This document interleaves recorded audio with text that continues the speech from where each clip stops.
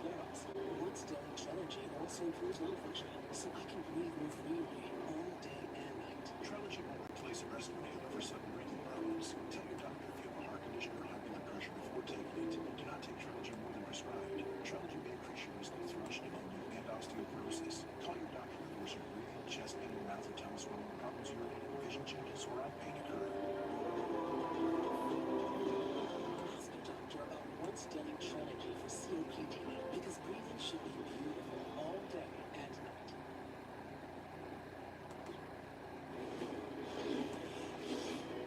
Yes, my mom, wherever we were, text me just started high school. I was tired of it. But I was all the time. I needed somebody to tell me I suck every once in a while, give me some motivation. Let you know, as much as I'm telling you, you suck, I looking at that. I love you for being It's working out. I mean, I haven't seen stuff, but I mean, hey, mom says it's only for him. I'm all for it. And I heard that it's only he's so competitive. Whatever it is, whatever it is, text me, he's going to be there in my way.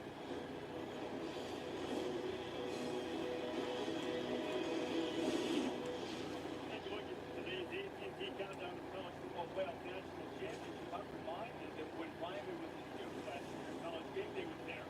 Penn came out and brought us all to a rubber waist breakout over there. Reminded us to motivate us. Yeah. I got mine in my office. Look at it every day. You suck. I know. I hear it all the time. I hear it all the time. Hey, we all do. Anytime. You see the numbers that Miami winner that was put up. He took a 31-yard rushing feature. Only Tony Rice has more Notre Dame history and entered the 54 yards per pass play. Did that in 1989, the year after he led the Irish to the national championship. Leonard only threw for 90 yards against Georgia, and he barely pushes the ball down the field in the passing game. But with the exception of Jeremiah Love's 98-yard touchdown run against Indiana, during the college football playoff, big plays, whether run or pass, have been rare, precious commodities for the Fighting Irish. Lowest percentage of 10-yard runs against Indiana and against Georgia. And Penn State, top 5 in the country in stopping plays at or behind the line of scrimmage. Irish don't mind a little contact. You're like half their yardage. Coming after there and getting hit. Penn State will hit you. Touchdown Irish!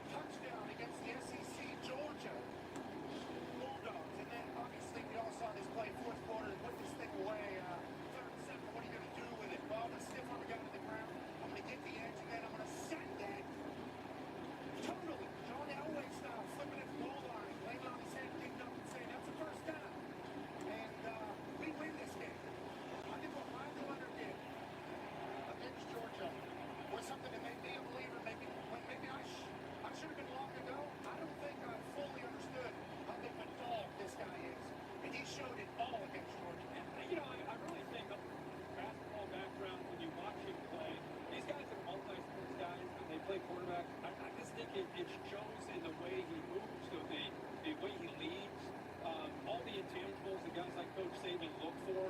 This guy is off the charts. You can see he's loose tonight and gets ready to play this big of a game. The big question, I think all of us see that brace on the right knee. We talked about earlier how much the Jeremiah Love Noah, who Pat's talked about, this guy's a difference maker. After 7 yards of carry, he does really well, as Reese mentioned, after contact. How much can he go tonight, I think, is a big part of it. I think what great coaches do is they adapt to the players that they have. And maybe Riley Leonard wasn't exactly what Notre Dame thought they were getting when he came to Notre Dame, but they've done a fantastic job adapting to what he can do. They throw quick, short passes, which he's very effective at. He hasn't completed a pass more than 10 yards downfield in 2 playoff games. But he runs the ball, he runs quarterback runs, and I think what Marcus Freeman said about him, this guy is a great competitor. He's a great athlete, he's a great competitor, and I think that bleeds into every player in that huddle that he plays with. Do they have the receivers yet? I mean, that's a big part. Here's the lacrosse all over here, but he's pretty good too. He's really coming on. It's like a Swiss Army knife. They can do so many different things with them. Extremely athletic lacrosse player. He was on their national championship lacrosse team, but he's just a guy who's third, sixth, third, eighth. I'm just passing down. Make sure you look for Jordan Faison because he's going to help them move trains. But how about Penn State's defense, guys? I'm very impressed with this group. You're talking about a unit that lost a lot of talent from a year ago, but they were able to regroup, retool, and then with Tom Allen, the new DC, he got some dudes out there. Let me show you what Notre Dame's defense is going to be up against. I mean, offense is going to be up against going against this Penn State defense. I mean, I see he's man number right there. He's 6'4", 265. Watch that athleticism on the read option. While the quarterback, the running back, he's athletic enough to play so. Later in the game, same exact play. Quarterback says, "No, this time I'm going to keep him." Look at me. Slips, but he's able to recover because he's extremely athletic. I love this safety. James Reed, number 1. He's going to cut down the box and support the run game. Watch this. They love the blitz hole. Al Buck's going to sit. Now, because my man Al Carter took 2, he can't scot-free. Let me reverse the camera so you can see. The running back right there, offset to the left. He's supposed to get Reed. But because Carter did this super slick spin move, he had to pick up Carter. Reed came scot-free and got the sack. But my man Al Carter, he's a little banged up. Maybe I'm showing him. You can watch how he changes speeds to get around this right tackle. Goes in the sneak, he gives the shoulder one more time. But boom! And he gets this sack against USC. I love what they do, man. Defensively, you talk to the coaches, they say our guys are all about relentless effort, tactics, and making sure we finish every play. And that's coach. That's the reason, coach, why they even able to create turnovers too in the last 2 playoff games. Yeah, one of the most obvious things in this game from everything we talked about Notre Dame's offense is Penn State's defense has to stop the run. Yeah.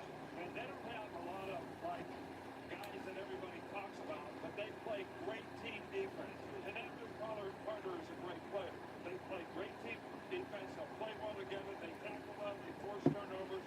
So this is going to be the challenge. Can Notre Dame create enough offense and explosive plays against Penn State's defense to score points? Yeah, Tom Allen took over the former Indiana head coach. Did you guys watch him against Boise State? Ashton Cheney ran over against everybody. But there were 4, 5, 6 guys peppering him. Game tackling. And it's going to take that same kind of effort tonight against Notre Dame. Make them throw the ball in obvious situations. You win the game. Jordan's got that kickoff getting close to 50 minutes before Marcus Freeman and James Franklin go head-to-head.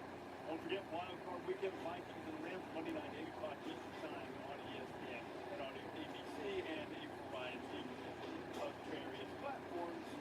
You get set to the NFL. That's what we're in the middle of here in college football in the playoffs. Still to come, who's going to play for the national championship? Will it be Notre Dame? Will it be Penn State? LC's going to make his pick. A lot of people are going to. Teams on the field warming up, getting ready for this morning.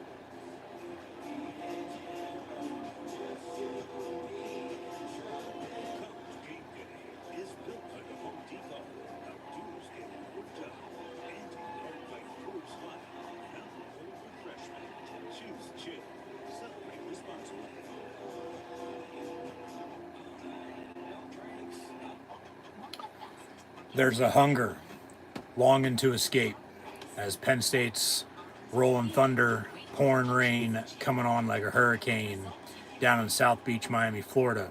Orange Bowl coming up shortly with the blue and white Penn State Lions and the Golden Domers, the Notre Dame Fighting Irish. These are my college football playoff Orange Bowl live play watch along reactions with Penn State and Notre Dame. So thanks for tuning in and watching. As always, I'm your host, Encyclopedia Sports, Cohen Luke 96. Be sure to like, follow, and subscribe on social media. Links in the description below. That'll be Facebook, Twitter, Instagram. Hit the red subscribe button on Facebook next to as well to stay up to date. Links in the description below. Thumbs up button. Share hashtag college football, hashtag CFB playoff, hashtag Penn State. Chat questions and comments, super chat, super sticker, super like, super thanks. Always greatly appreciated as well, as this video is powered by Rogue Energy, HopeKThrifts, and Dead and Hungry. First off with Rogue Energy. Rogue Energy, be sure to get your favorite energy and hydration flavors in can or tub form, shakers, and Rogue Energy merch at the link in the description below. Be sure to use the code Luke, that's L-U-K-E, Luke123 for 10% off. HopeKThrifts, second resale shop that focuses on staying in the environment in a cheap and fashionable way, as most items are $20 or less to include brands American Eagle, Converse, Free People, and Shein, among others. HopeKThrifts found on Depop, Instagram, Macari, and Poshmark at, yes, you guessed it, HopeKThrifts. It's HopeKThrifts. So be sure to use the message seller code CheapThrifts for 10% off. CheapThrifts, CheapThrifts, CheapThrifts for 10% off. Link also in the description below. And then Dead and Hungry, a novel written by Nathan D. Mitchell, found on Amazon. And once you go check it out over there on Amazon, if that doesn't interest you, you might as well be what the title says. If you haven't done so already, be sure to also scan the QR code behind me. And once again, thank you for tuning in and watching my college football playoff Orange Bowl, Penn State versus Notre Dame live play watch along reactions live right here on YouTube.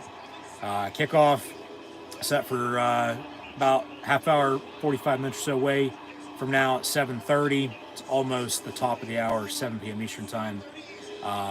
This Thursday night, January the 9th, 2025. So once again, thanks for tuning in and watching.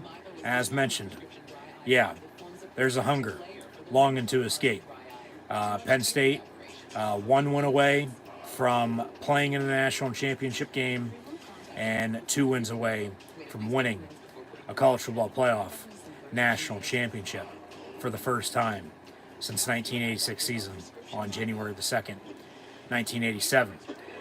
In the Fiesta Bowl, where they just came from, after defeating Boise State on New Year's Eve, and now playing in Miami, Dolphin Stadium, against Notre Dame. So 2 of the bluest of bloods with tradition in all of college football history squaring off on the gridiron once again this evening. So thanks for tuning in and watching. Be sure to like, follow, and subscribe on social media. Links in the description below. So let's get into it. As they give us an aerial shot of Dolphin Stadium, now Hard Rock Stadium in South Beach, Miami Gardens, Florida. About 90 miles away from Cuba. As well, no, that's not true, Reese Davis. From what was said, that is false. They have switched game plans on uniforms. We'll get into that in a minute.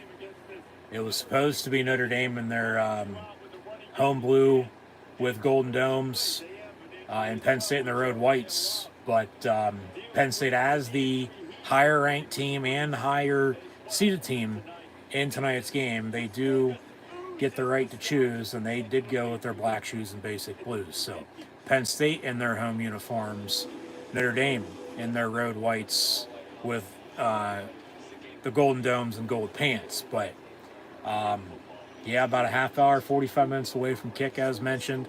We'll be on ESPN here tonight, but these are my live play watch along reactions live right here on YouTube. So once again, thanks for tuning in and watching. But yeah, as mentioned, let's dive into it. Started off once again, hunger longing to escape. Penn State, rolling thunder, pouring rain, coming on like a hurricane. They're one win away. The Penn State Nittany Lion football team, the blue and white, from State College, University Park, Pennsylvania, in Happy Valley. They are one win away from playing in a national championship game and 2 wins away from winning a national championship game to cap off this season, to end this campaign on a high note with a win, as only one of these 4 teams in the Final Four that are remaining will in fact do.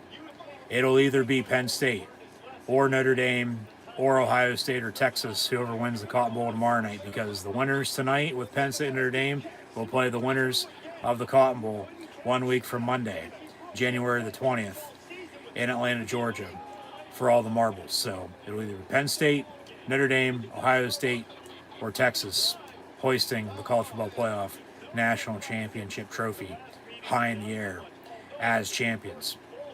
But still got to take care of business. It's one thing at a time, okay?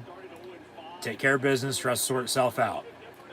So, yeah, once again, thanks for tuning in and watching my College Football Playoff Orange Bowl, Penn State versus Notre Dame, live play-by-play, watch along reactions live right here on YouTube. I'm your host, Encyclopedia Sports, Cohen Luke 96. Be sure to like, follow, and subscribe on social media. Links in the description below. Thumbs up button, share, chat questions and comments, super chat, super sticker, super like, super thanks. Always great appreciate as well. Go check out Rogue Energy, HopeKThrifts, Dead and Hungry, and scan the QR code behind me if you haven't done so already. So as college game day rolls on, they'll continue to preview tonight's game as the line has flipped. Penn State was an underdog. They are now the favorite tonight to win the Orange Bowl. They were a 2-point underdog. Now they're a 1-point favorite. So money has come in on Penn State to win this game. Okay, so we are Penn State. We'll see what happens, but college football playoffs continuing one way or another, win or loss. As mentioned, with the Orange Bowl and Cotton Bowl, 2 winners will play 1 week from Monday in the college football playoff national championship game. So hopefully Penn State's there, but we'll see. Got 60 minutes of football tonight, maybe more if it takes it, needs it. Just find a way to win. Because remember, the last time Penn State was in Miami in the Orange Bowl, it took 3 overtimes and a game-winning field goal by Kevin Kelly for Penn State to defeat Florida State. Okay? They have been back in New Year's 6 bowl games since. First time in the college football playoff, though, this year in the 12-team format. Hosted SMU in the first round, defeated the Mustangs, went out west to the Valley of the Sun, and beat Boise State in the Fiesta Bowl. And now, Penn State in their Black Shoes Basic Blues taking on one of college football's most historic programs, not named Penn State, and not Michigan, who has the most wins all time, but Touchdown Jesus and the Notre Dame Fighting Irish. So Penn State and Notre Dame in the Orange Bowl, winner to the national championship game. But college football playoff continuing. Got the Orange and Cotton Bowls. Penn State and Notre Dame, Cotton Bowl tomorrow night, Ohio State, Texas. Winners once again to play 2024-2025 college football playoff national championship game. 1 week from Monday on January the 20th, 2025. Hopefully everyone had a Merry Christmas, Happy New Year, Happy Holidays, if you will. As last time Penn State played technically was in 2024. Remember, it was New Year's Eve, and we saw the win, we saw the ball drop. Happy New Year, and a little over a week or so later now, as Notre Dame's Sugar Bowl game was postponed on New Year's Day night a week ago on the 2nd. So you can talk about the schedule all you want. With another day or 2 rest, if you will. But, you can only control what you can control. So still go out and, find a way to win. But, Penn State coming off of wins in the college football playoff as Notre Dame beat Indiana, and Georgia, Penn State defeating SMU, and Boise State now taking on Notre Dame. And as the Final Four has 4 of the top 7 most winningest programs in all of college football, only one, once again, will win the national championship. So leave it all on the field, give it all you got, and once again, just find a way to win. We are Penn State. So yeah, arguably 2 of the bluest of blue bloods. I mean, you talk about Penn State, you talk about Notre Dame. I mean, you're talking about history. You're talking about old school smash mouth football. And tonight, I'd expect no different. It's going to be a game one up front in the trenches, game of inches, if you will, with the line of scrimmage, with the run game and defense, relying on special teams in order to win. So we'll get into the turnover discussion as well in a minute, but just should be a damn good game tonight. You know, you should be hitting your stride right about now. As I mentioned, it does feel like Penn State has been coming together as a team, and we are. So just once again find a way to win. But Penn State sitting at once again 13-2, winners of the Fiesta Bowl. Notre Dame's 13-1, winners of the Sugar Bowl. Penn State's 2 losses were to Ohio State and Oregon. So Notre Dame's right before 0 in the alphabet, but not 0. And then Notre Dame lost to Northern Illinois, and they haven't lost since. They're on a 12-game winning streak, which is the longest in the nation right now in all college football. So that has to speak for something. But, you know, that's then, this is now. This is this game, okay? Just find a way. When there's a will, there's a way. One play at a time, and hopefully you're left in at the end of this game on top with a W, as it's once again the blue and white versus the blue and gold. That's how the end zones will be painted up here tonight for the Orange Bowl in South Beach, Miami, Florida. Yeah, initially, Notre Dame was supposed to be wearing their home blue uniforms. That's obviously not true. They've switched. Penn State's in their home uniforms tonight, in their black shoes and basic blues. So blue top, white pants with the white helmet, the blue stripe down the middle, and the black Nikes. Notre Dame in their road whites with a white top and gold pants and their golden domers for the Fighting Irish that they are from South Bend, Indiana. There's a couple common opponents with these 2 teams, I might add, this season as well. We'll get into that a little bit later on. But today is January the 9th. It is the latest that Penn State has ever played a football game during a season in program history. So obviously win or loss tonight, history being made in that regard for what it's worth. Hopefully it's a W, you know, a couple hours from now. But obviously the way college football is, you know, it's survive in advance, win or go home come playoff time. So the season's going to be from when it starts to when you're done, when it's over with. And if you lose tonight, season's over with and you're on to next year. But yeah, it's the latest in the season Penn State has ever played a football game. But hopefully won't be the last time this season. I don't want to say this year because they still got to play 2025's schedule come fall, late August, early September, into the holidays next year with next year's college football playoff. But still got business to take care of here tonight for this year, for this season in 2024, now into 2025. And once again, hopefully everyone had a Happy New Year. But Notre Dame's mantra is play like a champion today. Well, the game's being played tonight, so hopefully Penn State plays like a champion tonight against the Fighting Irish. You know, get to the national championship game and then be 1-0 against whoever the opponent is a week from Monday. Only time will tell. We'll see what happens. Just go out and do it again. Okay? Do it again, do it again, do it again. All while appreciating the moment. Obviously, it's the Orange Bowl, so you got to concentrate on the task at hand. Once again, just find a way to win the game. Okay? That's all that matters. That's all anybody cares about. Okay? Win or loss. You win, you survived, you advanced, you lose, your season's over with, you're done with your own next year. So, really just take care of business. The rest will sort itself out. Once again, the spread has flipped. Penn State was underdog. Notre Dame a 2-point favorite, but now Notre Dame's underdog and Penn State's a 1-point favorite. So the money has come in on the blue and white.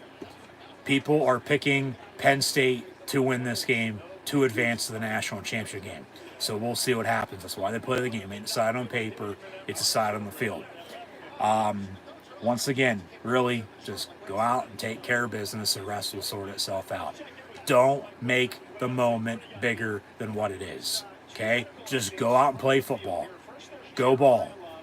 I might add, once again, for what it's worth, Penn State was the simulated college football NCAA 25 video game national champion for the game that was just released this past summer. So, thank God NCAA college football is back in the streaming platform for the video game world. When the college football playoff was announced December the 8th, had the first round matchups the following weekend after Army-Navy and the Heisman Trophy ceremony. In the meantime, Penn State was the simulated NCAA college football 25 video game national champion. So take that for what it's worth. But might add, hey, there you go. We'll see what happens. Once again, I get that's a video game. This is real life. Okay, this game's being played tonight. You could have played this game on that video game numerous times since it was announced. Find a way to win. Just go out and play ball. Once again, ain't side on paper, it's side on the field. So it's the Orange Bowl. Both these teams have played in this game before. Notre Dame, if you count the 2012 college football BCS national championship game at that point in time, in which they lost, they are 2-4 in the Orange Bowl. Penn State at 4-1. Lone loss was also in a national championship game back in '85. Before then, they won it the following year, their last. It's almost been 40 years for both of these programs since they both won national championships in the sport of college football. So, Penn State, this is now technically as well going to be their 56th postseason appearance in program history. They now have 33 wins after the Fiesta Bowl victory over Boise State. They both rank in top 10 in that regard in both those categories, and top the Big Ten with all of the 18 teams that the conference is now. And Notre Dame as an independent, probably should be in a conference, but they're Notre Dame. They think they're better than everybody, and they're still independent. But it's not like these two teams haven't faced off before. Tonight will be the 20th all-time meeting, and we're tied at 9-1, with the tie coming 100 years ago in 1925 in a final score of, you guessed it, 0-0. I'd expect more than a safety, let alone a field goal tonight, for that matter. But it's still going to be old school football. One up front in the trenches, control the line of scrimmage, control the game with the run game, being able to run the football, stop the run, get a turnover to capitalize off of it, and then rely on special teams when needed in order to win. But offensively, no doubt about it, they can also open it up and score points if needed as well. But yeah, it's just the way college football is now. From say a bowl game and bowl season to the playoffs, it's right in advance, win or go home. So it means the same thing with an appearance to a victory. Obviously, if Penn State would have just played SMU, that would have been the season. Or if they would have just played Boise State in the Fiesta Bowl, that would have been the season, win or loss. And then tonight, Orange Bowl. But it's right in advance, win or go home. You win this game, you're on the national championship game. You win that, you're national champs. So, there's still going to be a lot to be proud of this season, regardless of what happens. But once again, just find a way, to win this game tonight. As mentioned, 9-1 all-time in the series with Penn State and Notre Dame. Second all-time meeting in a bowl game. They met back in the 70s during bowl season in the Gator Bowl. And Penn State, they average 18 points per game versus the Fighting Irish. And then Notre Dame, they average 20 points per game against the Lions. So it was Notre Dame favorite tonight, but now they're an underdog. Penn State's the favorite. And once again, we'll see what happens with the over-under at 45 and a half, depending on where you look. So, no doubt about it, could be your low-scoring defensive showdown, or both these offenses, like I just said, very well could open it up and score some points as the bands are taking the field. So, obviously, the Notre Dame marching band with one of the most iconic sounds in the sport, but then the Penn State Blue Band also making the trip. Penn State with some more whiteout energy, whiting out South Beach. But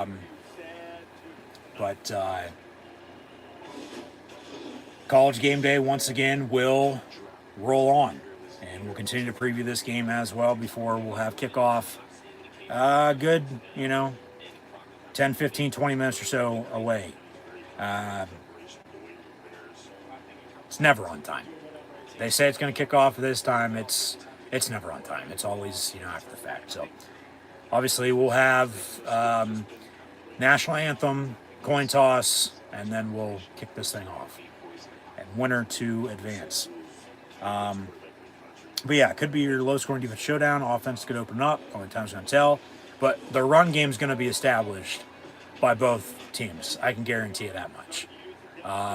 So we'll see who can run the football the best, because whoever probably does is probably going to win this game, let alone stop it, okay? So, yeah, run game's going to be established early and often by both teams.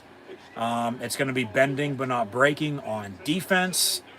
Don't forget about special teams. Take your points while you can get them.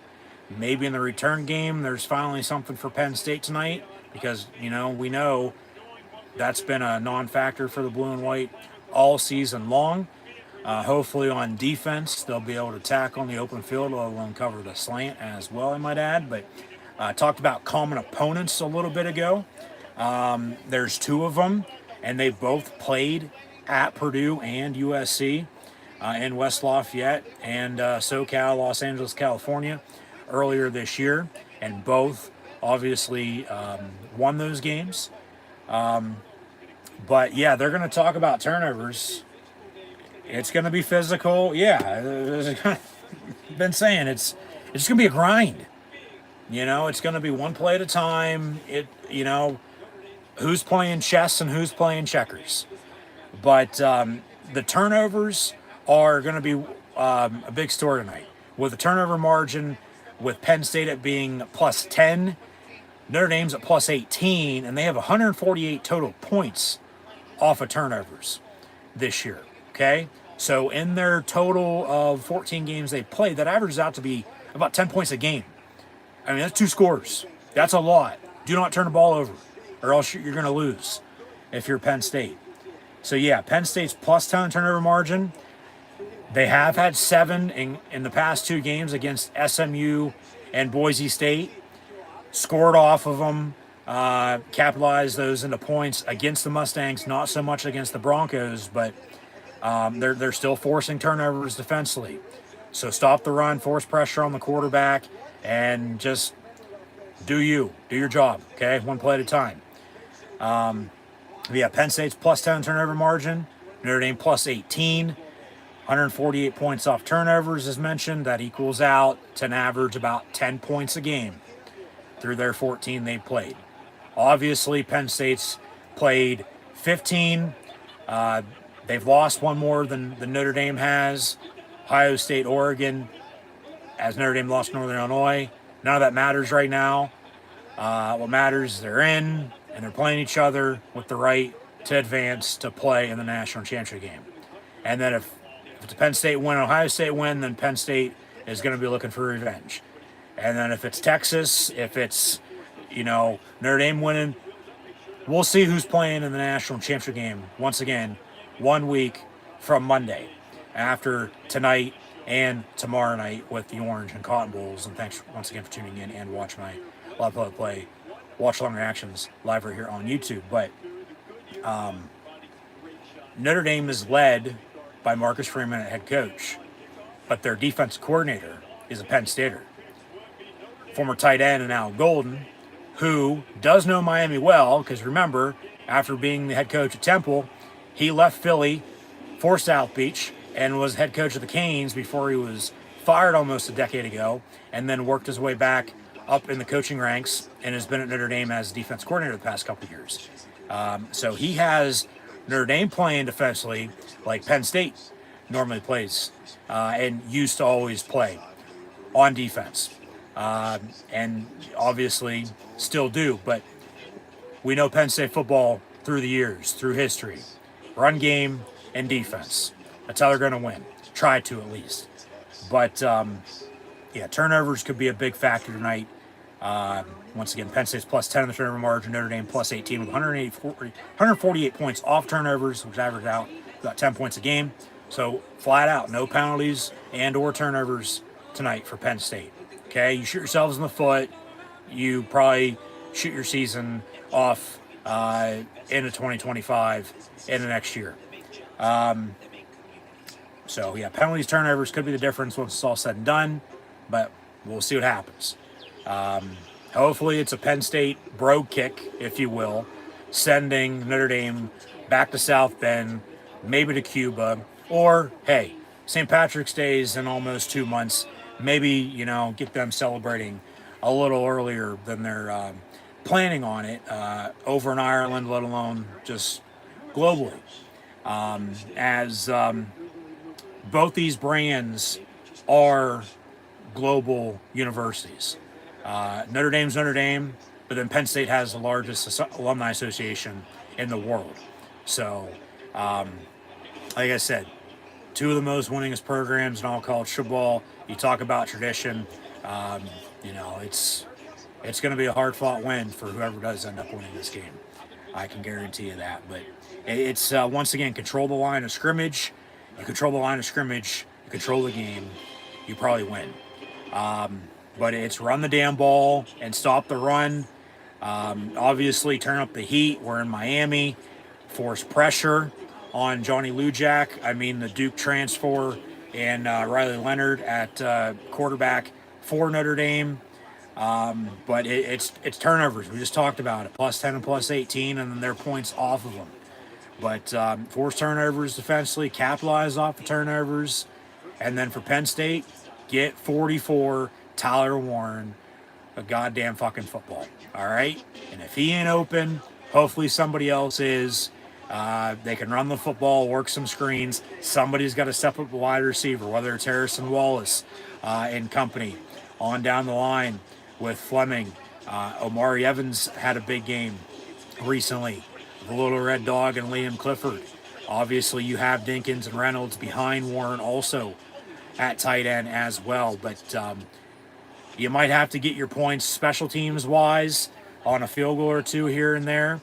Obviously, you don't want to settle the whole entire game. You want to score touchdowns. But then it might be a defense touchdown. Might be a special teams touchdown of sorts. We'll see. But It's got to be complementary team football. Okay, just basics and stick to them.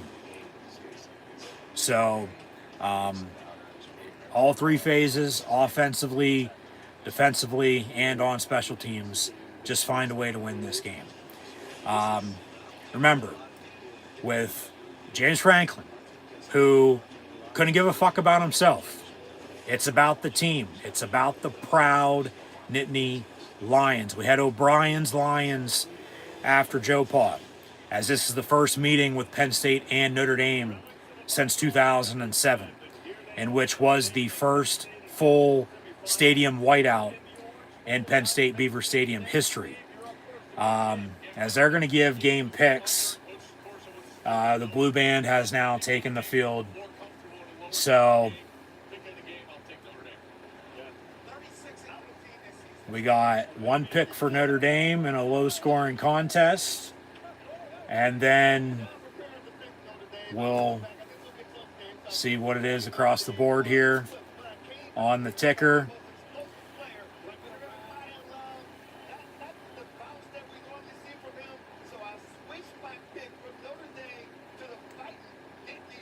And there's a Penn State pick. We are. Yeah, they're more similar than they are different.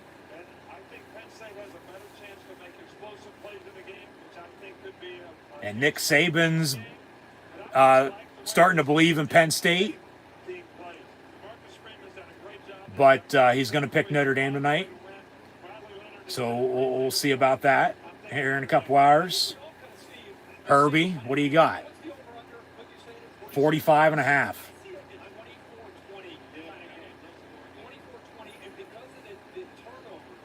Yeah, it's like, it feels like everybody's on the same page of where they feel this game's going to go, but then it's expect the unexpected. Okay, another Notre Dame pick, and the Pittsburgh native, former West Virginia Mountaineer.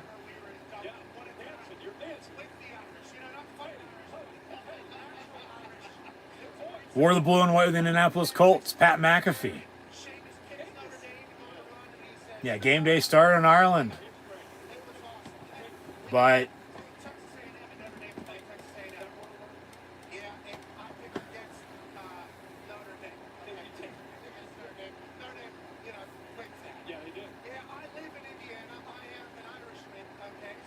yeah, McAfee's Irish, just like Sean McDonough and Greg McElroy and Molly McGrath, who are all on the call for ESPN tonight. We'll have Steve Jones, Jack Ham on Penn State Radio. Once again, I'm your host, Encyclopedia Sports, Coy and Luke 96. Thanks for tuning in live here on YouTube.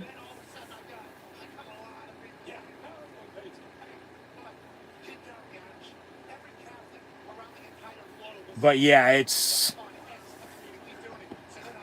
Penn State versus the Catholics.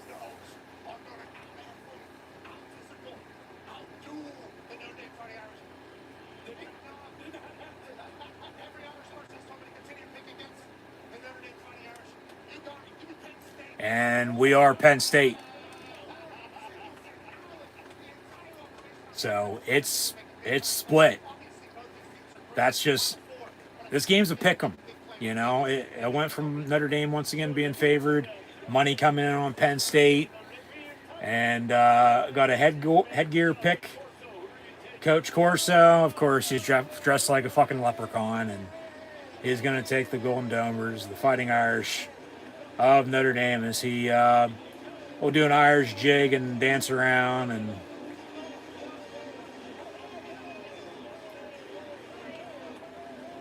closing credits with the all rights reserved. He about eats shit and falls over, and here we go. May the best team win. Got Penn State, Notre Dame in tonight's Orange Bowl. Winner, once again, to advance to the College Football Playoff National Championship game. To play either Ohio State, yes, that Ohio State, or the Texas Longhorns. But tonight, we are Penn State. So, continue to preview this here. As I was saying, yeah, it's got to be complementary team football. One in all three phases: offense, defense, special teams. James Franklin couldn't give a fuck about himself. It's about the proud Lions, and then his bald ass head's going up against the perfect hairline. And former Ohio State Buckeye alum Marcus Freeman, who's the head coach of Notre Dame in his third season. And it's the first meeting with Penn State Notre Dame once again since 2007. So now here's the opening video package, and they've really gone gold with this Final Four. This is how College Game Day kicked off. That's how they're going to kick off tonight's broadcast as well. But hopefully the luck of the Irish won't be on the side of the Irish tonight, and will be in favor of the blue and white. Once again, just find a way to win, man. Just find a way to win. I don't care what the final score is. I don't give a shit how it gets done. Just find a way to win. Do your job. But speaking of James Franklin, okay, in his 11th season at the helm, just surpassed 100 wins at Penn State. While at Penn State, James Franklin has not won 2 straight bowl games, okay? Even though technically this season, yes, they've won 2 straight postseason games in the college football playoff. He has not won 2 straight bowl games as the Penn State head coach, and he has not won a Florida bowl game with Penn State, I might add, either, as they lost to Georgia in the Gator Bowl, Kentucky in the Citrus Bowl, and Arkansas in the Outback Bowl. But then, in fact, I might add, on top of that, Penn State hasn't won a Florida bowl game since the 2006-2007 Outback Bowl, which was a year after they last played in the Orange Bowl and defeated Florida State in triple overtime. Okay, so, I mean, once again, we'll see what happens. As there's the bracket. We're down to 4. We started with 12 with the first rounds, had the quarters. These are the semifinals of the Final Four. Orange Bowl, Penn State, Notre Dame tomorrow night, with Ohio State, Texas, and the Cotton Bowl winners to play in the College Football Playoff National Championship game. So they take us to the booth. It's the kickoff show before kickoff to this game. As once again, we'll have national anthem and coin toss shortly, and then kickoff to follow. But it's a 6-7 matchup technically in the College Football Playoff.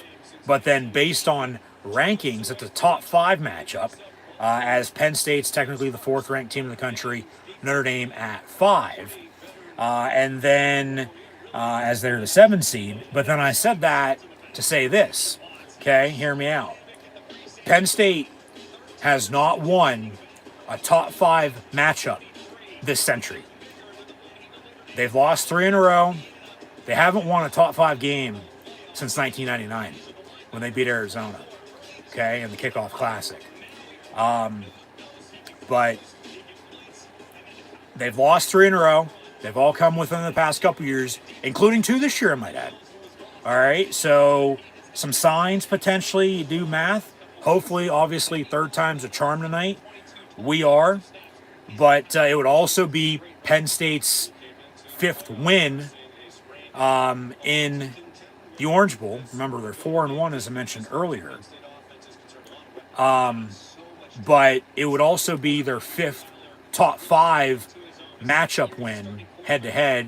A top 5 team playing a top 5 team all time in program history. So, like I said, maybe a sign. Signs, speaking of those, been, seen a lot of those as of late to connect this or that to one another. Obviously, we'll see if that continues, to connect, let alone be in Penn State's favor tonight, as we'll now have the American flag on the field. We'll have our national anthem. And God bless the United States of America.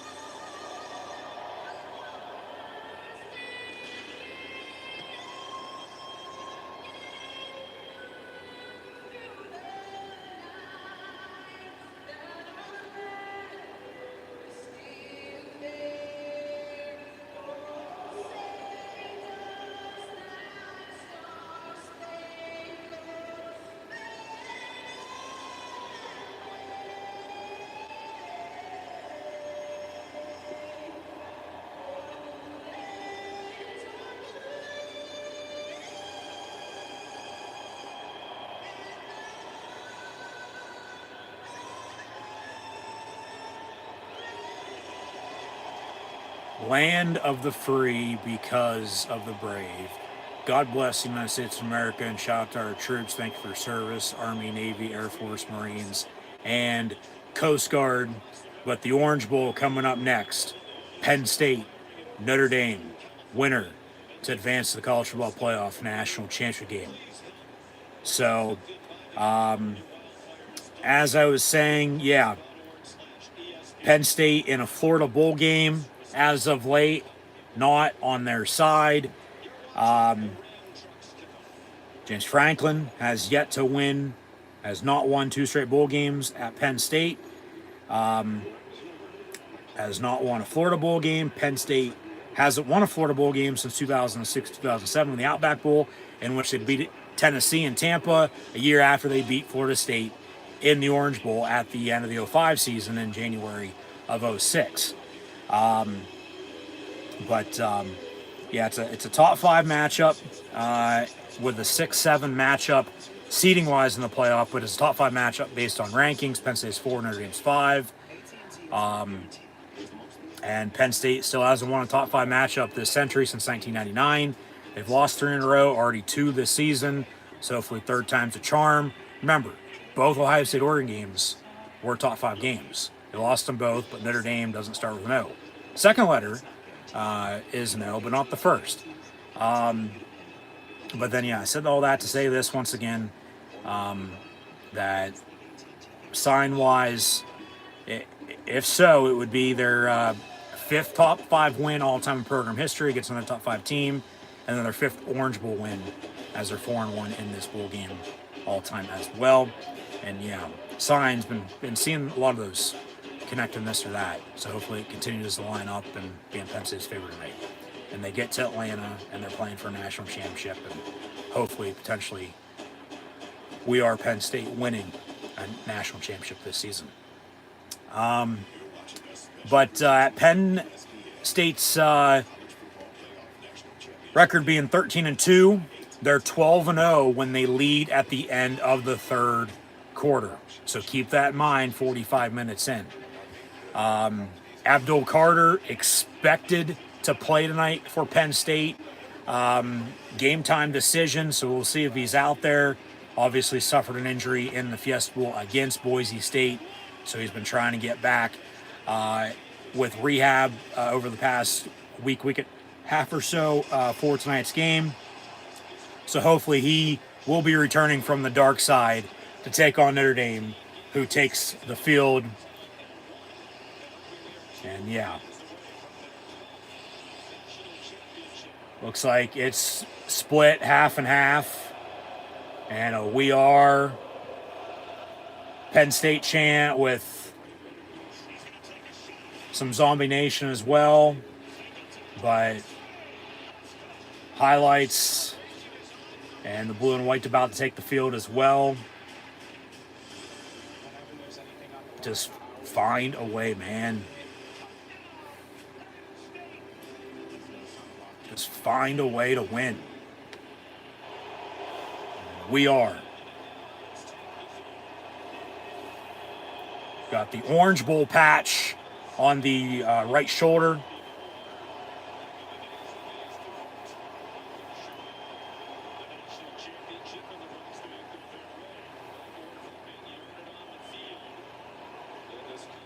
Exactly. Just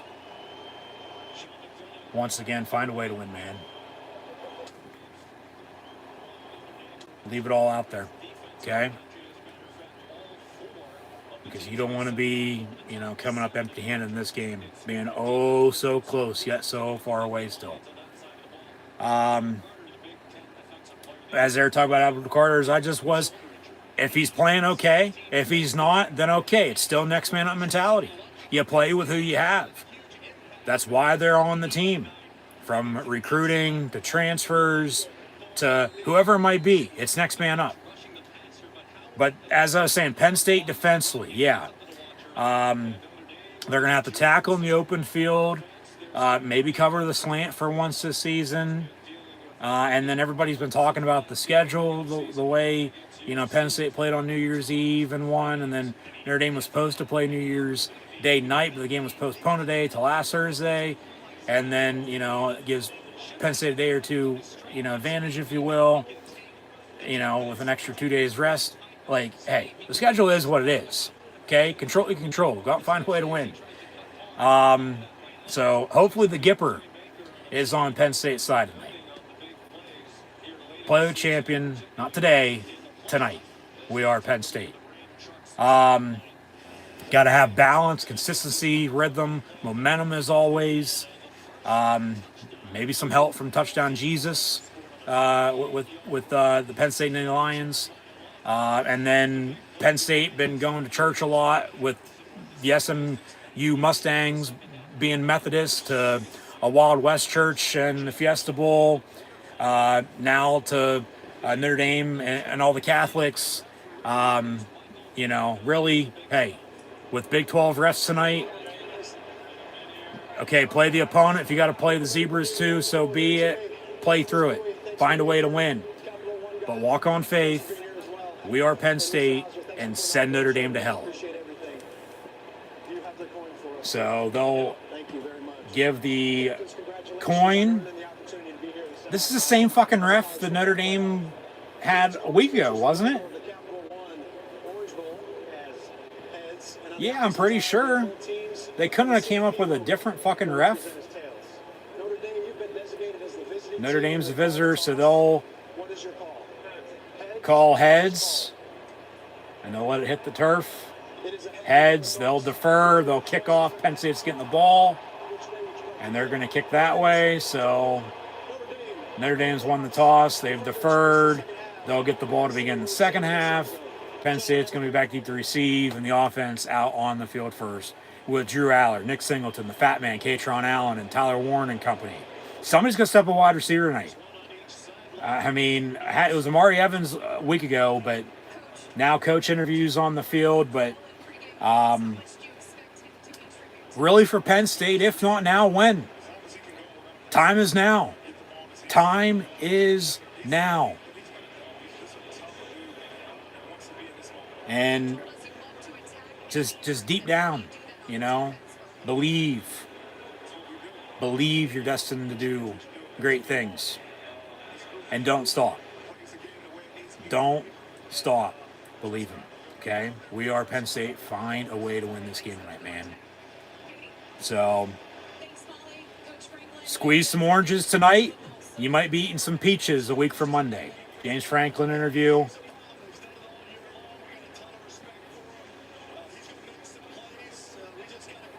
Yeah, grind it.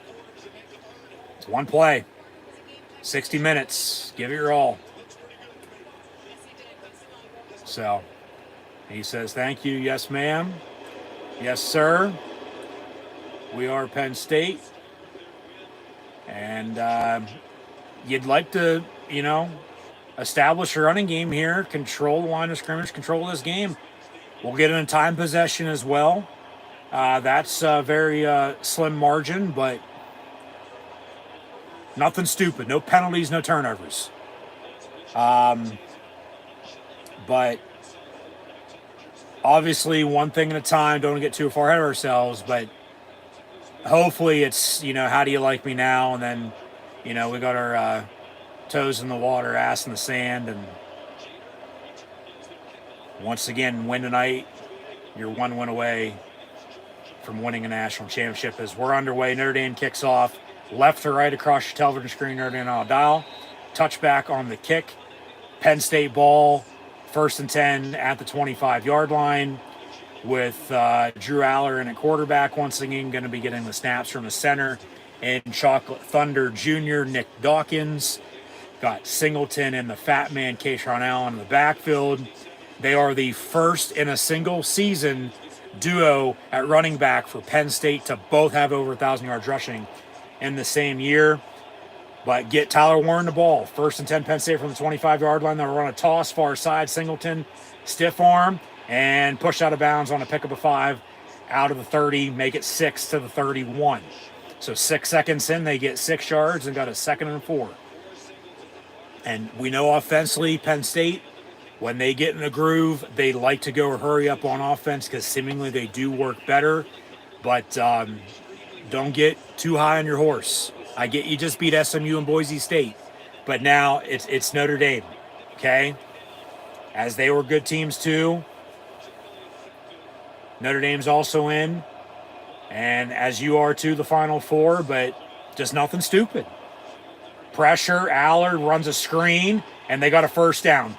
35-40, out past midfield, Singleton to the 46 Notre Dame, and 2 plays and a big play and a first down for the Nittany Lions. And they're marching in Notre Dame territory now. And like I said, control the line of scrimmage, control this game, put the pressure on Notre Dame, not yourself, all right? A couple good blocks by Clifford and Warren. But out of the gun, Warren will get it and hand off. Singleton for about a yard, so 2nd and 9. All right.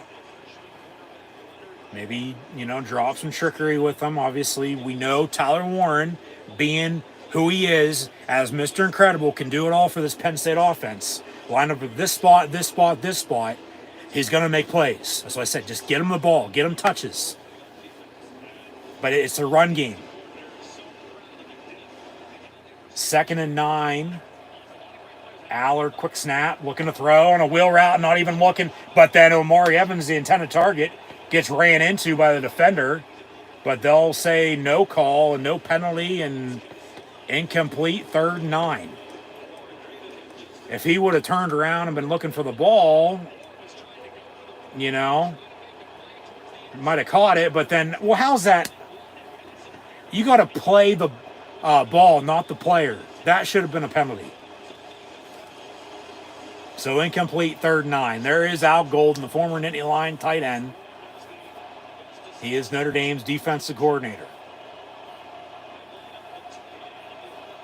So 3rd and 9 after the incompletion. Allard in the gun. Flag on the play.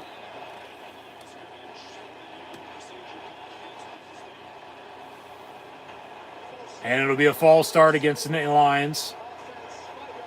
So 5 yards, back them up. 71. It was on Big Oos, Vegayon.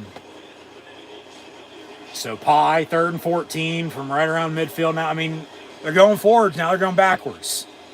It's like you had some momentum. You had some, rhythm going there. But now Warren back in the gun on 3rd and 14. They'll spread everybody out. And now Allard comes in. Empty set, 5 wide. And Allard, quick pass, complete, fat man. But he's going to only get to the 44-yard line. They're going to have to punt. So pin Notre Dame deep here and play defense, play field position.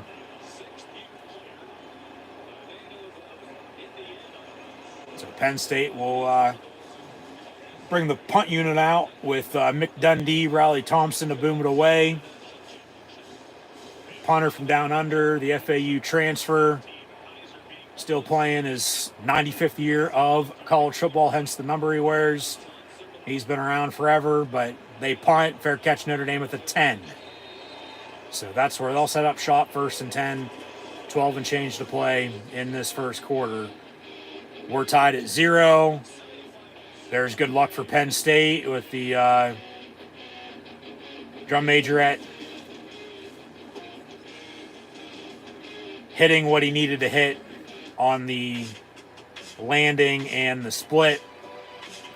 And we'll go to break and get back to it. So Penn State got 6 yards on the opening play. Next play, big first down on a screen. But then it sort of stalled out. You had a penalty that backed them up as well after an incompletion, and then they have to punt. So Notre Dame ball, 1st and 10 at the 10. See how the Penn State defense fares here. But once again, it still starts up front. You got to run the football offensively. You got to stop the run on defense. Get after Riley Leonard. Force pressure on him. Okay? Force pressure. Make him make mistakes. Get a turnover or 2. Capitalize off that. It might be the difference when it's all said and done. But it's one thing at a time. All right? From one play, one drive, one quarter, one half, one game, 1-0 tonight. Okay? And then whatever happens tomorrow night is what happens. And then if you're winning, the opponent's going to be whoever the opponent's going to be. Just find a way to win this game. Don't look too far ahead. Just take care of business or it'll sort itself out. So, just got to find a way to win. All right? Got to find a way to win. And then, reportedly, I might add, this came out earlier today. Most of the Notre Dame team has come down with the flu that's currently going around. So we'll see how that affects them this evening, if anything at all. But regardless of that, Penn State's still got to play Penn State football. They still got to get after them. They still got to make tackles. They still got to make plays themselves. So find a way to win, man. And then, as always, we'll have first half stats and scores coming at halftime. We've recapped college football bowl season at this point already, so won't be doing that tonight, but will once more after this weekend into the national championship 1 week from Monday. But the NFL playoffs begin this weekend, so we'll preview the wild card round before the divisional round, the conference championships. And then 2 weeks after that, almost a month from now, Super Bowl 59. But we're in the final four of the college football playoff. And as Penn State had to punt on the opening drive, Notre Dame's got a 1st and 10 now at the 11-yard line where they spot it. Empty set, 5 wide. Watch for a quarterback design run on a draw. They spread him out, and then he just takes off and runs up the middle or something. So force pressure, empty set. No, it's a quick pass near side.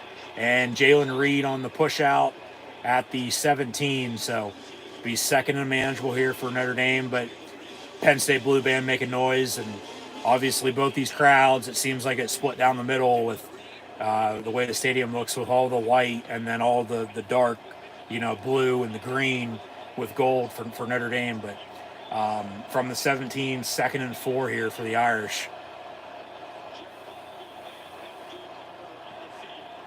Penn State in a 4-3 on defense. Carter is out there. Reportedly, he tore his left triceps against Boise State. Handoff on a counter. They'll get a first down. Tony Rojas from Fairfax, Virginia on the stop. But a first down for Notre Dame. And Jeremiah Love, their running back, he's also been battling injury. So we'll see his workload here tonight as well. But 1st and 10 for Notre Dame. Empty set, 5 wide. Just got to make a play. Yeah, quarterback draw. And there's Carter on the hit, but he did get a good 2 yards on that. So 2nd and 8.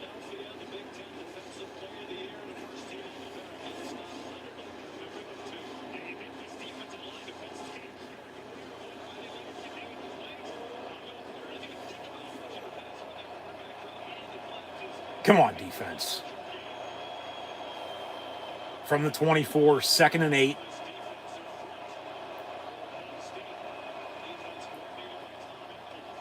And they bring pressure off the edge. They run up the middle and they stuff them. No gain, 3rd down. 3rd and 8 coming up for Notre Dame.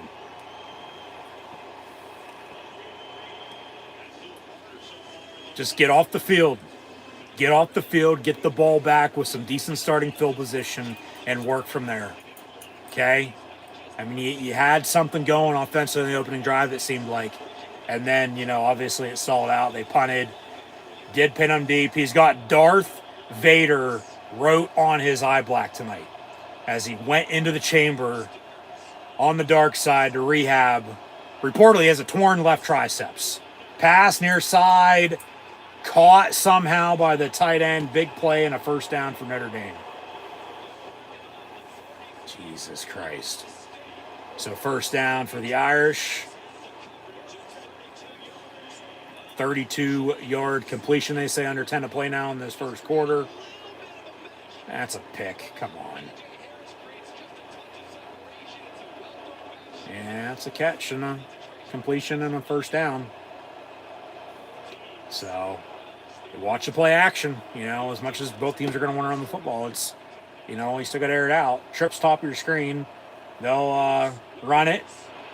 And Kobe King with Wheatley on the tackle after a pickup of 2. 2nd and 8 once again here for Notre Dame. But obviously they couldn't get off the field there on 3rd down. Give up a big play. We'll see now here what they can do. But Notre Dame's right around the spot Penn State was, around the 40, 45-yard line or so here in opponent territory. Knocking on the door field goal range, but they couldn't go any further. Penn State couldn't. We'll see what happens here with Notre Dame. Hopefully, Penn State gets off the field, gets a stop. Empty set as the back motions out near side. And pressure once again off the edge. It's batted down to the line of scrimmage. Incomplete. So 3rd and 8. Once again, just get off the field. Get off the field. Make a play. Just make a play, man.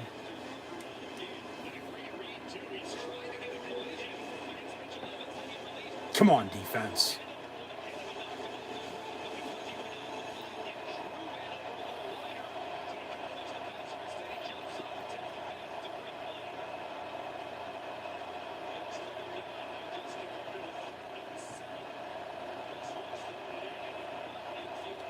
From the 41, 3rd and 8.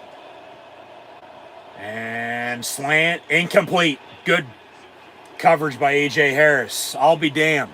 That's probably the first time all season long they've been able to cover the slant. And on a big 3rd down stop, they get off the field because of it. And Notre Dame will punt themselves. But nothing stupid, okay? No penalties, no turnovers. Just get the ball back and work on offense. Zion Tracy back deep to receive for the blue and white. But last time these two teams played, D-Will took one to the house. Penn State has yet to have a punt return, let alone a kickoff return for a touchdown this season either, I might add. So, fair catch of the fucking 2. But then they were there to, down it anyway. Even if it would have potentially went into the end zone. Yeah, Penn State still probably be setting up shop inside the 5, let alone 10-yard line on this next drive anyway. So now they're going to have to go a distance.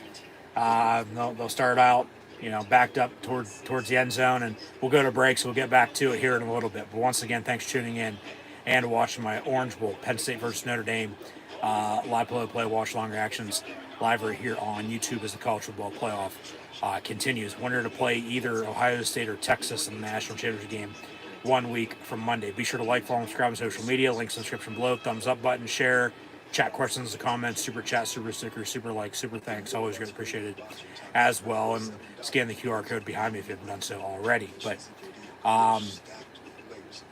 yeah, as mentioned, coming at halftime, we'll have first half stats and scores. We've already discussed what's happened this college football bowl season, so I'm not going to get into that tonight. We will once again know at a later date. And then we'll preview the NFL playoffs, as I was saying, with the wild card round beginning on Saturday with 2 games, 3 on Sunday, and then Monday Night Football before then the divisional round, the conference championships, and then 2 weeks from then, about a month from now, Super Bowl 59.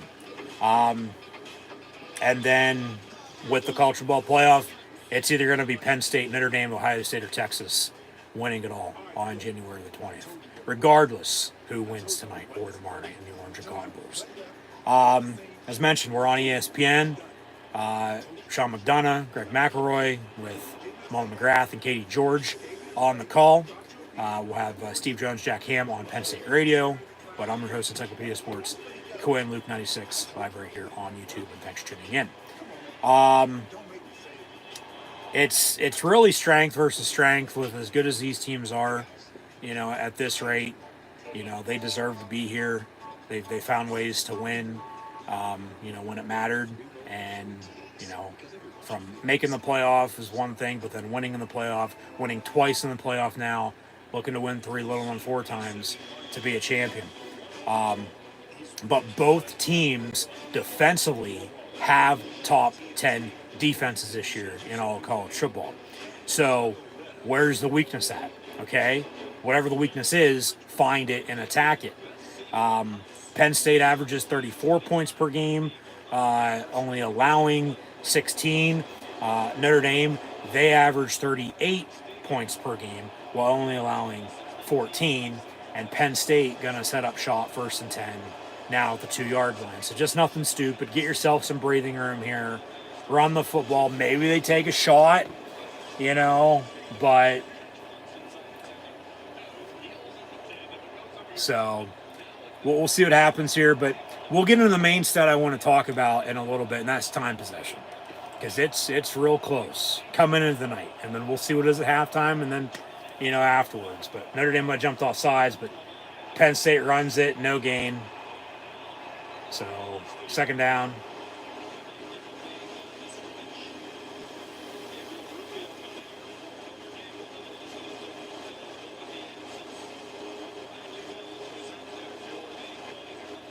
No gain, second and 10. 8-1-4 and counting to play in this first quarter. Both teams punted on their opening drives.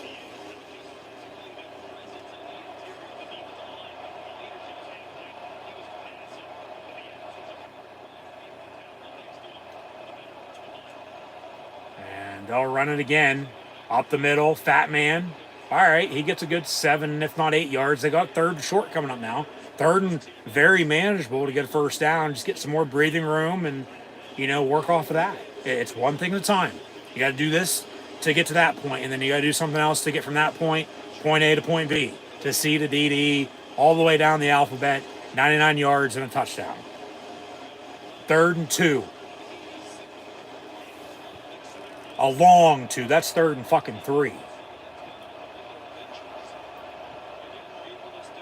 And out of the pistol, and they'll run it. Fat man cuts, gets a first down. There you go. So first down, Penn State at the 15-yard line. Just keep it going, all right? Get some balance. Get some momentum on your side. But it's really about, with the momentum on your side, being balanced, but being in rhythm, being consistent, because consistency is key. Slant over the middle, incomplete. Probably good no call on that one. Disagreed with the other one after a second look, but refs are letting him play right now. I mean, he had a false start, but that's it. But incomplete over the middle, 2nd and 10 here, Penn State from the 15-yard line.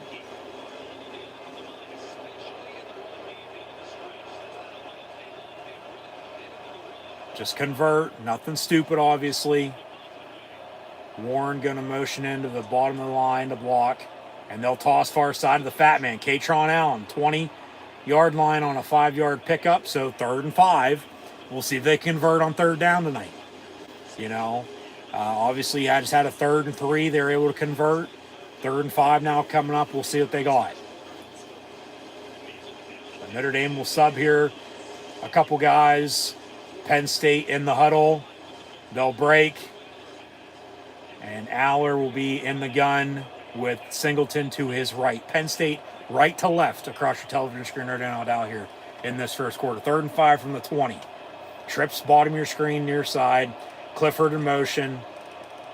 Aller looking to throw over the middle. It's incomplete. Intended for Harrison Wallace.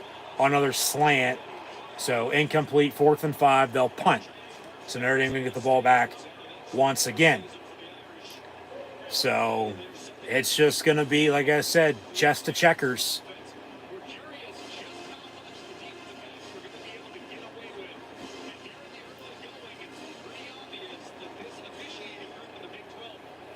Yeah, they're letting them play. So Thompson on the punt again. And gets it off and away. And tackled right away on the return. So no gain on the punt return by Notre Dame. Tracy, who returns punts for Penn State, on that tackle. So they'll hit the music and we'll go to break again. So Notre Dame ball, 1st and 10, 30-yard line or so. So we'll get back to the action here momentarily. But as I was saying, the main stat I want to talk about tonight was time possession. Because coming into this game, as now Penn State's punted on 2 straight drives, Notre Dame punted on the opening drive, 1st and 10 when we come back. But the time possession stat is as close as it's going to get, okay? Coming into this game, it's a 2-second difference with these two teams. Penn State in favor of time possession at 30 minutes and 24 seconds, where Notre Dame's time possession is set at 30 minutes and 22 seconds. So no doubt about it, this game very well could come down to the wire. could come down to the final play, could come down to the final second of this game tonight, for all we know. We'll see. But once again, it's a one-game season. Survive in advance, win or go home. You lose, you're done. Your season's over. It's on next year. You win, you're playing for a national championship. Okay? You win that, you're national champions. So we'll see what happens, but Drew Aller, they're running the ball. Penn State is offensively, all right here to start off with. But he's trying to tell the Notre Dame defense, like, hey, say hello to my little friend and 44 Tyler Warren. Obviously, both drives after first downs, regardless of where they started at, on the 25-yard line and 2-yard line, they're still able to get some room there and move the ball. Both drives still out. They punt. So Notre Dame ball from the 11 now, like I said, around the 30-yard line. That's a tale of starting points on both teams' first two drives, no doubt. 25-2 for Penn State, 11 around the 30 for Notre Dame. So we'll see, what happens. But just once again, it's go out one play at a time here, find a way to win this game. And, yeah, we'll see what happens. So we are Penn State, and thanks for tuning in and watching my College Football Playoff Orange Bowl, Penn State versus Notre Dame. Live play, watch along reactions, live right here on YouTube. Be sure to like, follow, and subscribe on social media. Links in the description below. So, yeah, Notre Dame ball, 35-yard line officially, where we're going to start this drive out at after the Penn State punt. So, 5:56 to play in the first and 10 Irish from 35. We're tied at 0. Pressure off the edge. Carter hit Leonard. Ball, with the pass downfield, then falling incomplete. It's 2nd and 10. Just boom, and he gets to him a second quicker. It's a strip sack fumble rather than a completion down the field. And, then you're fighting for the ball. But incomplete, 2nd and 10. Come on, defense. Let's go. From the 35, out of the pistol.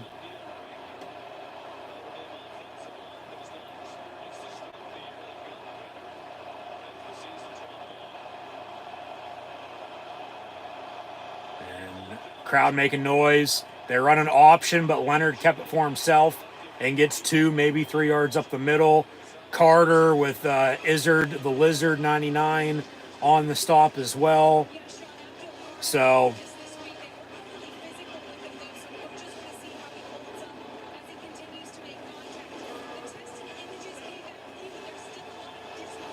big 3rd down. Get the hell off the field again, man. I mean, come on. Just get off the field. Get the ball back, and maybe 3rd time's a charm on your next offense drive. From the 38-yard line, 3rd and 7. Up front, 5 yards back. So we've had 2 penalties on the offenses, with one false start against Penn State and a false start here against Notre Dame. So they'll replay 3rd down. And Nittany Nation traveling south. Hopefully it won't be the last trip down south this season. But making noise. Got a 3rd and 12 coming up here for Notre Dame.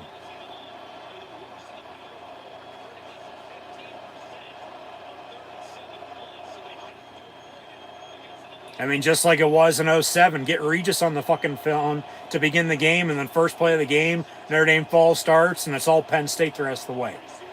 Trips in a bunch, bottom of your screen, 3rd and 12 here for the Irish. Pressure, down the middle, high, picked off. Picked off by Wheatley, Zakee Wheatley. 2nd straight game he's had an interception. Penn State ball at the 42-yard line. 1st and 10 with 4:43 to play in the first. You got to score off of it. You got to capitalize off this turnover, okay?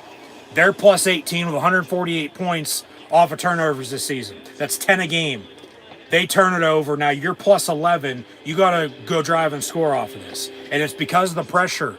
And then just a pass down the middle too high. It's picked off. Wheatley's really stepped up with KJ Kevin Winston being out since the start of the year. played like the first week or two against West Virginia and Bowling Green, but then has been out ever since. It's really just been Jalen Reed in the back end. You know, you had number 1, you lost number 2, and then 6 steps up. So Wheatley with the pick, Penn State ball, 1st and 10, and here we go. You got to score off of it. So we'll see offensively here what they can do, but it starts up front with the offensive line. You got to be able to run the football with controlling the line of scrimmage, because if you control the line of scrimmage, you're controlling the game, you're controlling the clock in the second half, and once again, just find a way to win, but make them pay for their turnover. Make them get on their fucking knees like the Catholics they are and make them beg, okay? Make them pay. Make them fucking pay. Drive and score a touchdown off of this. So we'll see here. Just nothing stupid yourself, okay? Don't turn it right back over to them. Because remember, they did that against Boise State. They got a turnover earlier in the game, you know, even with the lead. Remember, the hot start. But, yeah, don't turn it right back, because they had a pick, and then, what, it was 1 or 2 plays later, turn it right back over. So, just drive and score, man. Drive and score. I'll take a field goal. I mean, points are points at this rate. You know, with as much of a dogfight it's going to be. You know, low-scoring defensive showdown. Game of inches, you know, one in the trenches. So, make them pay. Make them pay.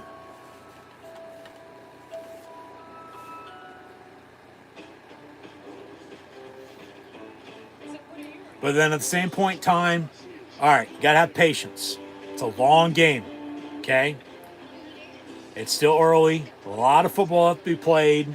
So we'll see what happens. But you got to get control. You got to get momentum. Momentum's a real thing in football. Whether you believe it or not, it is. Okay? And I'm telling you, with a running game, especially with a lead in a running game in the second half, you're going to work clock. And if they continue to turn the ball over and you continue to score out of it, obviously that's going to be the difference then when it's all said and done. But you got to score off this turnover, man.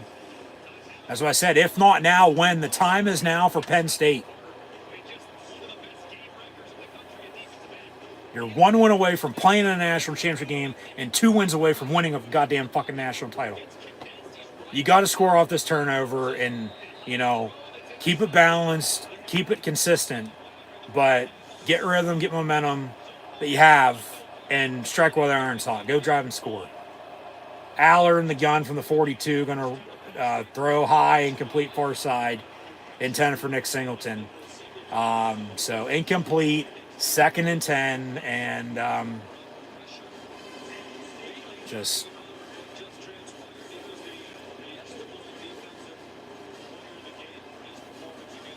one play at a time here.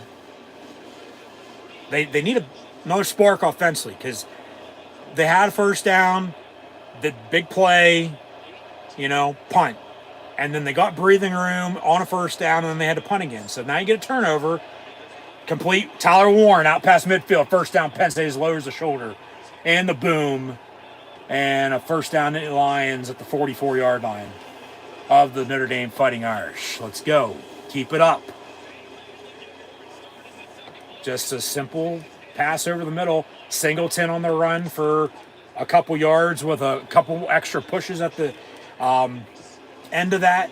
And it's 2nd down and 5, 6, 4:09 and counting to play in this first quarter. Yeah, 2nd and 6 from the 41. Aller going deep, has Warren. Ooh, just high and complete out of bounds. I thought he was throwing to Singleton in the flat, but then no, he saw Warren and just, yeah, a little too much on it. A little too much mustard. So incomplete, 3rd and 6.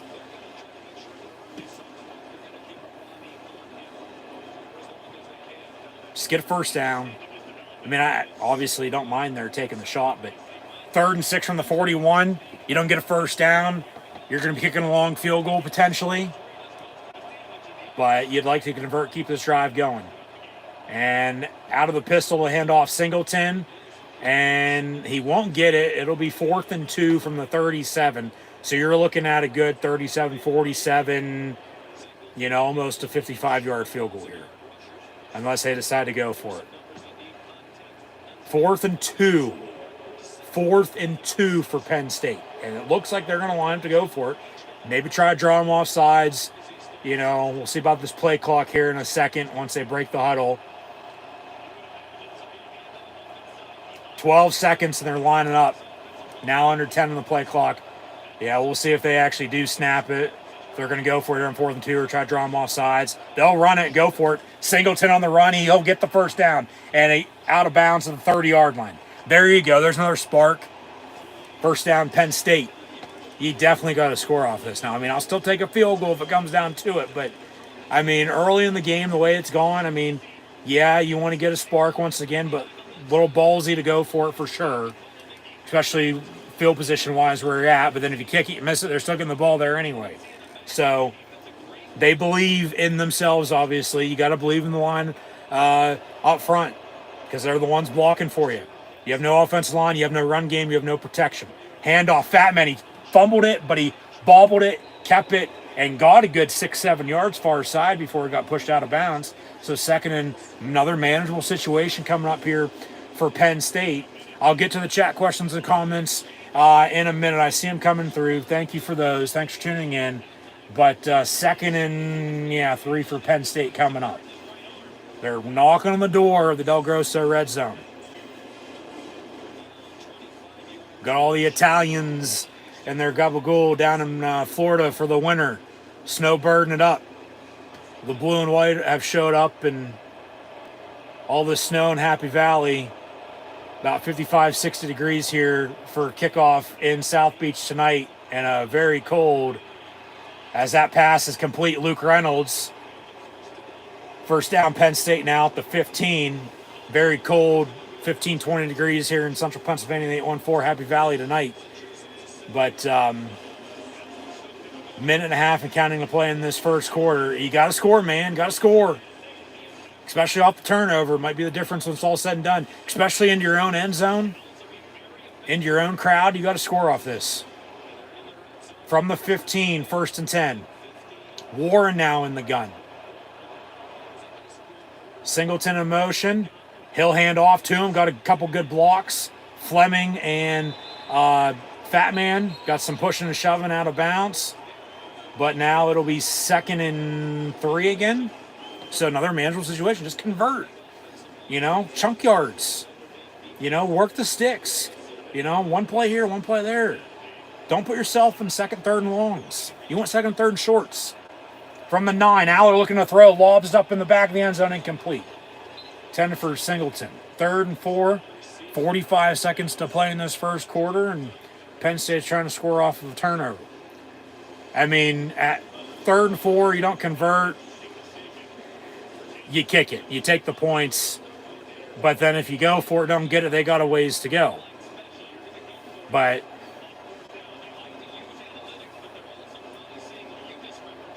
see, it's a turnover, though. I'd want points off turnover. I'd kick it if they don't get 3rd and 4 here. But they might go for it. We'll see what happens here on the first play. Play clock winding down. Get the snap off. Aller pump fakes, going back corner of the end zone again. And it's picked off. Of course. But there's a flag on the play. There's a flag on the play. And they're going to get Notre Dame on a defensive pass interference. Defensive hold in the end zone. So ball's going to be spotted. This ain't the NFL at the 1, but at the 2.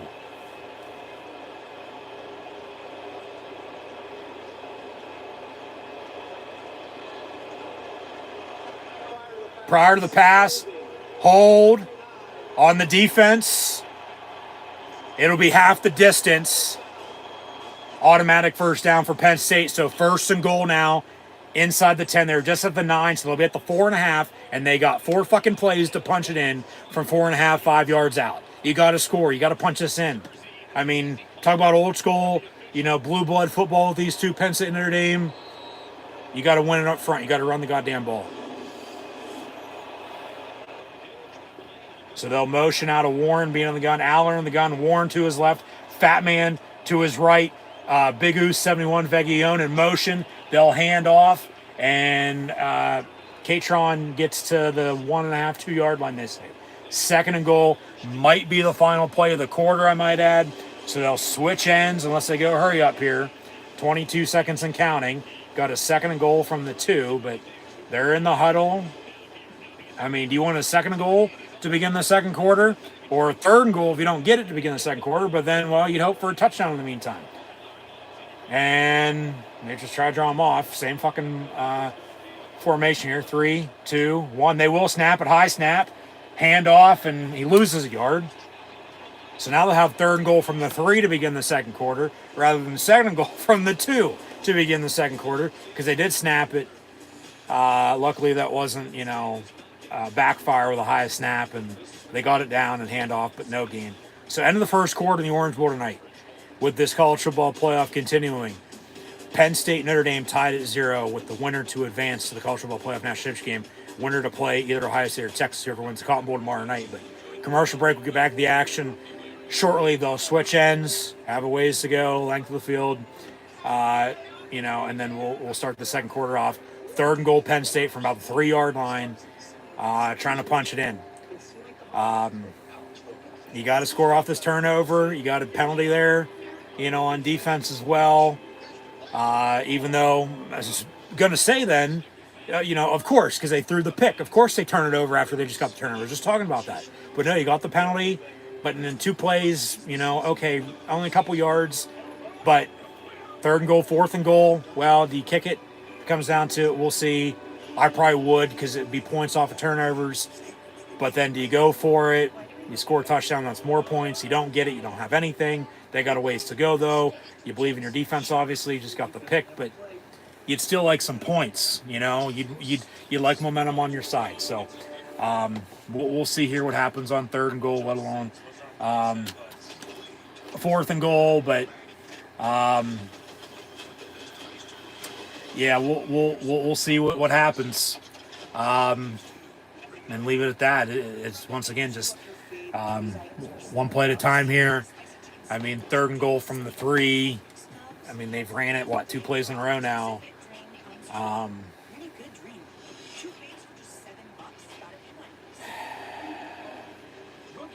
Fake it till you make it. I'd fucking probably run it again. I would. Because then if you got a 4th and goal at the inch line, you're probably going to go for it again and sneak it.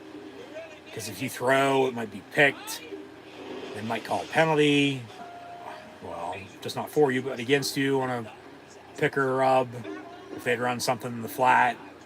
I mean, if anything, get Warren the ball.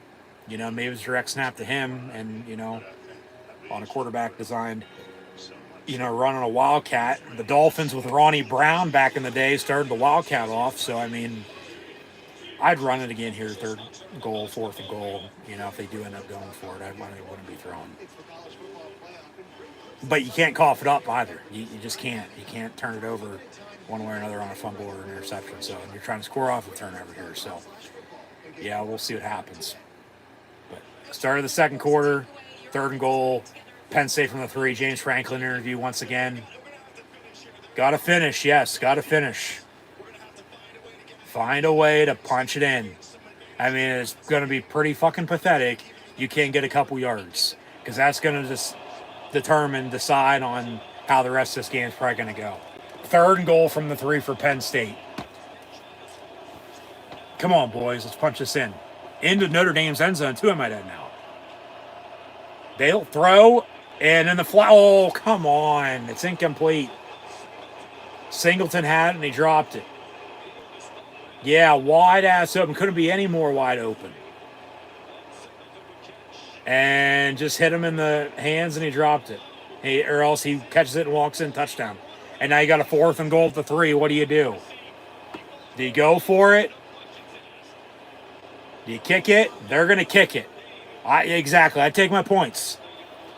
Just make it. Just fucking make this.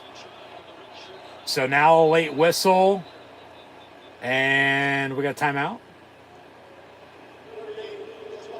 Yeah, Notre Dame timeout. Going to make Penn State think about it. I doubt they're running a fake there, but Notre Dame just wants to make sure they're set and ready to go. Make sure they have everything square. Penn State will probably still kick it here. Maybe they decide to go for it now, 4th and goal from the 3, but you got to score. And they had a touchdown, but it was incomplete. So it is what it is. But then, you still kick it here with Ryan Barker. So come on down. You're the next contestant on, hopefully you can make a field goal. And they'll trot the special teams unit back out, and Thompson to hold, Barker to kick. And this is an old school extra point, a chip shot. And kicks up in good. So Penn State leads Notre Dame 3-0 in this Orange Bowl tonight. Remember, it was a game-winning field goal for Penn State. Kevin Kelly, also a left-footed kicker, who was a true freshman in 05, along with Derek Williams and Dion Butler and Jordan Norwood and Justin King. And Paterno beat Bowden for the final time. But the All-State Field Goal Net program since 2005 been sponsoring. There still are almost 20 years later. I guess we are in 2025, so technically full 20 years, but not till next football season, technically. But no, Barker came on, with a kicking, problem earlier in the year, and he ended up kicking the game winner at USC in overtime, and kept the season afloat, kept going, and but Penn State gets points off that turnover. It's 3-0, so we'll see if that's a difference later on. But Gabe Wusu now on to kick off for Penn State. 14:52 to play in the half. But yeah, Barker, left-footed kicker from right down the middle. Old school, extra point. It still isn't college football, but NFL-wise in football, it's 33-yard field goal now for an extra point. Gabe Wusu kicks off, booms it into the end zone for a touchback, so 1st and 10 Notre Dame at the 25-yard line. But that's a chip shot. That's as close as it's going to get from the 3-yard line. So 20-yard field goal is up and good. Penn State leads Notre Dame 3-0. So defense back out there. They just got a turnover. Get another turnover. Continue to stop the run. Continue to force pressure. Who told you to stop? Who told you to do anything different? Nobody. So keep doing what you're doing. Okay? 1st and 10 Notre Dame with the 25. And they're now going right to left here. Crush television screen right now into the Penn State neck of the woods. And they'll hand off, tackle for loss. And who is that? Smith Vilbert, 92, with Collins, 29, and a few others. So 2nd and 14 here from the 21 for the Fighting Irish. Come on, boys. Come on, defense. Put the pressure on them, not yourself.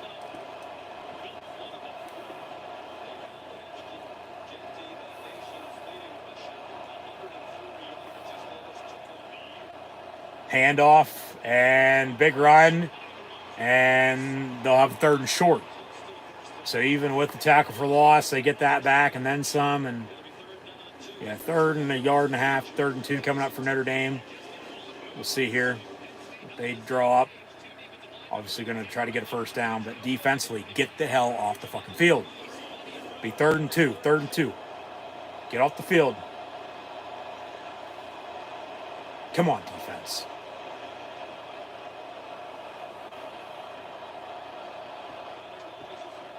And quarterback keeper, that's a hold. But they do wrap him up, but he dove and gets the first down in the meantime, so they'll move the sticks.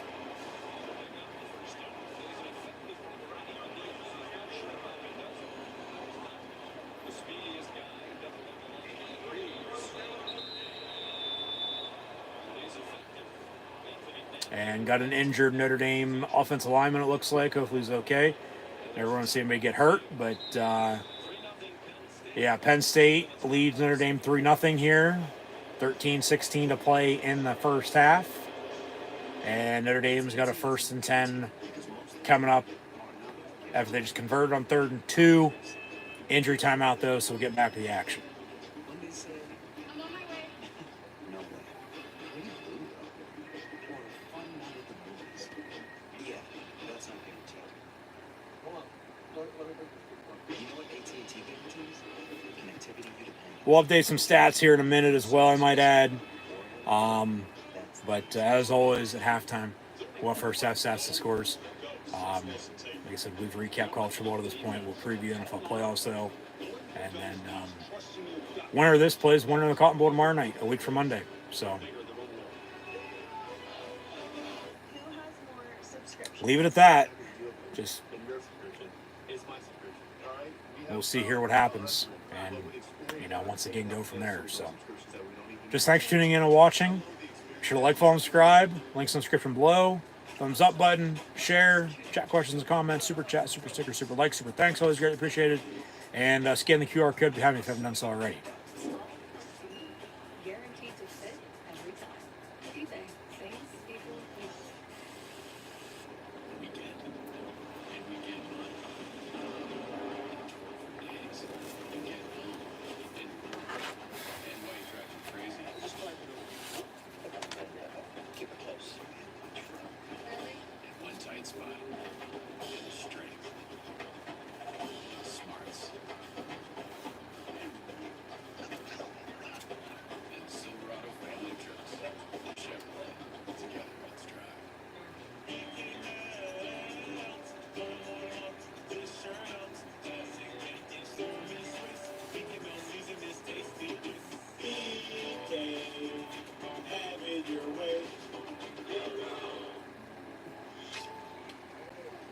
Here again. Hey, check the safe phone. I say so much bubbly, it spot my workout.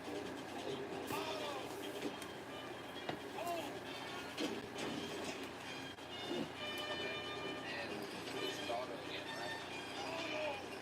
Hey, this is my living room. Oh, no, just another way to say personal parts.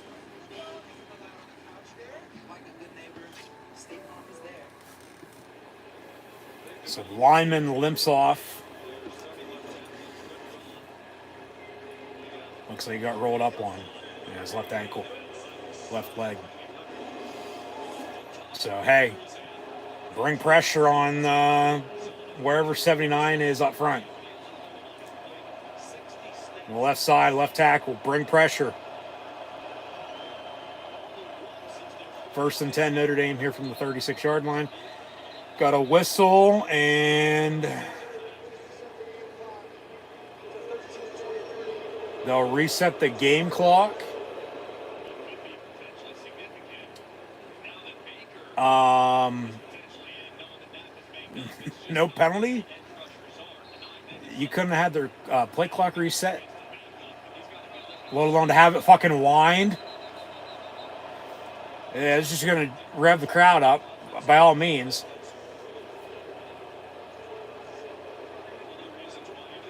But they couldn't have had it reset during that fucking break.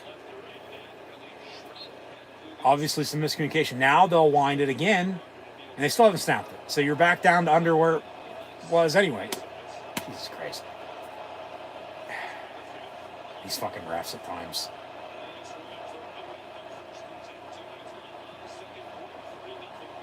And Leonard, far side pass, caught with Harris on the coverage. Be 2nd and 3.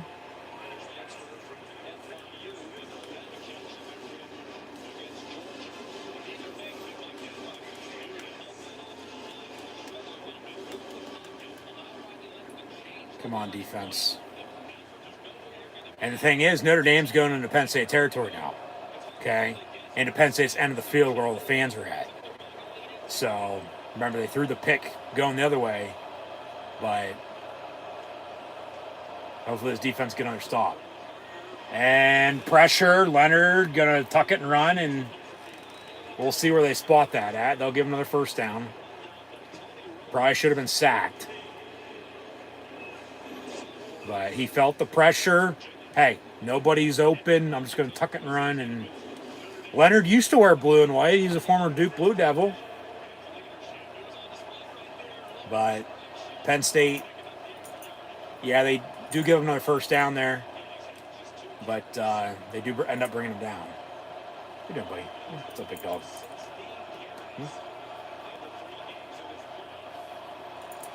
From the 46, handoff on a draw and spin, but Wheatley on the stop at midfield.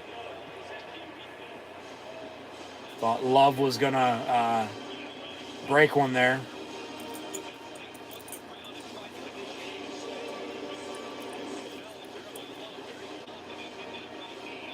But he only got 4 yards, 2nd and 6. Come on.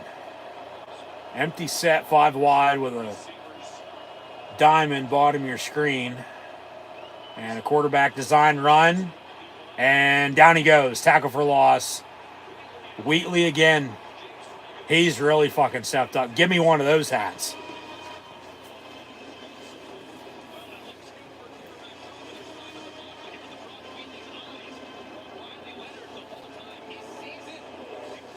Well, Rojas blew it up. And then Wheatley just in the secondary saw he was going to nowhere. And, hey, I'm just going to chase him down. And so 3rd and long. Well, back to 3rd and 10. So they lose those 4 yards they just got on that previous run. From the 46, 3rd and 10 here. Play clock winding down. They're going to have to call a timeout. That's delay a game. That's delay a game unless they call timeout. They let it slide. I get there's that extra half second, but Zane Durant on the stop. 4th down. Notre Dame going to punt now from midfield. Penn State going to get the ball back with a 3-0 lead with points off of turnovers already. Now you're going to have a chance to make a 2-score game with under 10 to play before halftime. Yeah, Notre Dame won the toss, deferred, so Penn State received. Notre Dame's going to get the ball back to begin the second half. But crucial 3 points. You know, that's why you kick it when you did. You know, you take your points and then, you know, because you don't know what you're going to need, you know, a little bit later on, let on how the game is going to play out. Notre Dame will punt. Fair catch by Penn State of the 10. So 9 and change to play in the half with 3 timeouts. 2-minute warning, I might add, as well. But gonna have a ways to go here. I mean, I'll go kick another field goal if it comes down to it. I get that 6 points. That's still 1 score. But if you can go drive, score a touchdown, make this 9, 10-point game, you know, up 10-0 before halftime, pressure's on Notre Dame to do something quick. But then they could potentially double dip, get a 2-for-1. You know, if they'd score before half, they got some done, scored, you know, early 3rd quarter in the second half. So we'll see here what happens. Test to see what does happen this next, you know, 3, 4, 5, 6 minutes of play. Specifically this Penn State drive, if they can score, extend their lead or not. If not, then okay, you're still right where you are. You still have a lead. You're still putting pressure on them on defense. And, yeah, just the way it is. So we'll see what happens, man. I'll leave it at that, and we'll go from there. So, yeah. Penn State ball, 1st and 10, 11-yard line after a fair catch. And just nothing stupid. Don't turn the ball over. Don't start shooting yourselves in the foot here. You have momentum from a turnover to points off of it to another stop on defense. Even though they did get a couple of first downs, you forced a punt. You got the hell off the field on defense. That's all you could ask for in a situation like that. Get the hell off the fucking field. And they did. They do. And they got the ball back now. So, just, you know, keep it up. Go drive and score.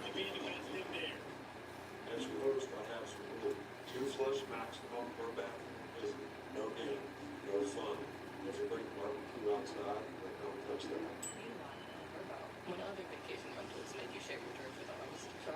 That's all it is.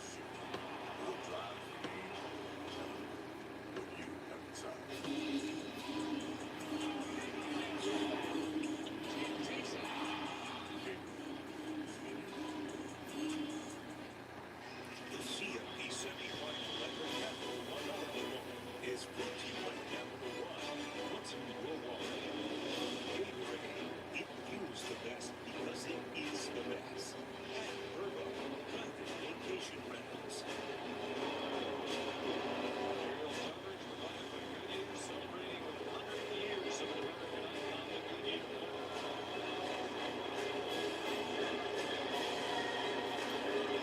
Goodyear celebrating 100 years of the blimp. So there's an aerial shot of Dolphin Stadium.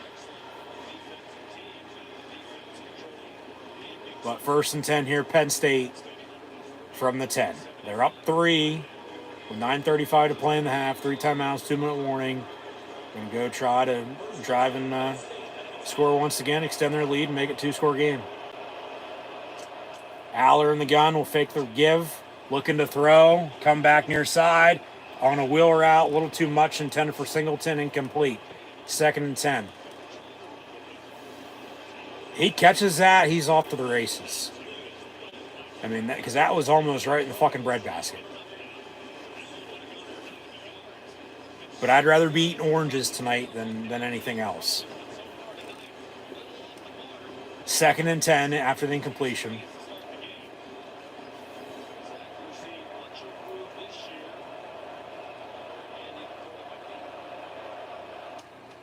Get the snap, hand off, Fat Man, cut it, and cut back. 1st down, Penn State, still going. Good 20, 25-yard run there by Katron Allen. So a 20-yard pickup to the 30-yard line, 1st down, Penn State, move those sticks. They'll go a hurry up, out of the pistol, hand off again. Singleton, or Fat Man, for 2, maybe 3 yards. Some pushing and shoving. But, I mean, they got a 2-headed monster in the fucking backfield. I mean, a duo, a tandem. Like I said, they're the first ever. We know how good Penn State has been with the running game throughout history. Penn State football is run game, defense. Okay, the only Heisman Trophy winner in Penn State history is a running back, John Capoletti, 51 years ago. But Singleton and Allen, Gatorade and Fat Man, if you will. As Warren's in the gun. Gonna keep it for himself up the middle. Get a Penn State 1st down to the 44-yard line. Goes 44. Tyler Warren. Move the sticks again. 1st down, Penn State. You got to keep it going, man. Keep it going.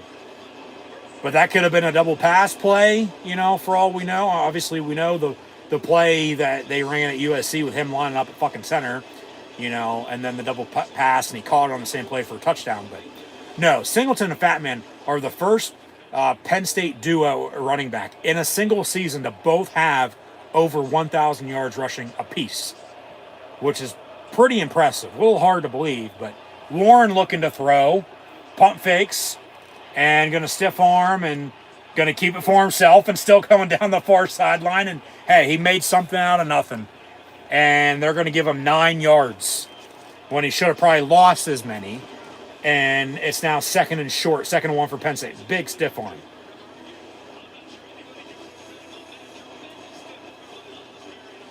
So they're going to allow him to throw, but, hey, nobody's open. I'm just going to tuck it and run.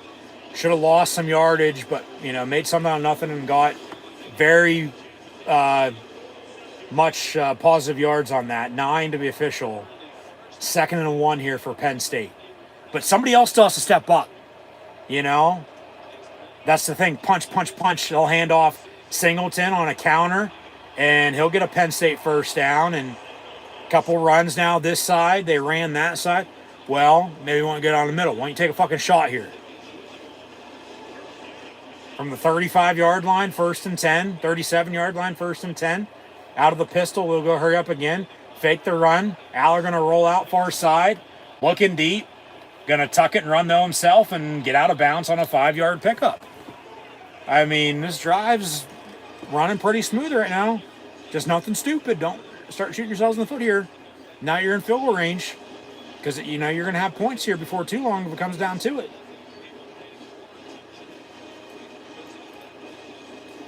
2nd and 5. 2nd and 5. Ball to 32. Just get a 1st down. But as I said, why not take a shot? But somebody's going to step up at wide receiver.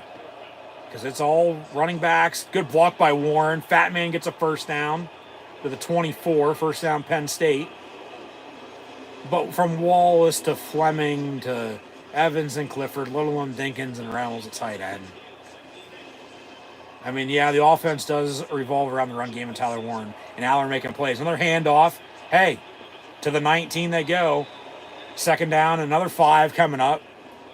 Keep fucking running until they stop it. You know? Run it down their damn throat. Tire them out. Wear them out. You know, there's Al Golden once again, former Penn Stater. Played in the early 90s under Joe Paterno. Was an assistant under Joe. Head coach at Temple. Head coach at Miami. The U for the Canes. Was fired, like I said, almost a decade ago now. And, you know, names come up among, you know, other Penn State alumni to potentially return home. But, you know, as Penn State's got 3rd and 5 here, he had to work his way back up. He got in the NFL as an assistant, but then he's been at Notre Dame the past couple years. And now the defense coordinator.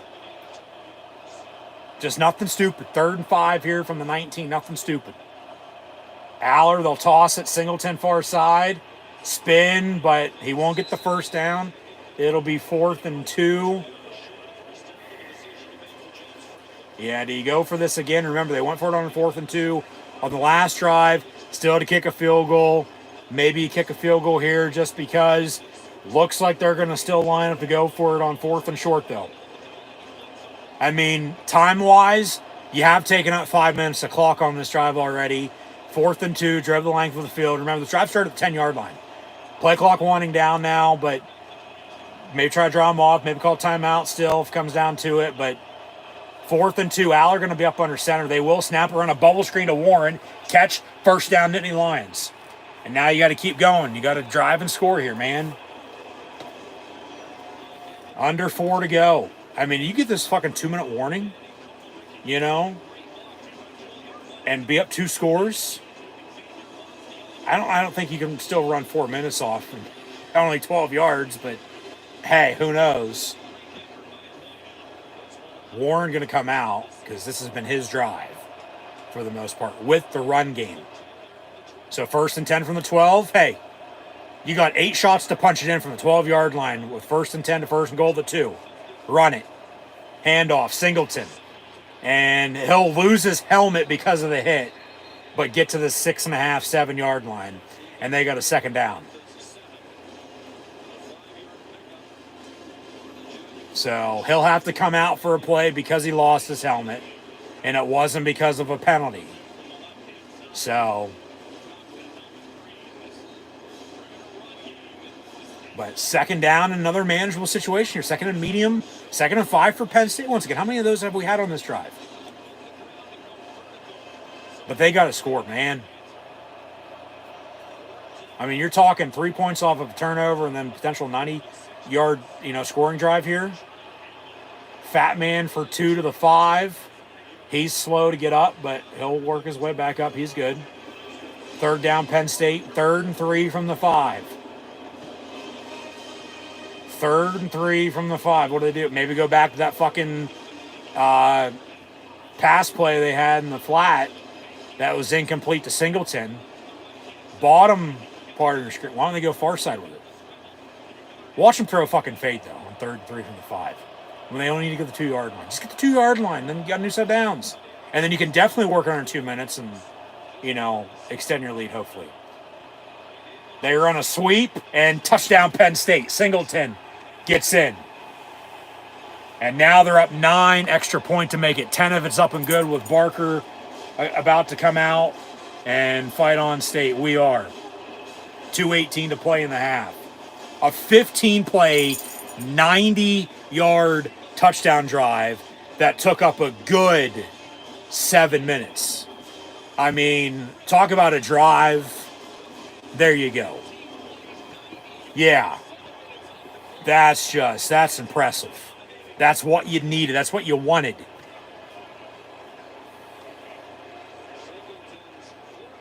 Pressure's on Notre Dame now. And you're still playing lights out defensively. Barker's extra point up and good. Penn State now leads Notre Dame 10-0 as we near halftime. Update some stats and scores while we're at it. As they show off highlights from this touchdown drive. Balance, consistency. First downs left and right. And they took up time. Because even though they didn't get anything on that drive, They work clock, you know. I mean, you still would have hoped to had a field goal out of that, especially as far as you went to get nothing. But then, you know, you don't get anything. Well, they still got a ways to go themselves. Drew Aller's 5 of 13, 53 yards passing. But look at this Penn State run game tonight. Compared to Notre Dame's. Everybody's been talking about Jeremiah Love. Okay? Yeah, he's had big games recently, but he's injured. He is still playing only 3 carries, 10 yards tonight, with Riley Leonard 4 of 8 for 48 yards. Interception resulted in the 3 Penn State points. And then Leonard, because of Love's injury at tailback, having to do more work in the run game, so they're sort of one-dimensional, if you will. He has 5 carries, 7 yards. But Drew Aller, 5 of 13 passing for 53 yards. Overall as a team, as Aller has a carry for 5 yards, Penn State, 26 carries, 141 yards rushing, and that Singleton touchdown. As the fat man, Katron Allen, 13 carries, 63 yards rushing, and Singleton, 10 of 52, and the touchdown. Officially going to be from what? 5 yards out, 6 yards out. And then Singleton right now is leading the team in receiving with 1 catch for 23 yards. Tyler Warren, 2 of 17. Luke Reynolds, 1 of 7. And the Fat Man, 1 of 6. Wheatley has the interception. Once again, I don't know why the defensive stats aren't loading with total tackles and such. But we'll get to those a little bit later on when I have them. And then Barker was good on a 20-yard field goal and then good on that extra point. So Penn State leads Notre Dame 10-0 as we near halftime. Notre Dame, though, going to get the ball back here with 2 and change, 2 timeouts, 2-minute warning as well, so 3 timeouts. But then to do something before halftime and then still get the ball back to begin the second half. So the Penn State defense, from now until early mid-third quarter, probably going to be out in the field a lot unless they can get a stop quick. Get the ball back for the offense and go do something there. Obviously, we have 20 minutes at halftime with the bands performing and such, but yeah, just keep it up. You have momentum on your side, man. Keep it up. Keep it up. Keep it up.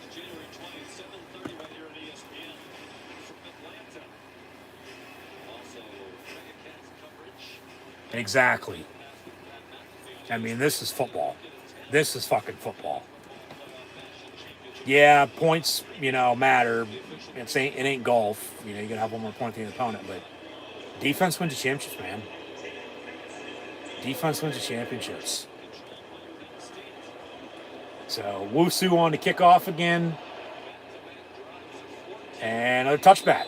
So 1st and 10 Notre Dame at the 25-yard line. Yeah, 2:18, 2-minute warning with 2 timeouts, so 3 timeouts. And then they're still going to get the ball back to begin the second half. So hopefully they ain't 2 touchdown drives, because then Penn State's in a hole. Hopefully it ain't even a mixture of both to tie this game at 10. Hopefully it ain't even a fucking touchdown. I mean, you don't even want to give a field goal. Give them next to nothing.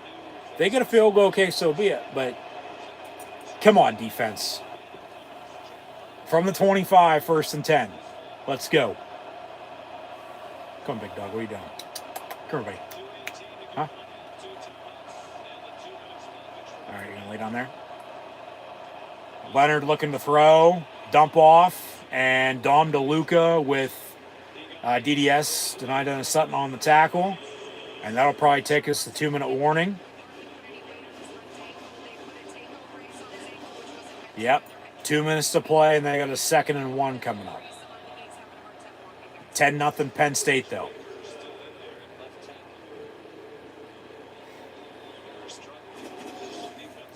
So we'll take another break and get back to it. And at halftime, we'll have first half stats and scores and do what we do. So stick around, stay tuned, and thanks for tuning in and watching. Be sure to like, follow, and subscribe on social media. Links in the description below. That'll be Facebook, Twitter, Instagram. Hit that red subscribe button. Notification bell next to it as well to stay up to date. Thumbs up button if you're enjoying. Share hashtag college football, hashtag CFB playoff, hashtag Penn State. Chat questions and comments, super chat, super stickers, super likes, super thanks. Always great pictures as well.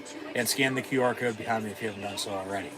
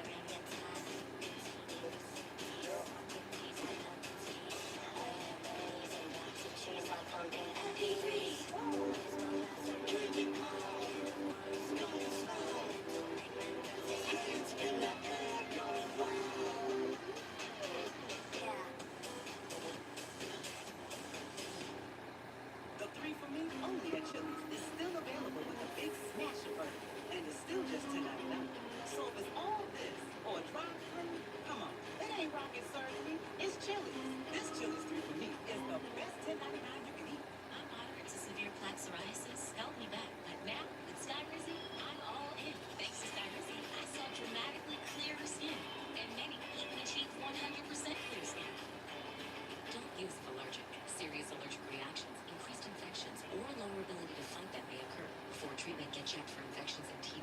Tell your doctor about any flu-like symptoms or vaccines. What's that, Rizzy? Nothing on my skin? Yes, everything. Ask your rheumatologist about Cypress today. I was born yesterday. That's why my car knows Cooper's. Because I'm hauling precious cargo. Because my daughter's a storm chaser.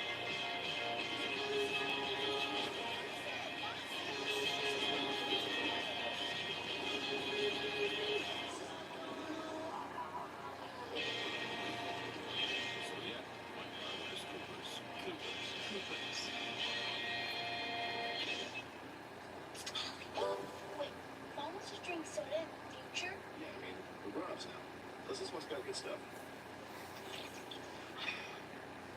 So, how about the mustache? Oh, you don't like it? I'd shave it.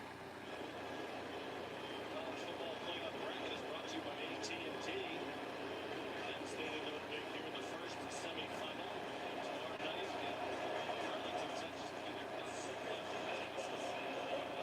That's going to be an incredible matchup. Ohio State is playing. From the 33, 2nd and 1 Notre Dame out of an empty set 5 wide with 2 minutes to play. They got 2 timeouts. Penn State leads 10-0. Slant, caught, and then drop? No, they say catch. All right. Jalen Kimber on the coverage. From the 40, 1st and 10 Notre Dame. Now here's a little sense of urgency for him. Pressure, and he gets hit as he gets rid of it. I was going to say down he goes on the sack, but it's incomplete. So 2nd and 10. And a little slow to get up, but he says he's okay. So he hit his head pretty hard. So Devon J. Thomas on the tackle. So Riley Leonard now going to come out of the game for Notre Dame. So their backup will be in, along with another offensive lineman injured on the same play up front. I mean, Joe Montana coming in now for Notre Dame, or what?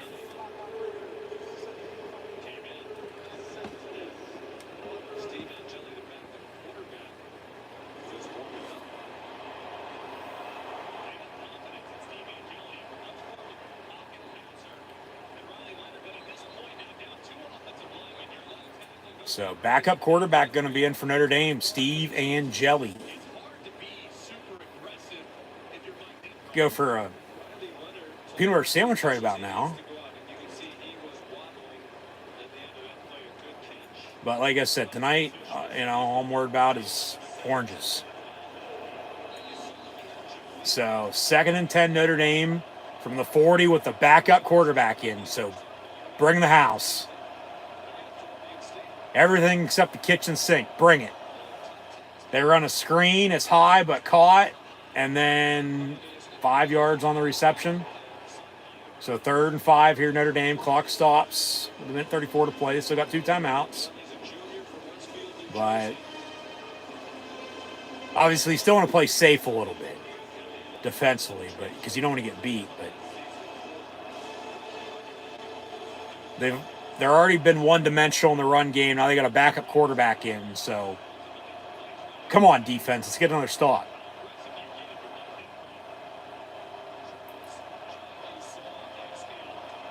And Penn State, well, because they can't cover the slant, pass is caught. And then Cam Miller on the tackle. Yeah, that's nothing new. Penn State hasn't been able to cover the slant from West Virginia to Boise State, or any game in between. Here we are tonight. Same thing. Denied Dennis Sutton, strip sack. And Penn State recovers. Penn State ball, 1st and 10. Another turnover. They're now plus 12. And plus 16 back to Notre Dame. They've turned it over twice. Penn State already capitalized with a field goal off the first. That's Penn State ball. No, that's Penn State ball. There's a clear recovery there by Penn State. Yet they say Notre Dame ball. So they'll wind the clock. They got to look at that. Yeah, blow it dead. Thank you. You got to look at that. Notre Dame will actually call a timeout. But you got to look at that. That's a strip sack fumble. It looked like a clear recovery by Penn State. I believe it was Carter, as Dennis Sutton forced the fumble on a strip sack. But then Carter's right there with Ellie's. And, I mean, unless he wasn't able to, yeah, that's a fumble for sure. And then it's who recovered it. They said Notre Dame did, but it looked like Penn State did. But in the meantime, after the timeout, it's 2nd and 14. So, okay, for the time being, no turnover. But we'll see here.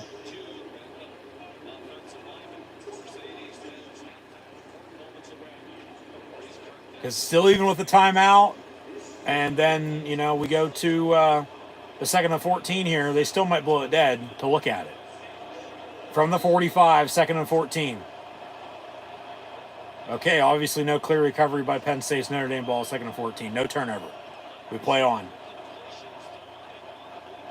And more pressure. Dump off. It's caught.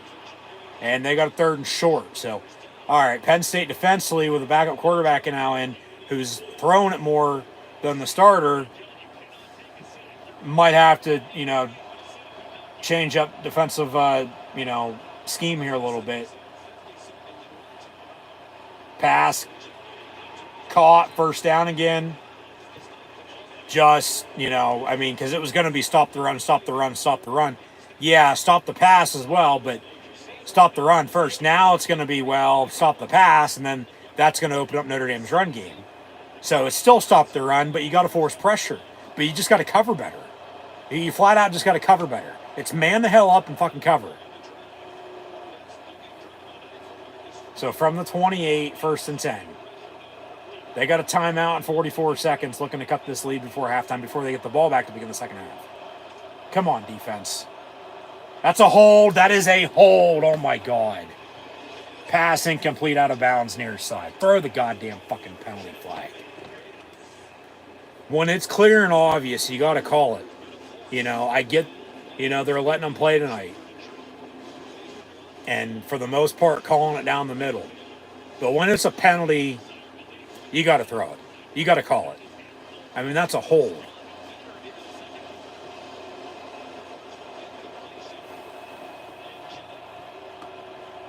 From the 28, 2nd and 10 after the incompletion. Penn State bringing pressure, and over the middle, caught but hit right away. Clock's ticking unless they call their 3rd and final timeout. 3rd down coming up with under 30 seconds now to play. I mean, that's a good tackle inbounds. So empty set. And Penn State's going to call timeout. Timeout Penn State. They're first with 18 seconds to play in the half. Notre Dame's got a 3rd and 6, and they still got a timeout to use. But, yeah, they're in field goal range. They're obviously going to try to score if they can, whether it's a field goal or a touchdown. But, I mean, going back up, missed holding. I mean, come on. I get holding happens in every play. It's just a matter of fact, it's called or not. But clear and obvious like that, you got to call it, man. You got to call it.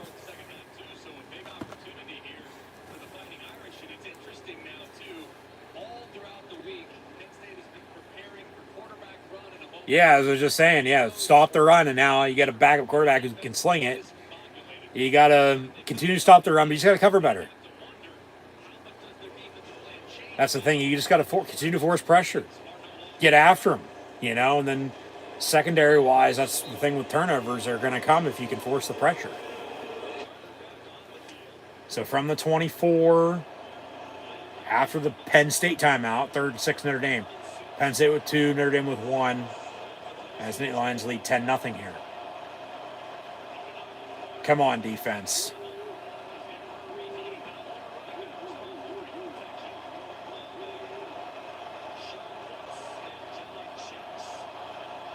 And they jumped off sides. God damn it. So it'll be 3rd and a yard. Maybe a little too much pressure there. Easy. Relax. Okay? Unless they say full start. It looks like it's going to be offside.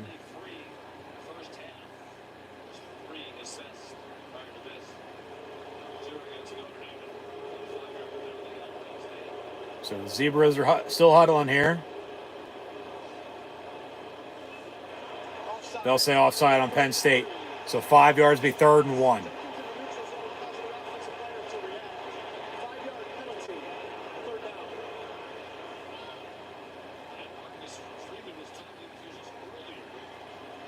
Where are they going to spot it at? The 20, 19-yard line?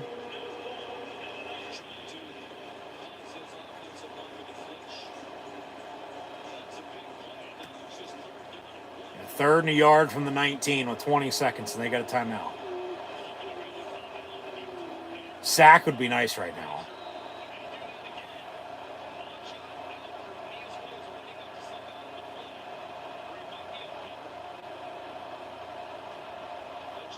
Looking to throw and tackle before they push him out of bounds, and the lady in pink takes a shot, but clock stops. They got a new set of downs, 1st and 10 with 16 seconds and a timeout. Yeah, it'd been nice if Elliott Washington was able to wrap him up inbounds, but ended up pushing him out of bounds instead. So clock stops. Come on, defense. Especially into Penn State territory right there. Into Penn State's end zone with the fans.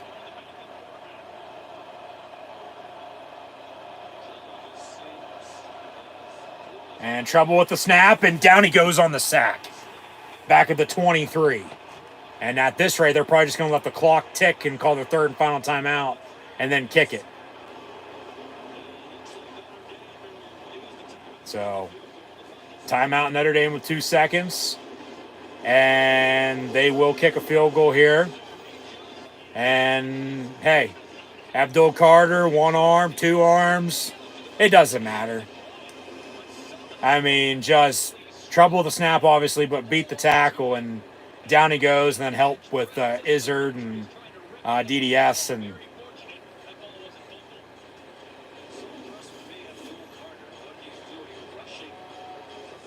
striking while the iron's hot.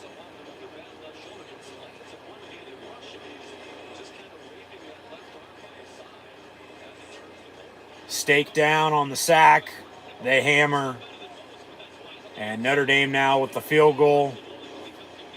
So where's the ball spotted?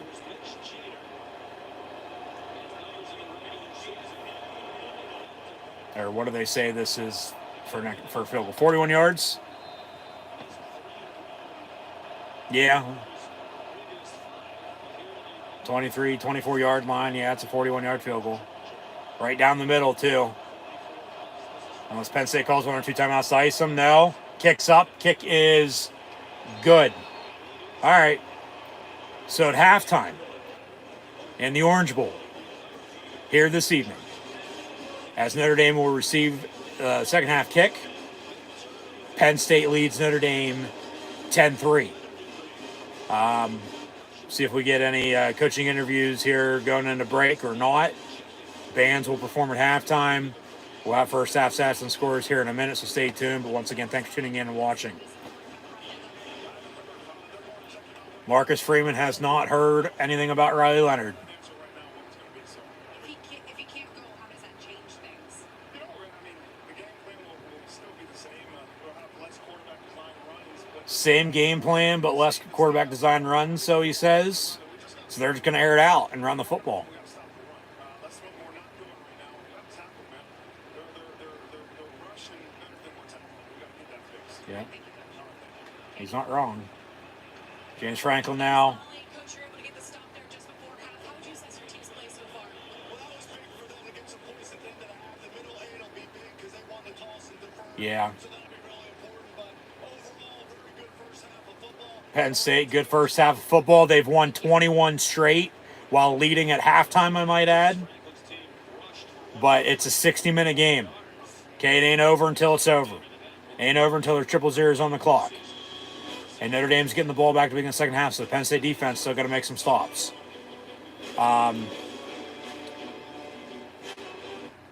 What a first half. What a game this has been thus far.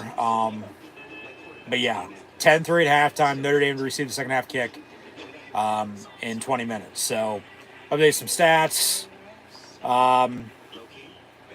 But just, as I mentioned earlier as well, Penn State sitting at 13-2. They're 12-0 this season when they lead at the end of the third quarter. So just keep that in mind, 15 minutes from now at the end of the third. A good 35, 40 minutes come 10 o'clock probably of real time, if not sooner rather than later. We'll see how this game plays out. Once again, this is the first 30 minutes. Still got another 30 to play. It's a full 60 game. Ain't over until it's over. You got to find a way to win.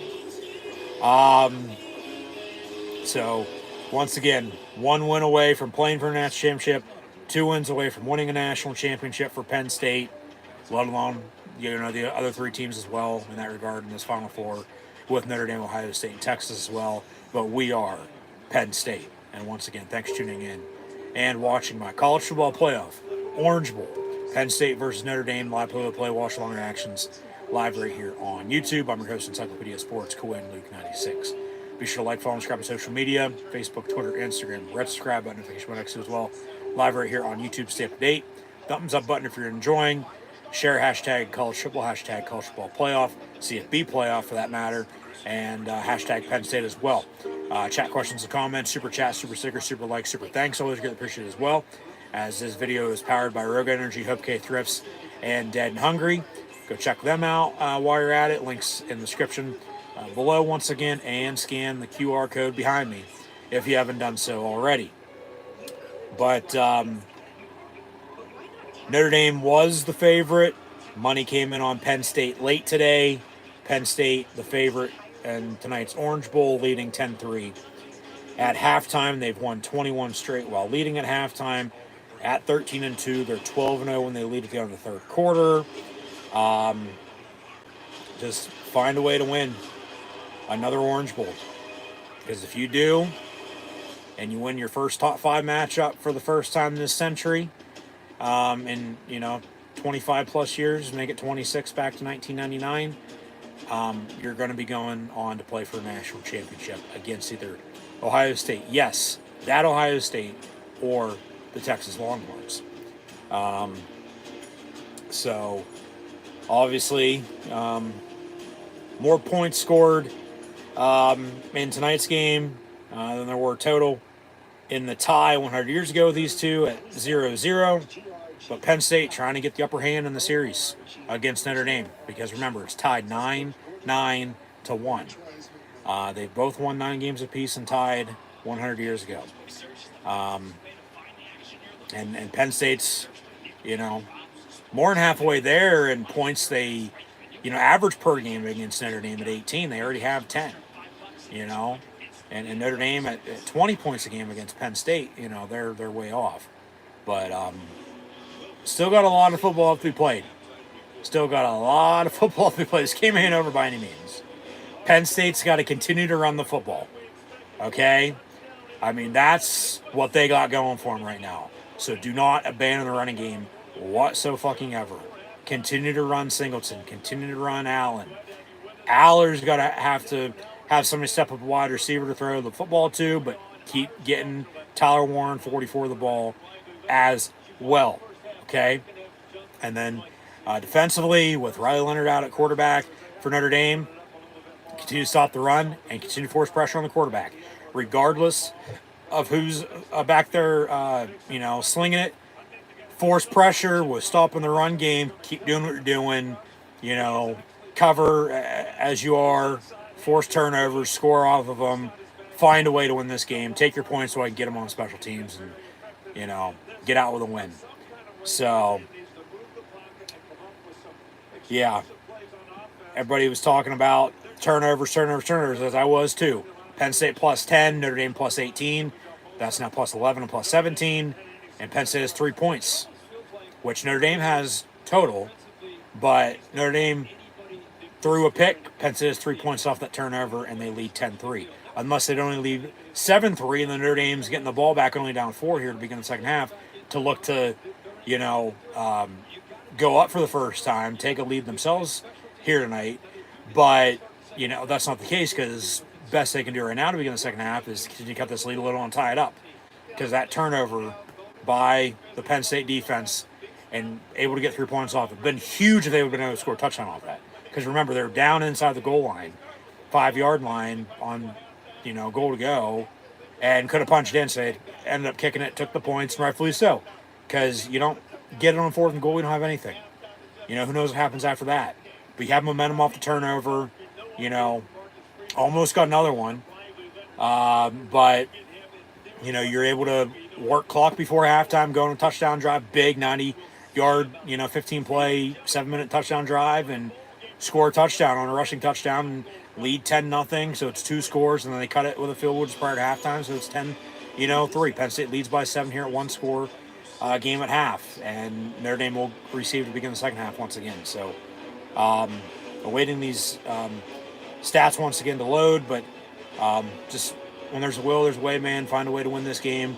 You're getting to Atlanta. You're playing for a national championship. Right now, what more could you ask for? Okay, because then we'll talk about that game if it comes down to it later. But just you got to finish. Okay, you got to find a way to win this game tonight. Ain't over until it's over. It's only the first half. Yeah, you're up, but it's a game of momentum. Okay, you have it. You got to keep it. So keep stops on defense. Keep stopping the run. Keep forcing pressure. Get a turnover 2, capitalize off that. But I'm telling you, run the football. You have a lead in the second half. Run the goddamn ball. Work clock. Okay. Because then, at the end of the day, you don't get anything out of it. At least you work clock. Hopefully you're, getting something. But if nothing, at least you're working clock. Then time ain't on their side. Pressure's on them to do something. You're still playing lights out defensively.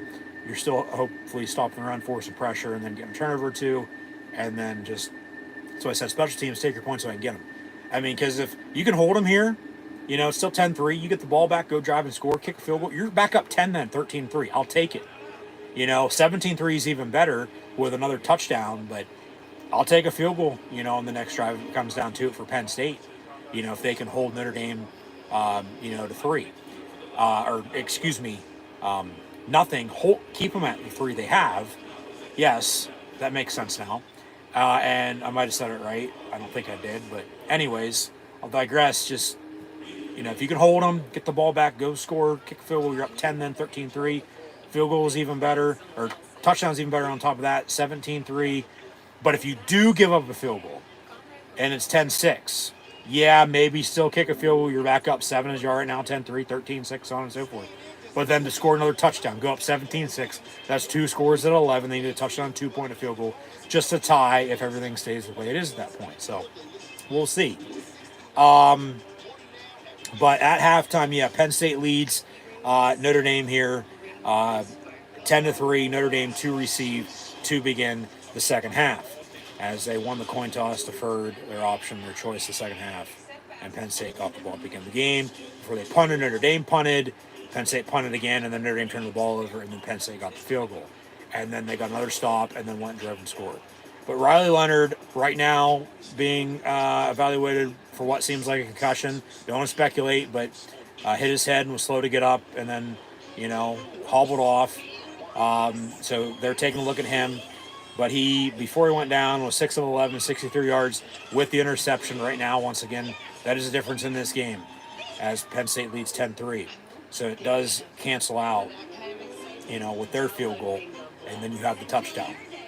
Huge touchdown drive done at that rate. But Stephen Jelly, 6 of 7, 44 yards passing. Jeremiah Love, 3 of 10 rushing. But other than that, not much for Notre Dame. Drew Aller, 5 of 13 passing with the 53 yards, with 23 of them to Singleton, 17 to Warren. And then Reynolds with the catch for 7 yards, and Fat Man 1 of 6. But it's a Penn State run game. The same stats I just mentioned after that last touchdown drive. Because then Notre Dame got the ball back and went kick the field goal before half. Penn State offensively been on the field since. But as a team, Penn State 26 carries, 141 yards rushing, and a Nick Singleton touchdown from inside the 10-yard line.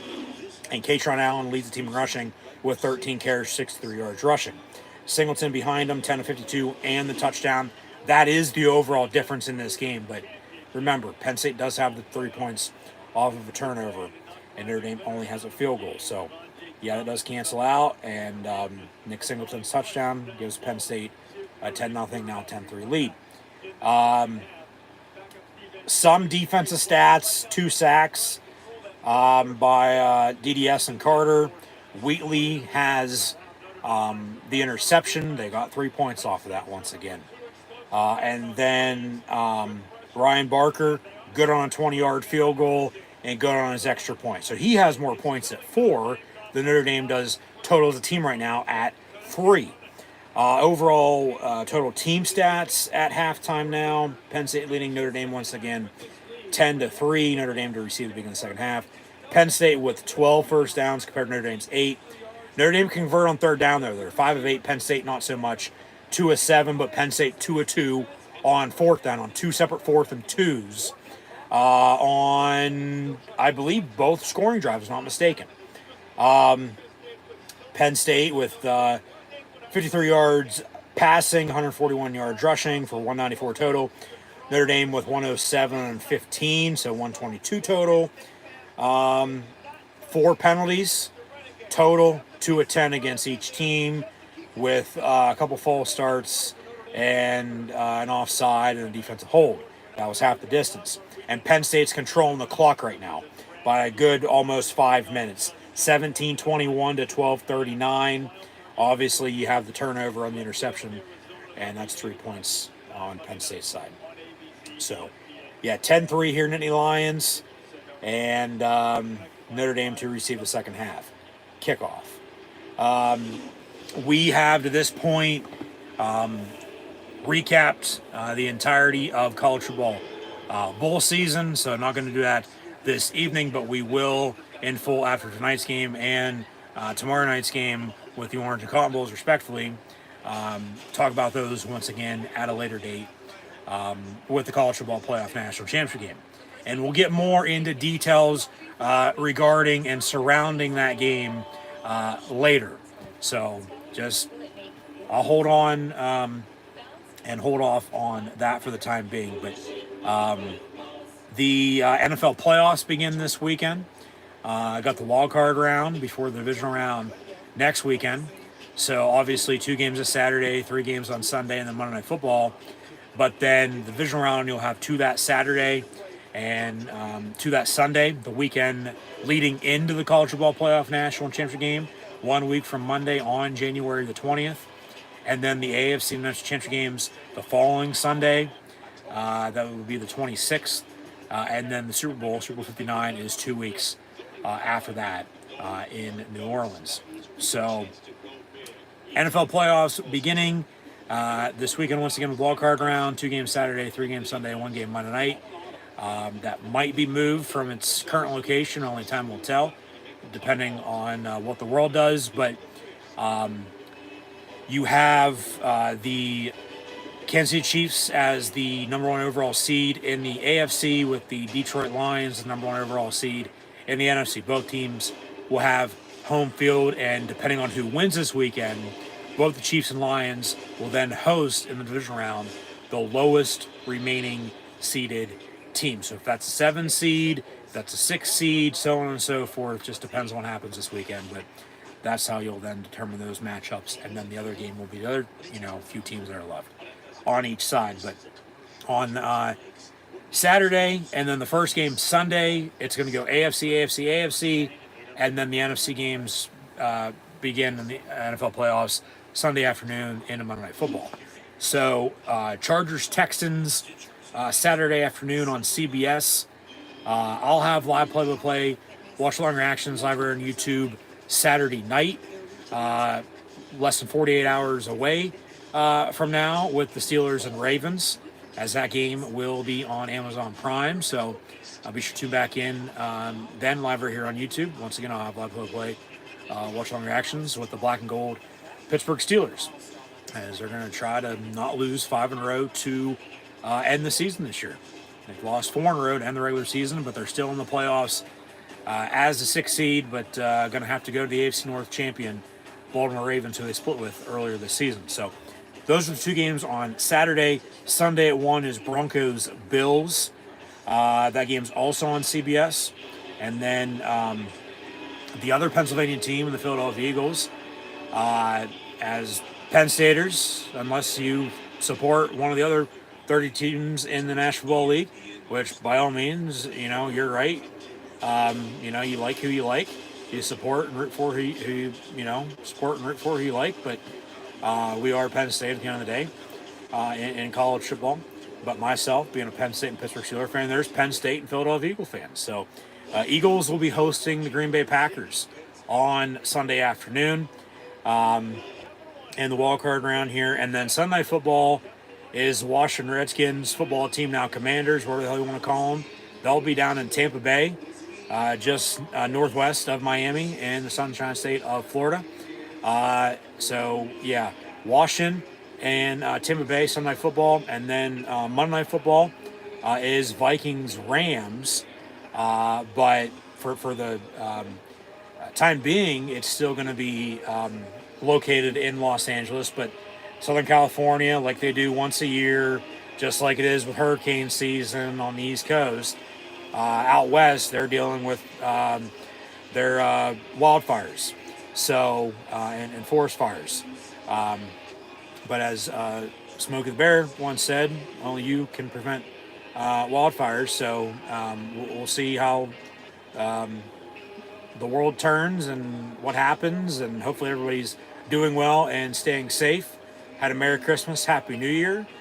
Here we are tonight, but Vikings-Rams is still scheduled for Monday Night Football in LA, but they said potentially could get moved to Phoenix, Glendale, Arizona, where Penn State just was for the Fiesta Bowl last Tuesday night on New Year's Eve, in which they beat Boise State to advance to this Orange Bowl this evening to take on whoever won the Sugar Bowl between Notre Dame and Georgia, and it was the Fighting Irish beating the Bulldogs. So, no, that's the NFL playoffs this weekend with the wild card round once again.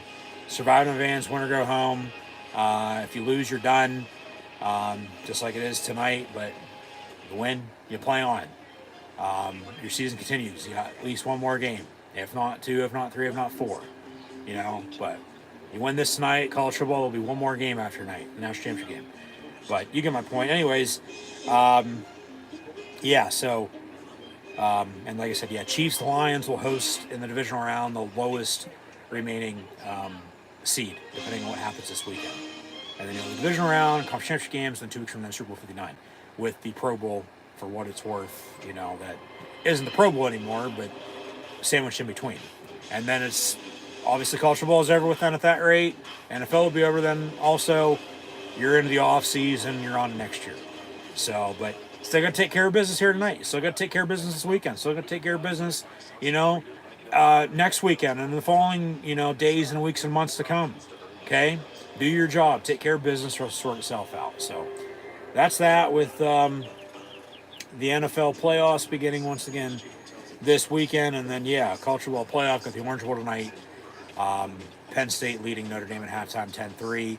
Winner to play whoever wins the Cotton Bowl tomorrow night. Ohio State, Texas. Whoever wins that will play the winner of this game tonight in the college football playoff national championship game. 1 week from Monday. It'll be January the 20th, 2025. Martin Luther King Day this year. Inauguration Day for Donald J. Trump, going back in, thank God, to 1600 Pennsylvania Ave, the White House, if you will, 45-47, but not getting into politics this evening. I try never to do so live right here on YouTube. Everybody has their own opinions, so it is what it is.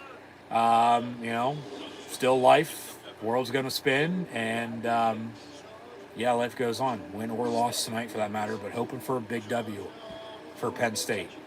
And they did say with James Franklin and Marcus Freeman, as they are both African American, they're both black. Whoever wins tonight, they'll become the first African American college football head coach to advance to the national championship game. Okay? Let alone if they'd win that, then at that rate, they'd also be then the first African-American college football head coach to ever win a national championship at the collegiate level. As it was in Miami, Super Bowl 41, almost 20 years ago, in which Tony Dungy became the first African American NFL head coach to win a Super Bowl. And then Mike Tomlin was the second 2 years later in Tampa. And then they're still the only two. But so obviously, history going to be made one way or another. And then, you're talking about with the way the schedule is now, the season is pushed back because of the 12-team playoff, because you got that extra game, and then you continue to play on with the rounds that it is with the bracket. But because remember, the College Football Playoff National Championship game a year ago would have been this past Monday. The season would be over right now. But no, we're still playing on in a couple weeks, and then it's January 20th. It's just when Martin Luther King Day falls this year, and then it's also Inauguration Day.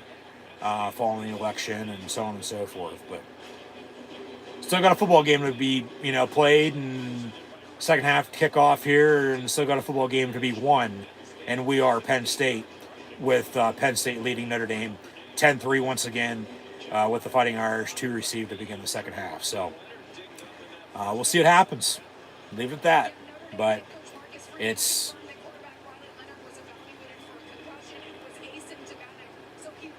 So Riley Leonard's going to return to this game, they say, as he was asymptomatic with concussion symptoms, but maybe they run a 2-quarterback system for all we know. But it's still Penn State, as I was going to say there. Offensively run the ball, defensively stop the run. Somebody's going to step up a wide receiver, continue to get Warren a football, but force pressure on defense, get a turnover or two and score off it as you already did. Just, at the end of the day, hope to score one more point than the opponent here tonight, Notre Dame, and just find a way to win. That's all that matters, okay? Just find a way to win this game. So we're going to kick the second half off and get the show on the road. Winner to advance to the national championship game to play either Ohio State or Texas.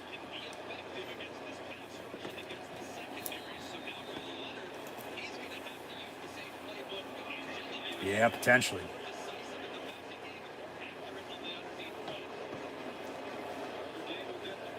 That'd be something, especially with the return game, too.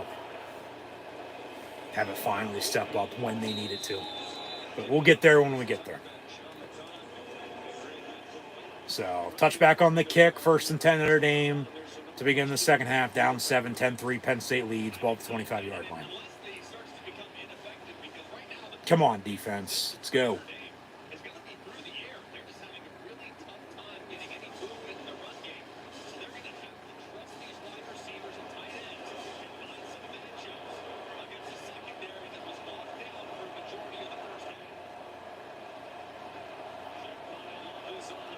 So 1st and 10 here, Notre Dame. Come on, defense. Let's go. That's delay a game. That is delay a game. Where's the penalty? Thank you.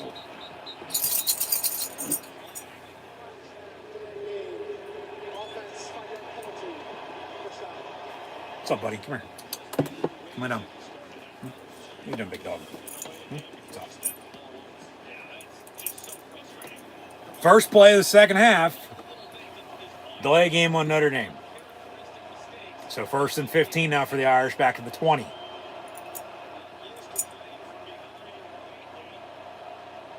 Come on, defense. Leonard in at quarterback will hand off. Jeremiah Love. And all right, he'll get the penalty yards back.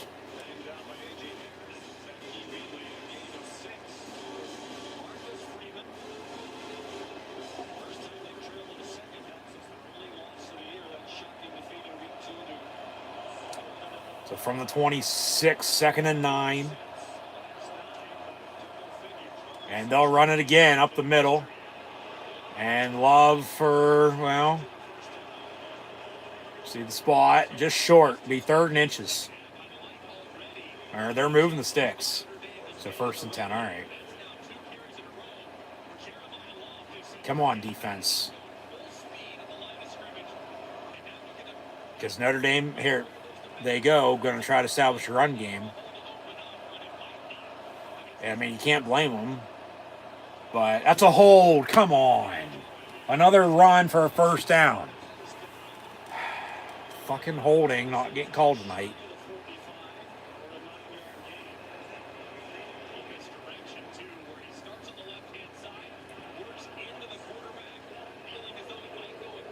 Yeah, I mean, he's fucking getting clotheslined. DDS was getting just by the left tackle. Come on, man. It's clear penalty, call it. 2nd and a yard. They'll run it again, and Penn State right at the marker stuffs them, but they'll move the stick still, be 1st and 10. So back-to-back, well, a few first downs here by Notre Dame on this first drive of the second half.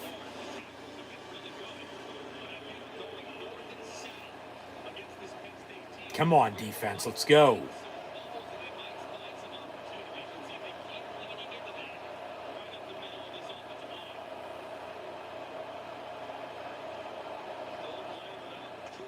Empty set, 5 wide, and going deep, and has a man at the 25 down to the 20 with Kobe King on the coverage, but there's a spark for Notre Dame for you. They got a 1st and 10 now in Penn State territory.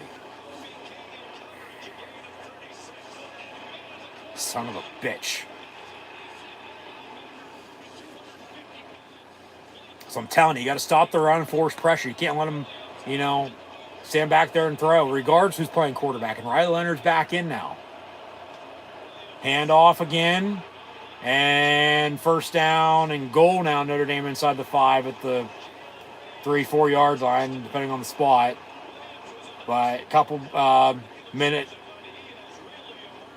opening second half drive, and Notre Dame's driving and hoping to score and tie this game up now. So then the Penn State offense has got to get back to the basics and one thing at a time and relax. From the 4, 1st and goal, Notre Dame. Leonard going to keep it for himself, but no. Gets gang tackled. They blew it dead. They blew it dead at the 3. Thank you. 2nd and goal at the 3. No way that's a fucking touchdown. No way in hell. Over everybody's dead fucking body. Yeah. Forward progress was stopped at the 3, 2nd and goal. Come on, defense.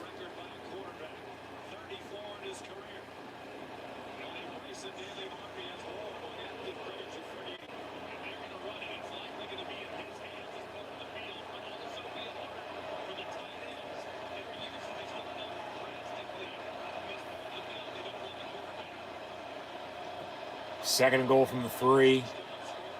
And quarterback draw. He walks in, touchdown Notre Dame. So they're now an extra point away from tying this game up at 10 with 10:46 to play in this third quarter. So they do double dip and get field goal before halftime, go drive 75 yards, and, score on a couple minutes to begin the second half. And like I said, an extra point away now from a tie game. So the Penn State offense, hey, get back to the run game. Run the goddamn ball. Work some clock yourself. Go drive and score a touchdown, obviously, but you got to be balanced. You can't do anything stupid. You can't let them get momentum. Extra point up in, good. So 10-10.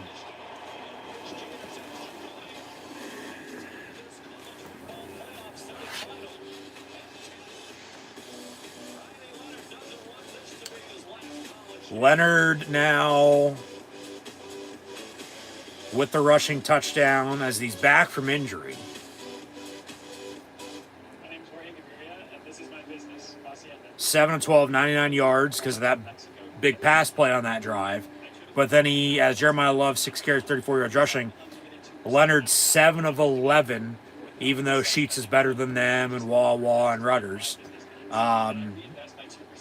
Leonard has a touchdown, and they tie it up at 10 now with the extra point. So Penn State can get the ball back here. Like I said, just run the ball. Okay? Work clock. But Allard got to make some plays. Somebody's got to step at wide receiver. Wallace, Fleming, Evans, Clifford. I don't give a shit who it is. Somebody step up. Warren at tight end, obviously get on the ball, but Dinkins and Luke Reynolds behind him also at tight end. They got to step up as well. So somebody's offensively got to make a play, and it starts up front. Got to be able to block to protect, block to run the football. Nothing stupid. No penalties, no turnovers, okay? I mean, you'd like a touchdown drive to quiet this, to even, back out to give yourself another 7-point lead. Take a field goal, all right, but as 3 points, 3 points, you'd probably prefer, a touchdown, but you take what you can get depending on what happens. So I'll leave it at that with that, but yeah, just nothing stupid. Nothing stupid. Because now they have a spark, they have momentum. You haven't been out on offense since you had your touchdown drive. So they got to get in a rhythm. They got to get a couple first downs. I mean, maybe take a shot when it comes down to it. Just don't turn the ball over. Okay? Don't shoot yourselves in the foot with penalties and or turnovers. Can't state that enough. Just once again, overall, go drive and fucking score. Go get a touchdown. And then have them, play from behind again. And the defense just continue to, put their hair on fire and get after them. So, there's not really much else to be said at this point in time. We'll see how Penn State fares on offense here for their first drive, the second half. Now tied at 10. This first time we're tied since we were tied at 0. And that was the whole entire, first quarter. And then Penn State went up 10-0 with 2 minutes to play. Notre Dame kicked a field goal. They score, become the third quarter, and we're tied again at 10. So, yeah, we'll see. Just got to make plays. Got to execute. Okay, got to execute.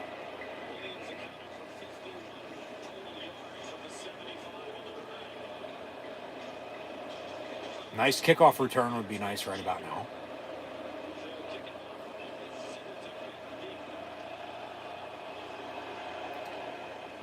And he will return it from the 1. Singleton, 10, 15 to the 21. So 1st and 10, make it to the 22, I guess. 1st and 10, Penn State from there, 1st and 10. Yeah, keep running the goddamn ball. Yeah, they do. Yep. What have I been saying? Run the ball, but you got to have some balance, got to be consistent, get in a rhythm and go. Get in a fucking groove and let's make some fucking noise. 1st and 10, Penn State from the 22. Handoff, Fat Man. Katron Allen for 2, maybe 3 yards. They'll give him 2 to the 24.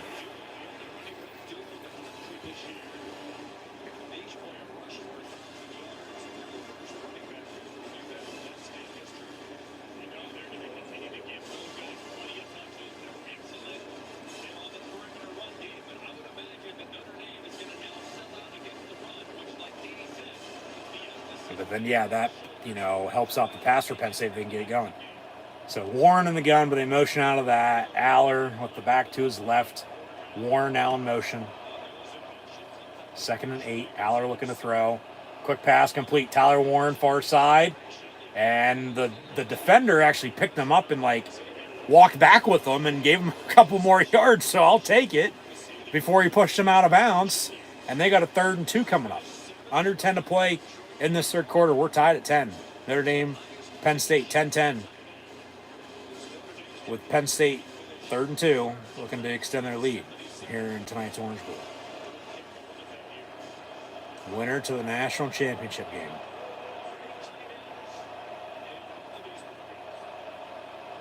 Third and 2, just convert. They'll run it. Fat Man. And maybe a yard, but nothing now. They're going to have to punt. God damn it. So now they have fucking momentum. Yeah, you got to punt. You got to play field position. You got to get a stop on defense.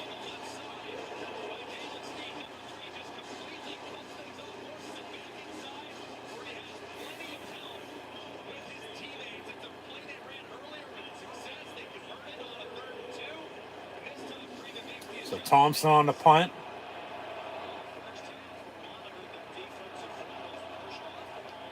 And it'll be fair caught at the 30.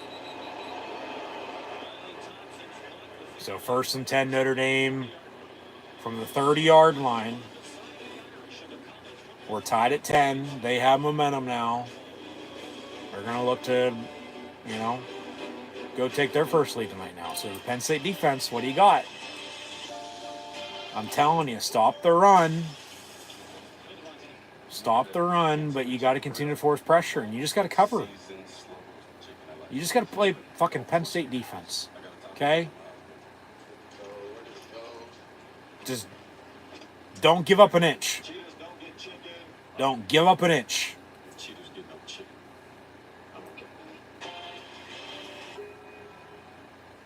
the garage sale taxable? Jacoby. Let's let Jacoby take a run at it. If only they were backups in real life. But at least there's Progressive to protect your home and auto. Any charitable contributions this year?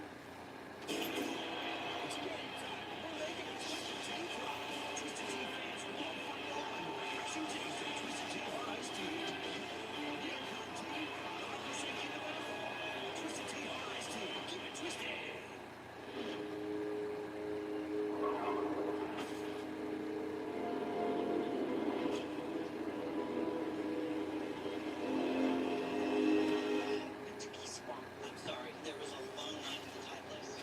You get the sauce salad? Of course. Get them in. I wish. The future isn't scary. Not investing in your days. NASDAQ 100 innovators, one ETF. Before investing carefully, we didn't consider fund investment objectives, risks, and charges of investing or prospectus at investment.com. AT&T has a new guarantee because most things in life are not guaranteed. Like booking the right rental car. Where's the rest? Keep forgetting about the kids. This is a friendly game screen. Friendly. Children. You're talking about him too long. Or being alone during alone time. Yeah, that's not guaranteed. You know what AT&T guarantees? Connectivity you depend on. The guarantee What's really crucial, think about it, is that turnover. AT&T guarantee. And Penn State's lucky to have 3 points off of that. Because they don't, they're down. If they have a touchdown off of it, they're up 4 though. But they have the 3, so we're tied at 10 and now back from break. So Notre Dame ball 1st and 10 to 30.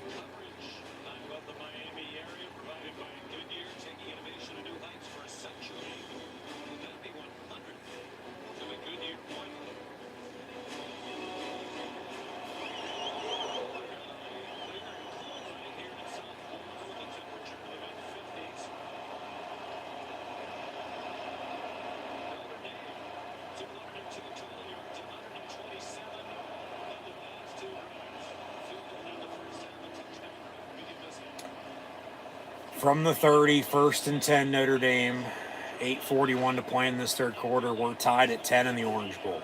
Come on, defense.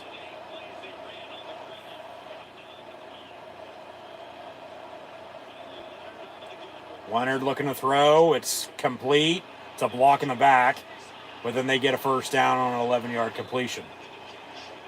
So first down Notre Dame.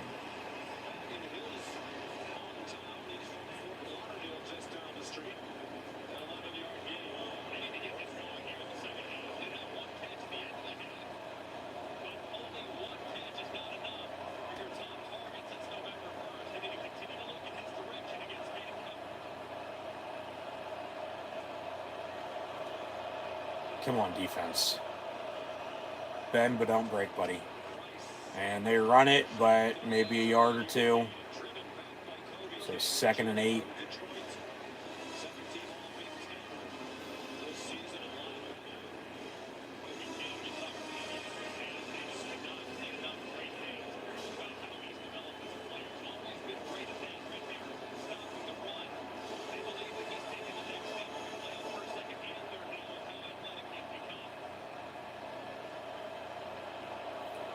Second and 8 from the 43.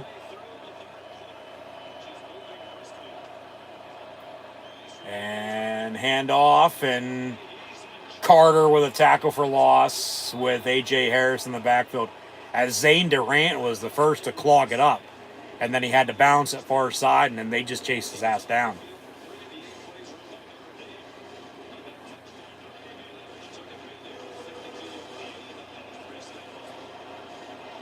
3rd and 10. Come on, defense. Let's go.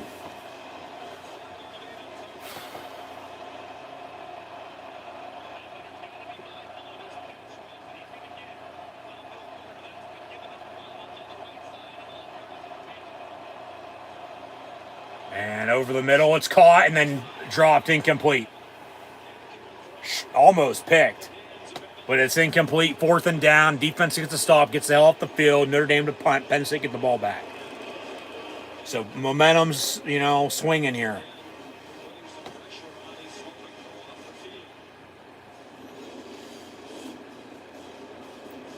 He has to be in pain. Carter has to be in pain. He's been being held all fucking night. He's still got to the quarterback for the most part, but then they drove him down on that left side. Well, what the fuck's that? You can't tackle somebody after he's already down. Oh, they could have blocked the punt. But remember, boom, no fair catch on the punt. Probably should have, because then he got decked and it would have been kick catch interference. But he caught it and they just hit him right away. Well, Penn State hit them right away too on a punt earlier. So Penn State ball 1st and 10.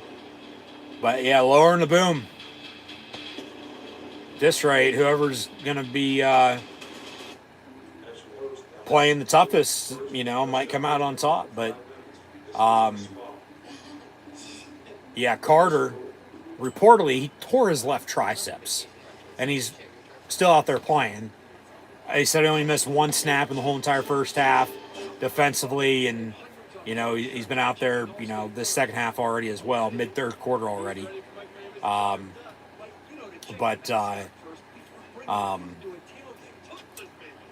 Once again, Penn State going to get the ball back now here, 1st and 10. They're undefeated at 12-0, even though they're 13-2. They're 12-0 when they lead it in the 3rd quarter. Just keep that in mind once more. But he was, as the refs were letting him play, just on the ground, drove into the ground, and then tackled afterwards as a defender. Which I don't know how that wasn't a penalty, but just pushing and shoving, and they're letting him play once again. But from a left arm injury to the left arm being, involved in that play, it's like, well, like I said, he has to be in pain. He has to be feeling it for sure. But then it's the adrenaline. You play through it. And then eventually it'll wear off, but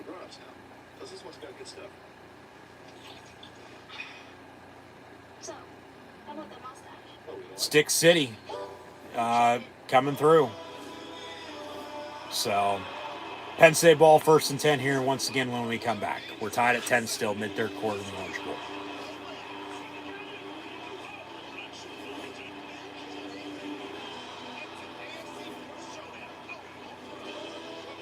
But yeah, this offense got to get in groove. They continue to run the football, but Aller's got to make some plays, and they got to get some rhythm. Got to get some momentum going. Just got to be balanced, got to be consistent. Work the sticks, move the ball. Do what you did on that touchdown drive. Do what you did on the fucking field goal drive. That should have been a probably touchdown as well, but it wasn't. But it's still points. So, just move the ball and find a way to go drive and score and find a way to win this game.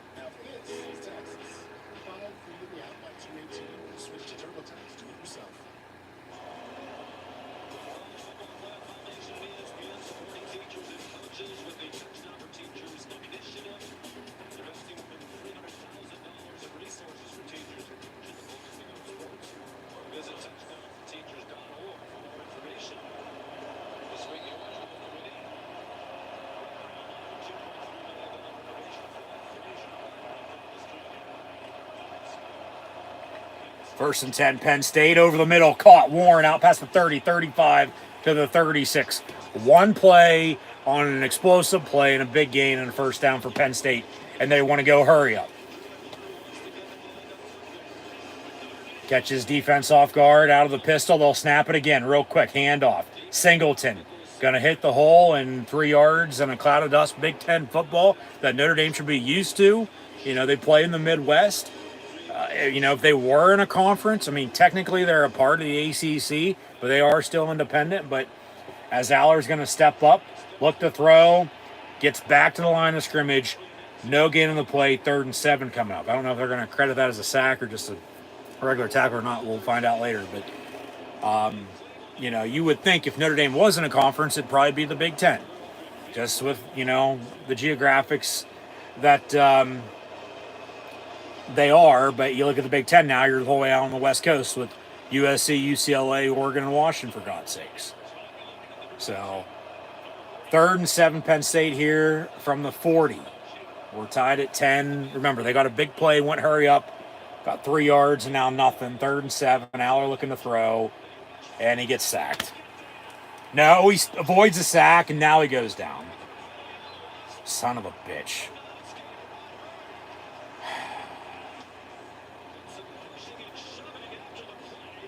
So under 5 to play in this 3rd, 4th and long, and now it's defense. What defense is going to bend doesn't break? I mean, and nobody's open, good coverage, and they brought pressure, and yeah, he gets sacked, so 4th and a mile, 4th and 15, off the punt again. So Thompson to boom it away. And missed tackle on the punt return, another missed tackle, and they finally wrap him up. Who was that? Tom Zbikowski back there returning punts. But yeah, that's a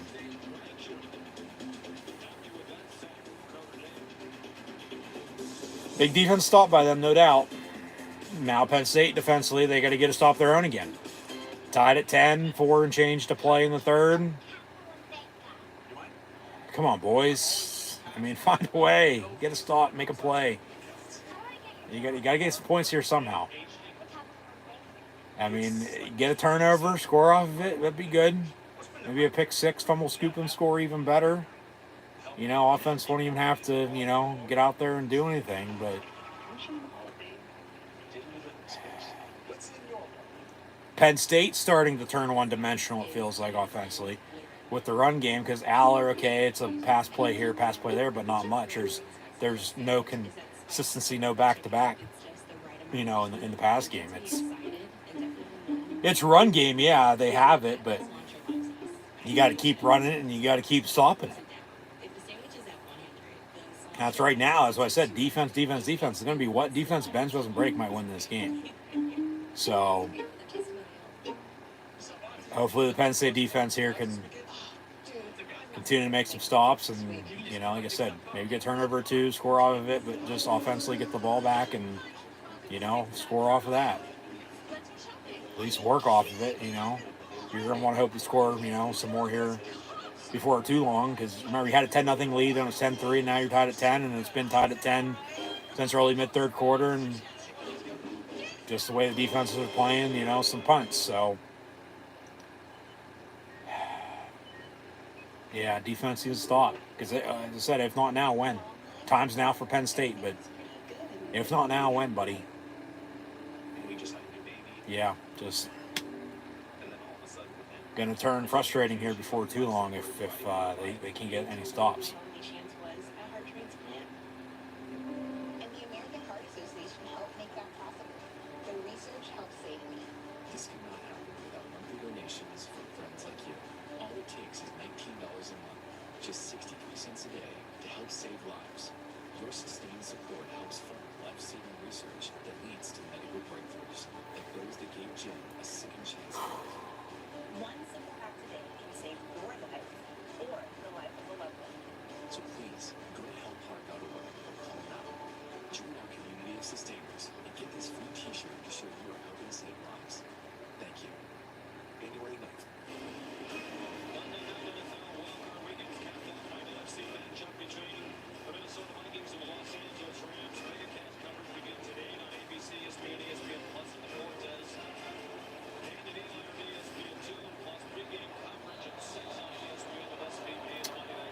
First and 10, Notre Dame from the 28-yard line. 4:26 to play in this 3rd quarter. We're tied at 10.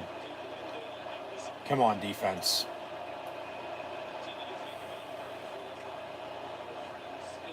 Leonard's pass caught. And tackle by Kobe King and somebody else. Didn't get a number. But be second and short here for Notre Dame.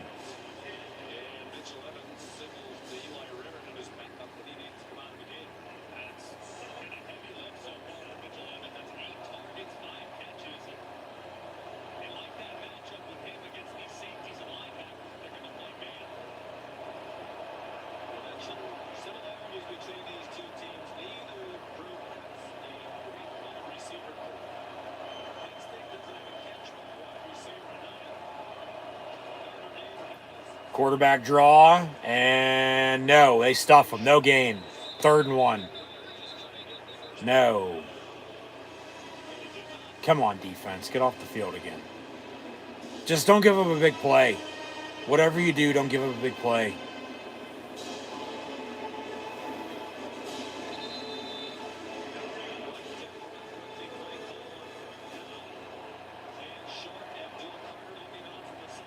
And now we got a late whistle, maybe a timeout.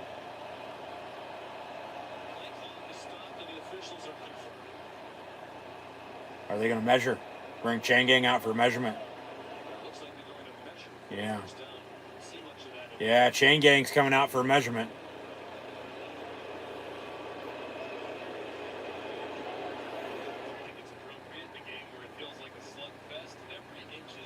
Yep. He's short. It'll be 3rd and inches here for Notre Dame.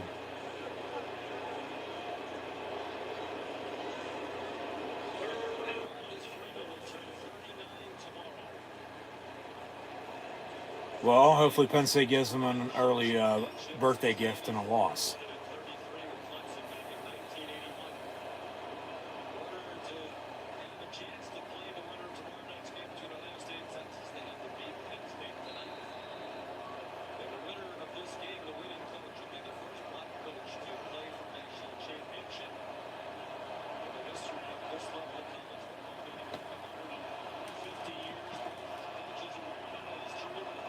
Third and a yard, and they'll be in the gun.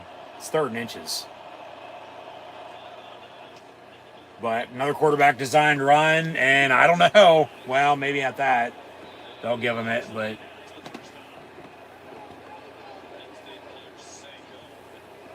depends on the spot. They say 1st down Notre Dame.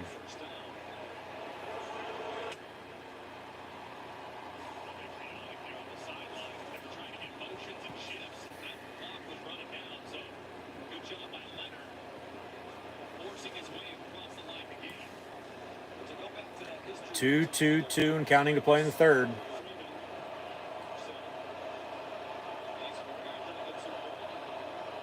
And 1st and 10 Notre Dame, 38.5-yard line.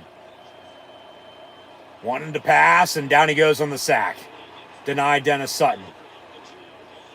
And there's the Big Uglies. They have made the trip south.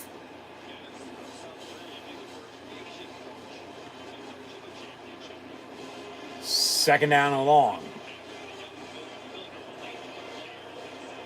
2nd and 12 after the sack.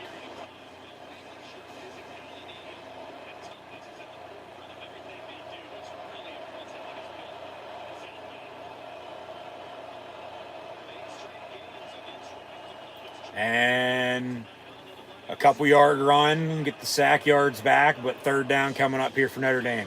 Come on, defense, get off the field again. Get off the field. Carter coming back out for 3rd and 9 on the edge. Come on, defense. Get off the field. Get off the fucking field. 3rd and 9. Do not give up 10 yards.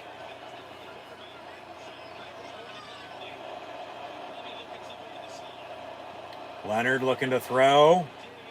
Pass far side. And they say catch 1st down. God damn it. Under a minute to play in this 3rd. And Notre Dame, marching into Penn State territory. Right side of the 50. Now going to have momentum, it looks like, going into the 4th quarter potentially. Fucking defense couldn't go off the field. Leonard once again looking to throw. And Amin Vanover chasing him down with Zane Durant, and then they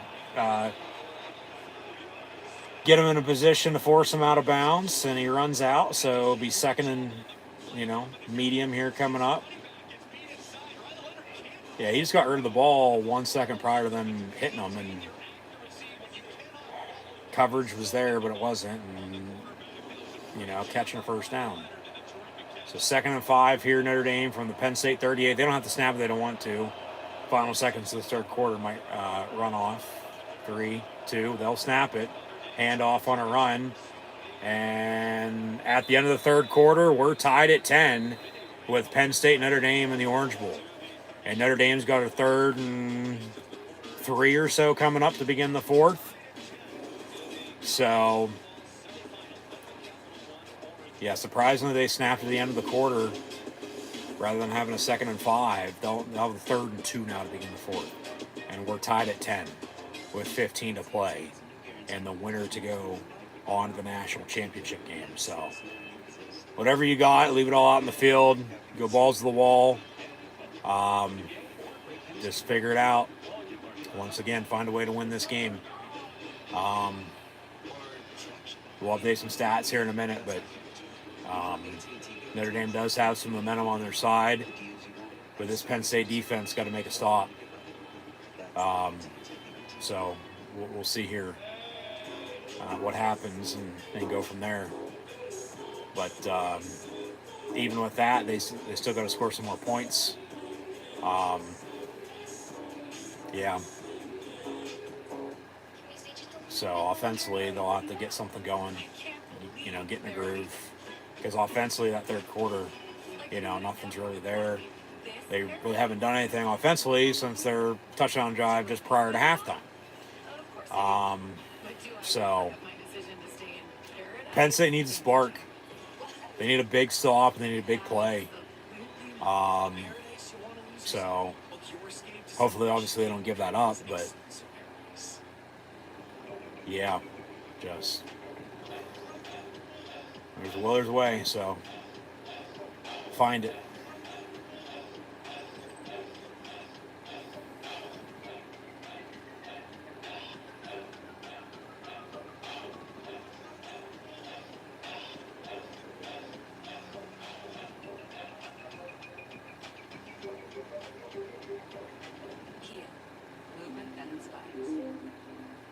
As a successful CFO, I have one secret to how you build wealth.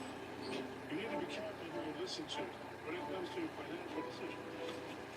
I'm not a CFO, and this is not a penthouse. It's an Nerdwater commercial. I'm not even in it. When it comes to your finances, listen to the nerds. We've researched and reviewed thousands of financial products to help you make smarter decisions.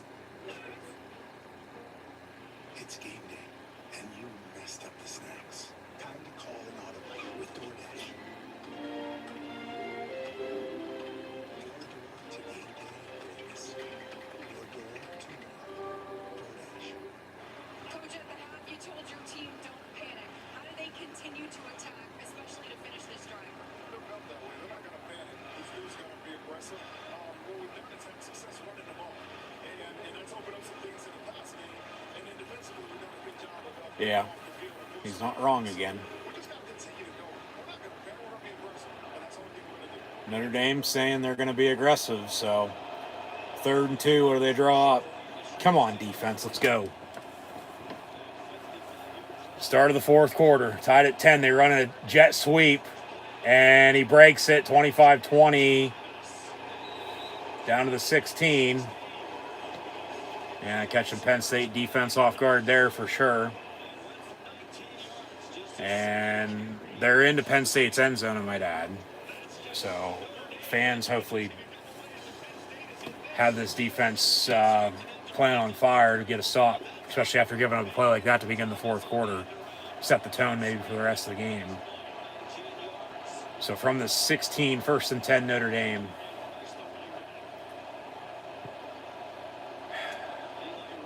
Leonard looking to throw, going deep in the end zone. It's incomplete. God damn it. They're going to get Penn State on a pass interference. Be on Kobe King. And it'll be first down Notre Dame. God damn.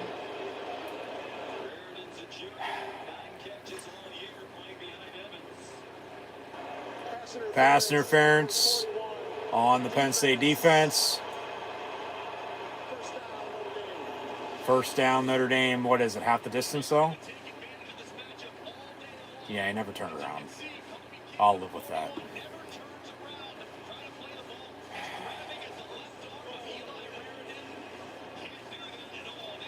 If he wasn't thrown to him, he had a guy coming open. Come on, defense. From the 2, first and goal, Notre Dame.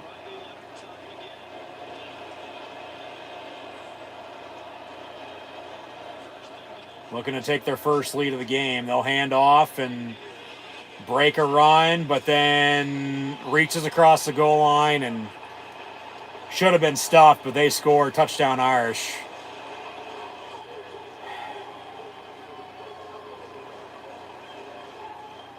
(16-10) with 14:07 to play.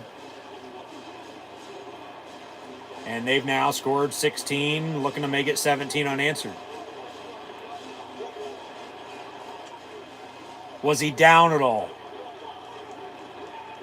That's the question.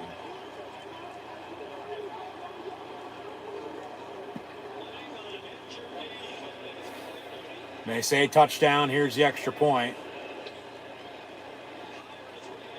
So the offense got to go do something, man. Extra points up and good. Notre Dame now leads Penn State 17-10 with 14:07 to play. God damn. Back-to-back after a field goal before halftime. Back-to-back touchdown drives. And he just never went down. Yeah, that's a touchdown. Damn it. God damn it.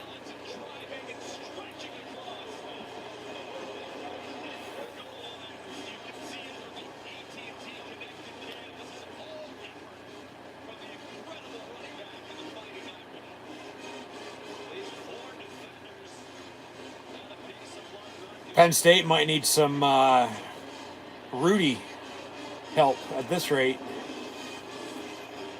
They've gone cold. They're up 10-0 and just gave up 17 unanswered. And Notre Dame's had all the momentum in the world since the last Penn State touchdown drive, which was 2 minutes to play before halftime. They go kick a field goal, get the ball back, go drive and score, tied at 10, and then just scored there. And this Penn State offense got to be balanced, got to be consistent, got to get in a groove, got to be in a rhythm. You don't have momentum, though. So you got to make plays. And don't start turning the ball over. Because if you do, I mean, that might be it.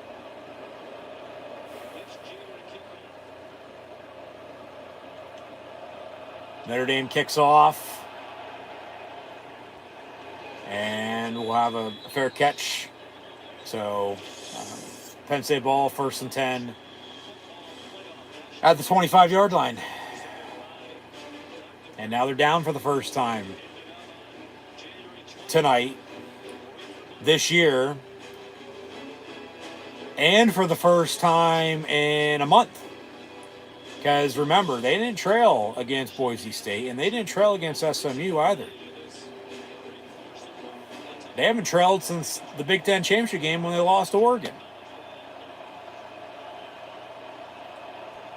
1st and 10, Penn State from the 25-yard line, down 7, 17-10. Aller going to throw, far side. Warren, complete, out past midfield. There's a big play for you.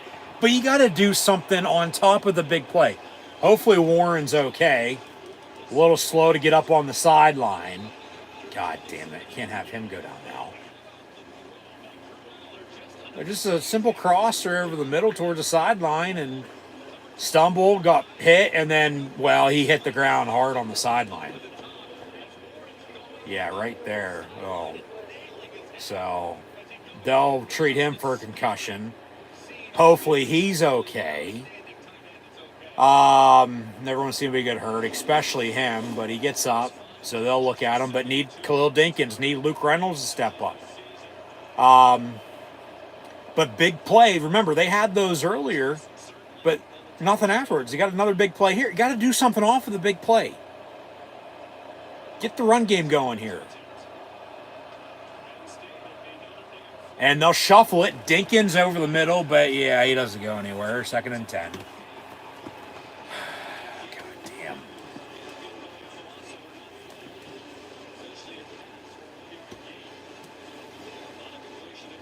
So they say 1 officially, 2nd and 9.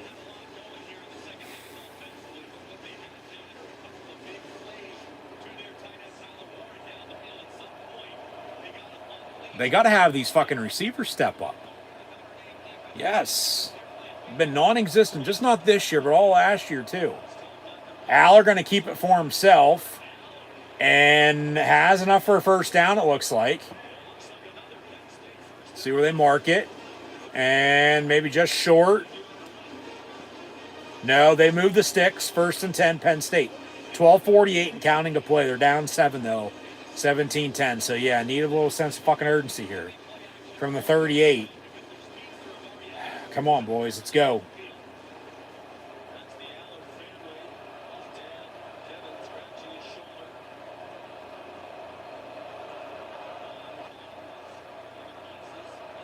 Reynolds in motion. They'll fake the run, fake the pitch, and come back over the middle. Dinkins wide open. First down, Penn State inside the 20. I mean, that was just run fucking perfectly. You couldn't have drawn that up any better. They motioned a tight end. They had Singleton come in motion as well. Going to run a wheel route. Here comes Warren jogging back out. So he's okay. Get him the fucking ball. But 1st and 10, Penn State at the 18. Looking to tie this game up. Need a touchdown. Need a touchdown. Really can't settle for 3. I mean, you can, but you can't. Because then you'll definitely need to stop on defense. But then they fake the handoff as well. They fake the pitch, fake the deep ball, and then he's open over the middle. Handoff, fat man. Cut back near side, inside the 10. And 1st and goal, Penn State at the 8. 11:40 and counting to play. Come on, boys. Let's tie this game up. And then they'll need a huge stop on defense. They might have got away with a hold, but hey, they've let them play all fucking night. So, 1st and goal, Penn State. 1st and goal at the 8. You got 8 yards to get 7 points. You got to punch this in. 8 on the play clock. They're still getting set here. All right, here we go. Warren in motion.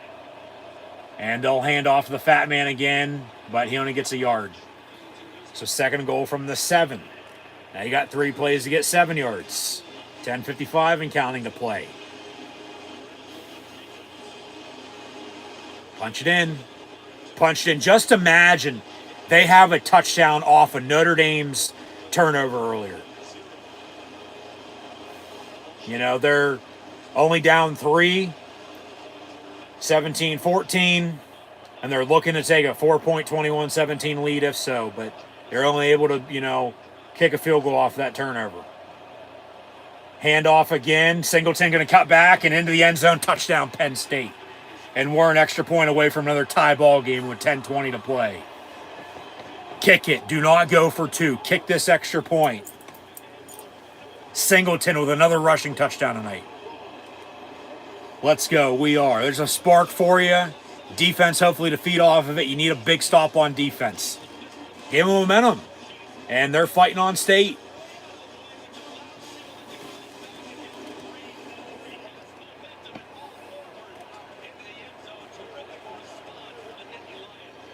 Barker extra point. Up and good. 17 apiece with 10:20 to play.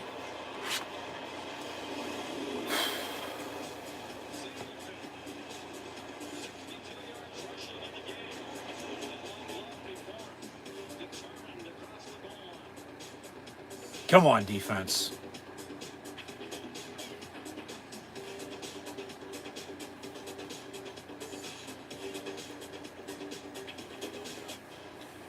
Aller's 10 of 18, 129 yards. The fat man, Katron Allen, 17 carries, 76 yards rushing. Singleton, 12 of 62.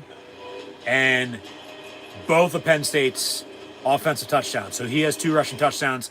They have a field goal. Like I was just saying, though, imagine they score off the interception with a touchdown compared to a field goal. They have a 4-point 21-17 lead right now. I mean, in a game like this, that's big. But they don't. They have the field goal.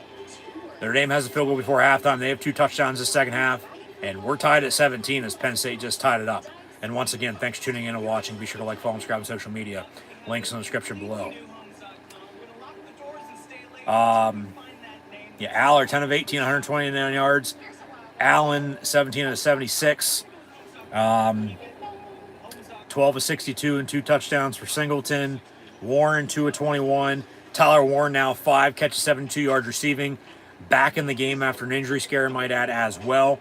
Singleton, 1 of 23. Dinkins, 2 catches, 21 yards. All that was on that drive after Warren went out for a couple of plays. Reynolds, 1 of 7. Fat Man a catch for 6 yards as well. But this defense, man, this defense got to make some fucking stops now. They got to make a play, okay?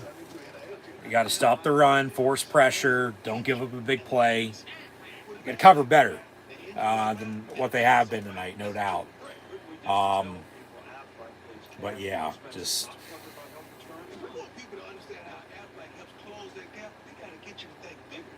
going to come down to the nitty-gritty, especially with 10:20 to play and you're tied at 17.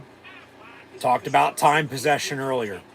Coming into this game, there's a 2-second differential. Penn State at 30-24 and Notre Dame at 30-22. And Penn State was at halftime. I don't know what it's at right now, especially with Notre Dame with those 2 touchdown drives. But Penn State just responded and tied at 17. But Penn State did have a 5-minute lead in time of possession. But really, it's just find a way to win. You know, score is what matters.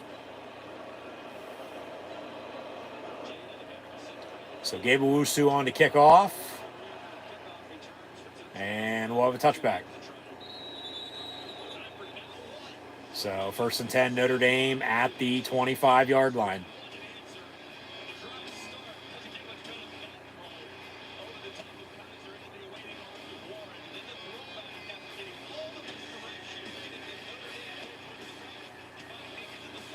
And then, yeah, just a simple handoff. Yep.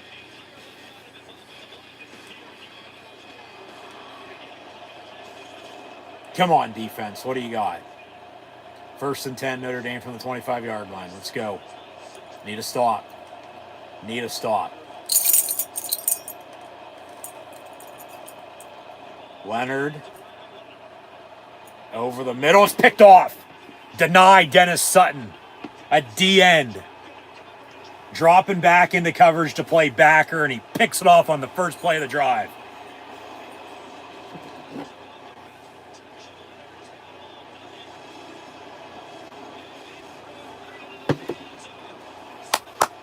Let's go. You got to score off of it again. You definitely got to score a touchdown now.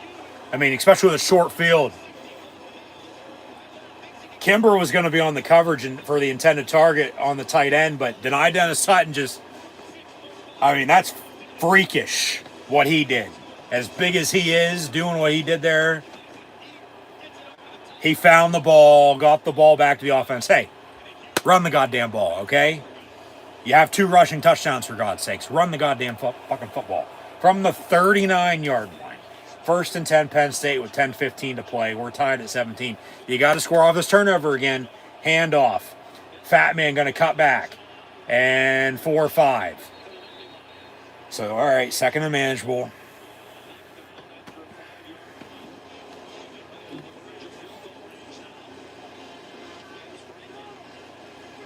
Yeah, like I said, just imagine they have a touchdown off the first turnover.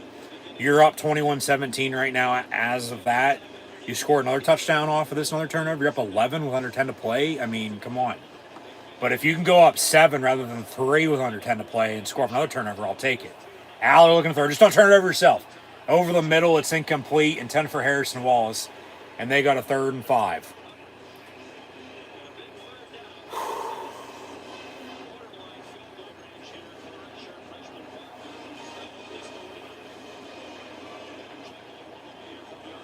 And they're going into Notre Dame territory, I might add, into their end zone. Both teams are. So, I mean, fourth quarter, the way that is, you got to put it to your opponent. 3rd and 5 after the incompletion. Just don't take a sack. Quarterback draw. Aller going to cut. Gets a Penn State first down and then some. There you go. Now let's work this clock some with 9:26 and counting to play. Run the goddamn ball. Go drive and score. That turnover, that interception, not by Wheatley, but by Sutton. I mean, the Wheatley one mattered too with 3 points of it. A nice have been touchdown once again, but we'll see what happens here. We'll definitely be going back to that, I think. And Aller, yeah, just, hey, use your feet, buddy. 1st and 10. And from the 24-yard line, they'll fake the run, looking to throw. Come back, far side, Warren. And it's fucking picked off in the end zone. God damn it. What'd I tell you? Oh, there's another flag on the play. There's another flag on the play. Remember, he threw a pick in the end zone off of the other turnover, threw a pick off of this turnover, and then they get another penalty, and then now here's another penalty. But, I mean, just that's what I said. Don't turn the ball over, right? As soon as you fucking, you're trying to do too much. Pass interference. Notre Dame. Automatic first down for Penn State.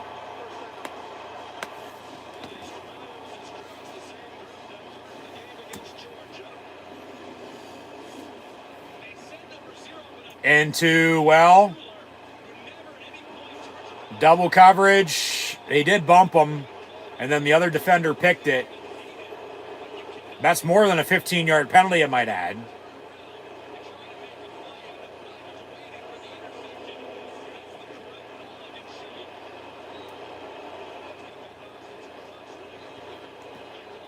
And ball at the 9, 1st and goal, and now we got a whistle. Because Notre Dame fans are throwing shit onto the field because we're into their end zone. Well, hey, that's a fucking penalty. This happened the Georgia-Texas game back mid-October. They were throwing shit onto the field and disagreeing with the call. That's another penalty on top of the penalty it is. But it doesn't seem like they're going to call it, because they don't want it to get fucking worse than it already is.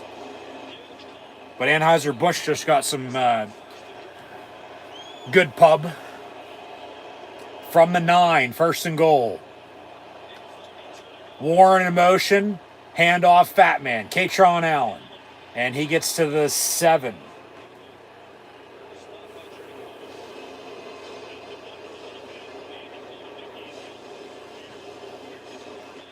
Second and goal from the 7. You got 3 plays again to get it in. I'd run it. I'd fucking run it down their goddamn motherfucking throat.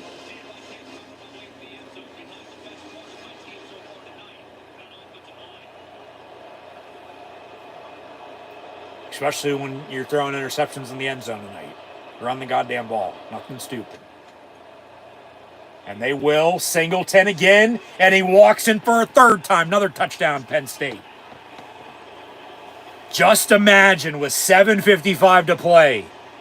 They score a touchdown off the interception in the first half rather than kick a field goal. You have 4 touchdowns then. You're going to be up 10, make it 11. That's 2 scores with, under 8 to play. But you have momentum back on your side. You just scored another time off of another turnover. And extra point to come here to give Penn State a 7-point, 24-17 lead if it's up and good.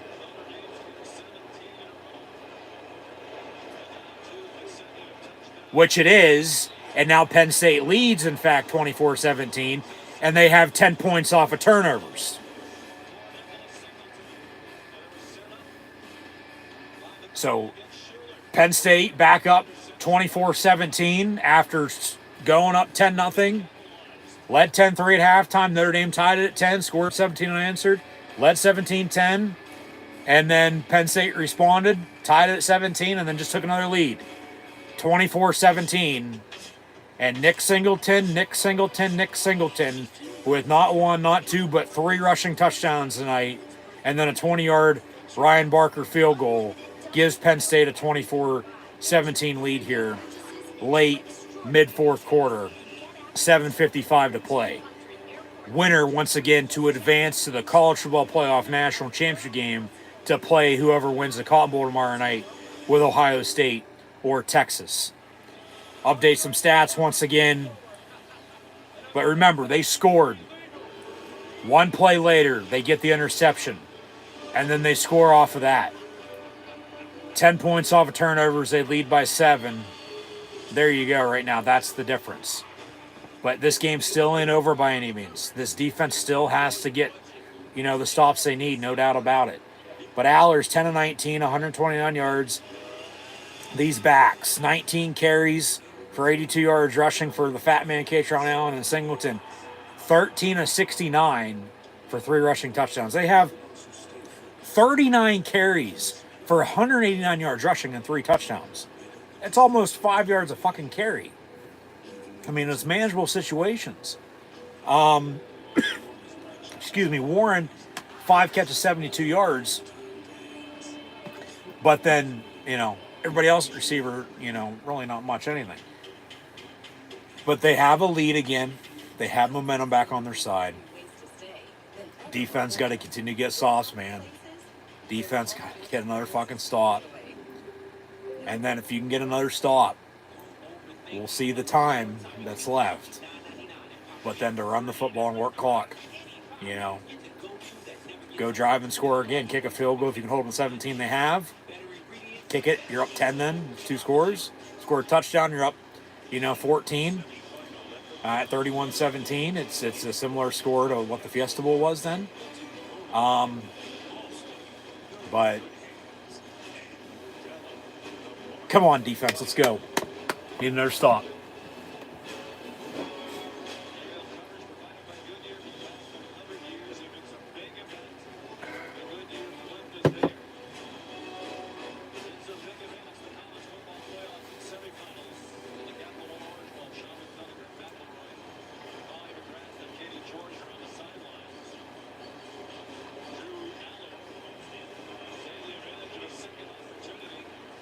Gebewusu on the kickoff.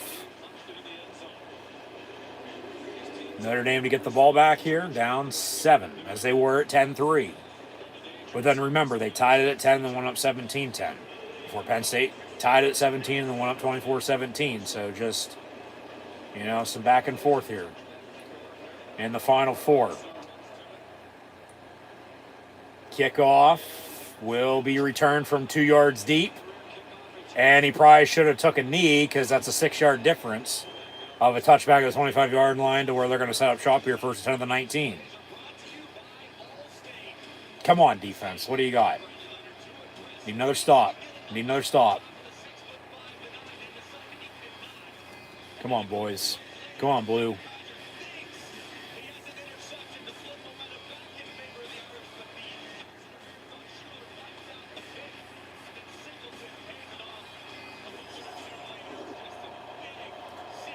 From the 19, first and 10 Notre Dame with 7:49 to play. Come on, defense. Stop the run, force pressure, get more turnovers.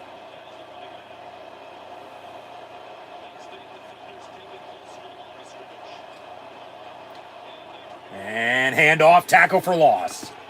Zane Durant from the Sunshine State in Florida, where he's from. Back home, making plays in this fourth quarter.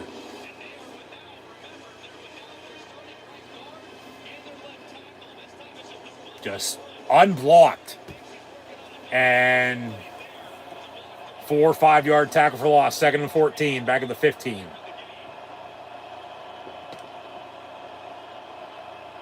And pass complete near side. Pushed out. Be 3rd and 3-ish.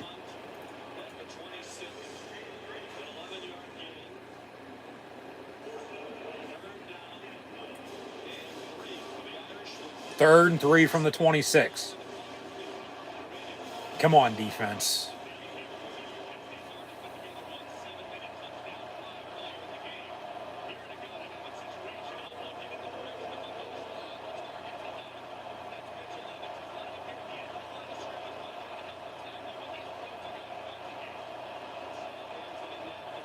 Leonard looking to throw, going to step up, avoid a sack, dumps it off late, gets a first down.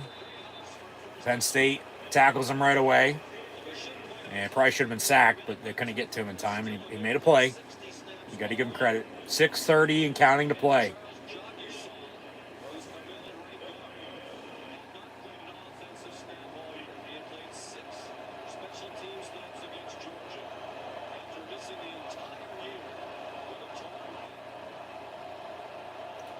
From the 32, 1st and 10 Notre Dame.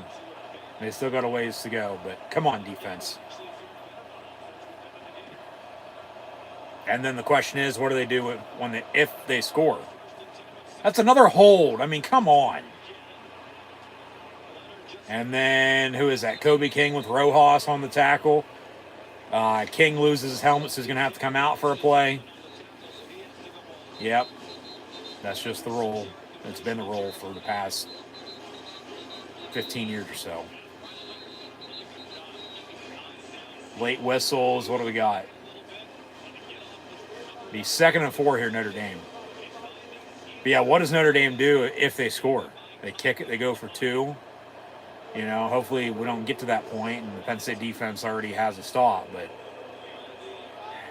just they need a big stop, if so, at that regard.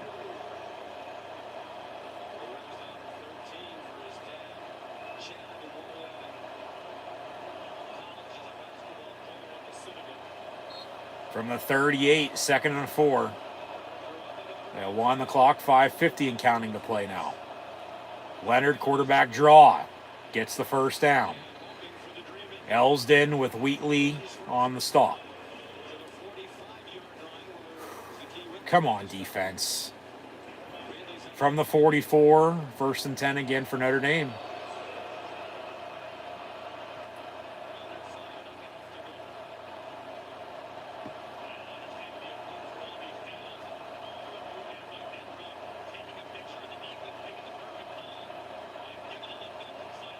And they'll run an option. They'll pitch it near side.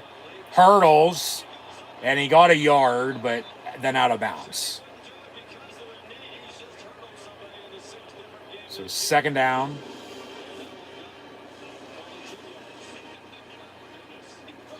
Love just hurdled Kobe King with a hobbled right knee. And then brought down by Kimber and company.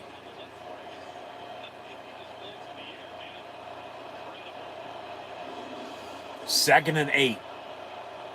4:50 and counting to play from the 46. And pass far side because the defender fucking slipped and fell. Another one broke a tackle, and then Notre Dame walks in, touchdown. So an extra point away for another tie ball game at 24. The good thing for Penn State out of this, though, they're going to get the ball back with 4:38 to play, 3 timeouts, 2-minute warning to go fucking win it. Defender slipped. Yeah, and then another one slipped and fell, and he walks in, touchdown on a however long of a touchdown pass that was. Yeah, that's just, good God. But they will kick the extra point. Watch for a fake, though, too. But they will kick the extra point. It's up and good. 24-24. 4:38 to play. Penn State getting the ball back. 3 timeouts, 2-minute warning, with a chance to go fucking win it. So, I mean, well, let's go win it then. You know? Let's go win it. We are. Winner once again of this game tonight plays the winner of the Cotton Bowl tomorrow night for the national title.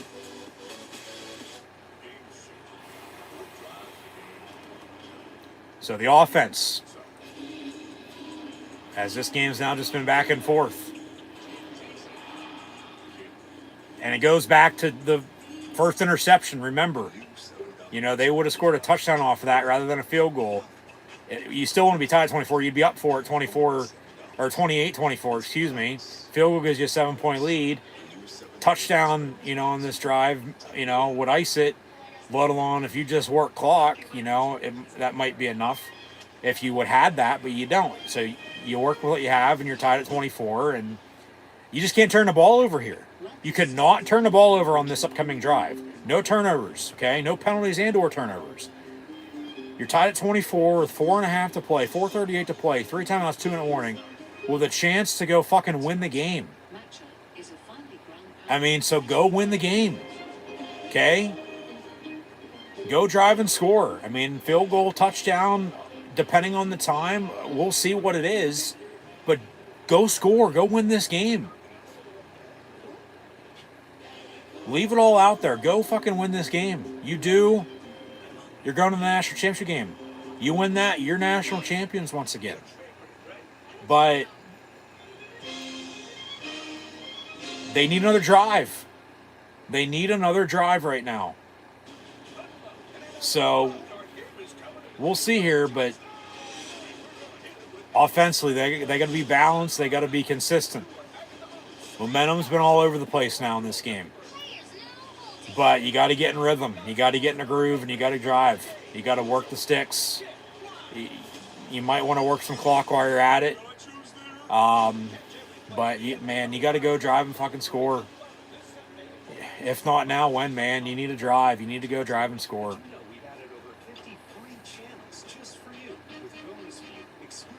So, of all the drives they've had this season, this one, I think right now, because of the situation, obviously, if they advance, obviously, every drive in the next game is going to be even more crucial. But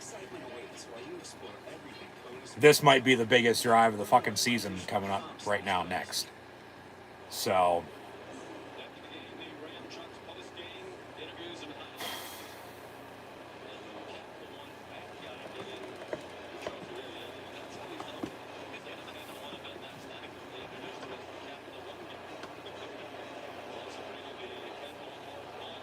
Notre Dame will kick off. Watch for any trickery if they, kick an onside or anything like that. But Singleton back deep to receive. Hey, why not take one to the house? They have yet to have a kickoff or a punt return for a touchdown this season.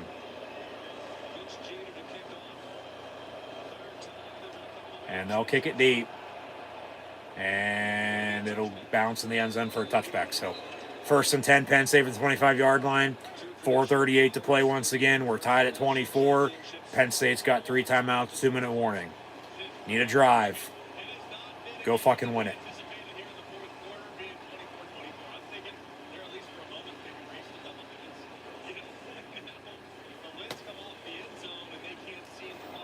Just nothing stupid. No penalties, turnovers. Okay? Who's stepping up at wide receiver? But get Tyler Warren the football and run the goddamn ball as well. But they'll get a false start on Penn State on the opening drive of the opening play of the drive without even snapping the ball. 1st and 15. God damn. Gotta play smart, okay? Don't let this moment get too big.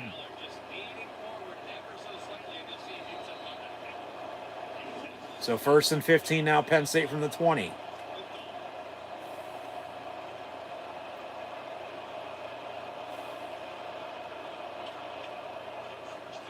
Aller looking to throw, dump off on a screen to Singleton.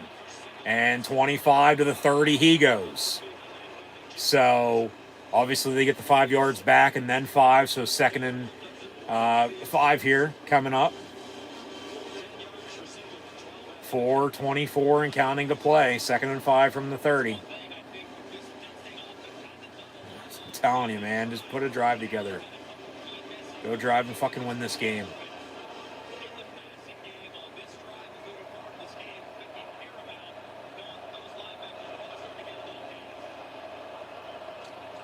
Aller will hand off on a sweep.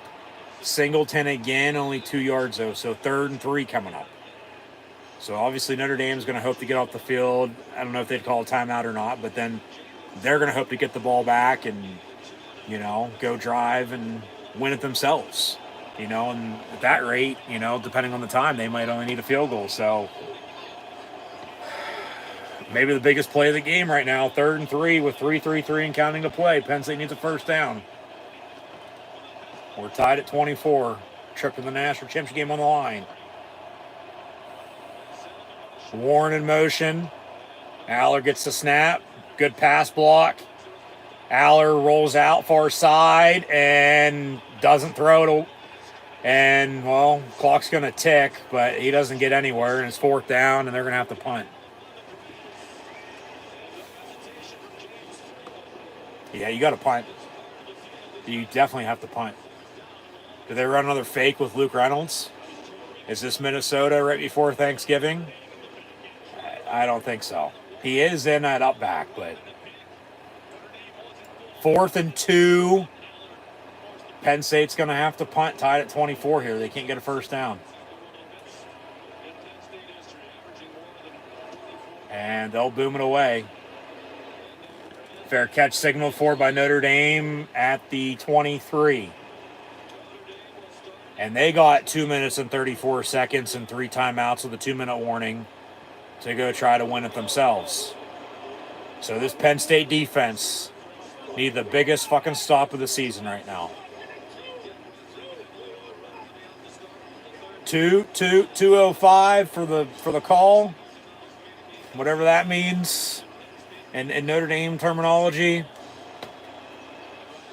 But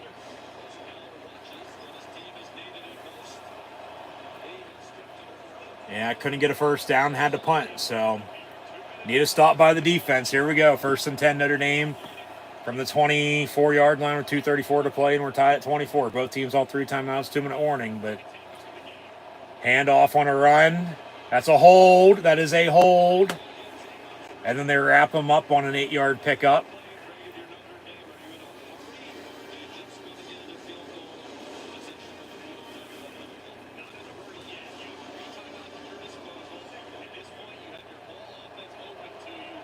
Come on, defense. They don't have to snap it. They can take this 2-minute warning if they want to. It looks like they're going to. Yeah, they will. So, 2 minutes to play in the Orange Bowl. We're tied at 24, and Notre Dame's got a 2nd and 2. Both teams still have all 3 timeouts, but defense still needs a stop here. So we'll take a break and get back to it. Defense, defense, defense, man. Bend but don't break. You got to keep them out of field goal range because they can kick a potential game winner. You definitely want to keep them out of the end zone, but It's like Mr. Jeter said. Hard work. come on, defense. Come on, D. Help people keep more money in their wallet with no overhead. Don't you call it, Dave? Didn't you live in space? What's in your wallet?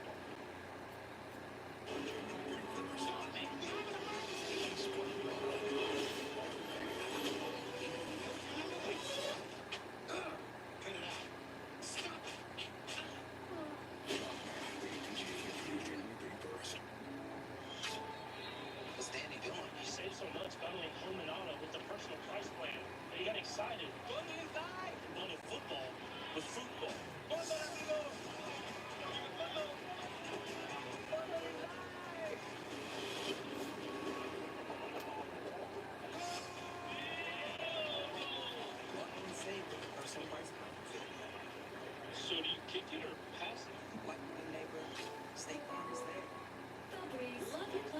should have more scent control?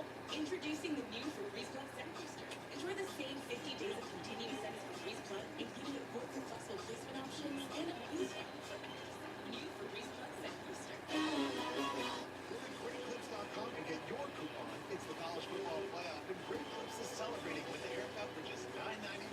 For a limited time, you can get game ready with a fresh cut. Go to GreatClips.com/football and get your coupon today. AT&T has a new guarantee, because most things in life are not guarantees. Like quarterbacks being accurate. Still got a team. What are your comfort songs for every day? Low-key, banger, or sacking off the field. Yeah, that's not guaranteed. You know what AT&T guarantees? Connectivity you depend on, the deals you want, and the service you deserve. All in make it right. That's the AT&T guarantee. A message on Sonic Department of Research and Deliciousness. You know our Sonic Smasher, the best burger, yeah? Well, meet the all-new Bacon Deluxe Sonic Smasher. Make your order with crispy bacon and fresh veggies. Pinkies up for Bacon Deluxe Sonic Smasher. Part of the Smasher lineup. Eat free, eat Sonic. 2 minutes to play. Come back from break. Got Sports Center coming up next with Scott Van Pelt. I'm sure he's not tired yet, but 24 apiece. 2-minute warning here. Both teams still have all 3 timeouts, but Notre Dame ball. 2nd and 2. Come on, defense. Make a stop. That's another hold. They'll run it and stuff them. No gain. 3rd down. And if you're Penn State, do you call a timeout? Or you let it run here for a little bit? Just to see, what does in fact happen on this next play.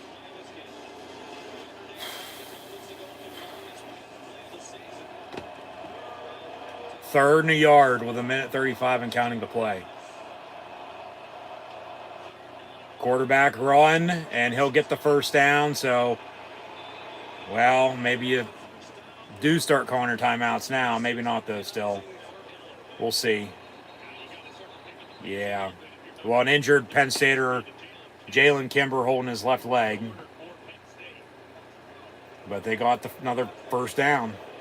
They've been able to convert 3rd down most of the night.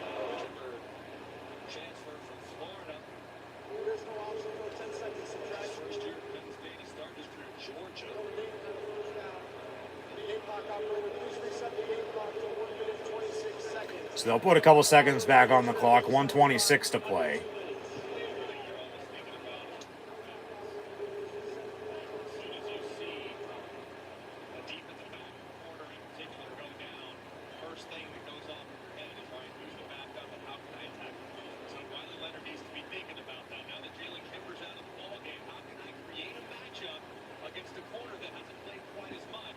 It'll probably be a Davian Collins, 29, coming into the game for him a bit.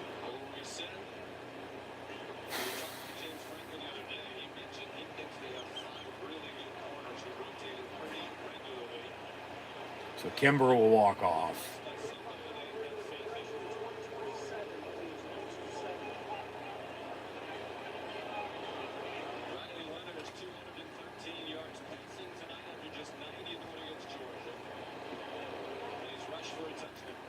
Now 1:27 to play. They got a 1st and 10. Come on, defense. Okay, so Elliot Washington's in at quarter now. He had a pick in the first game of the season against West Virginia. Leonard looking to throw. Steps up. Down he goes on the sack. Guess who? Abdul Carter. Flag on the play, though. What's this going to be?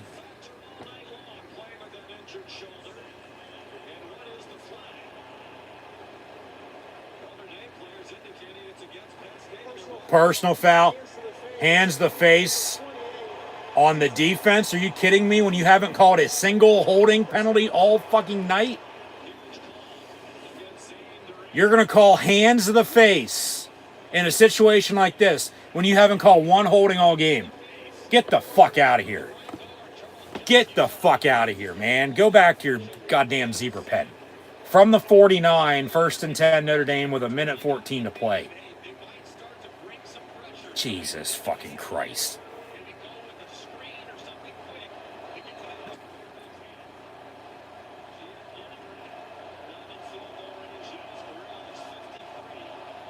Leonard once again looking to throw again.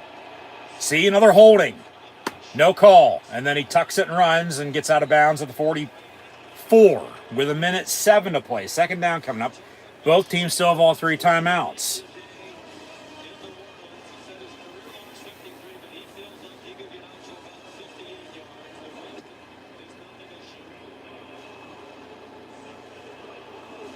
Come on, defense.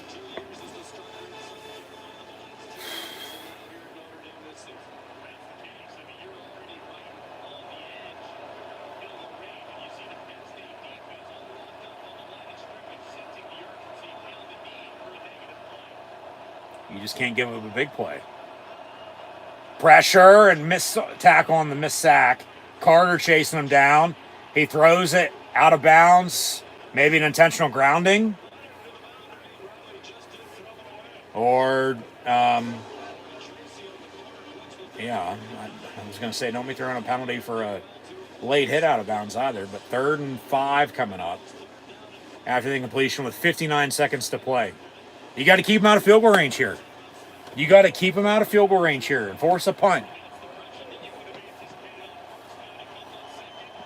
Come on, defense.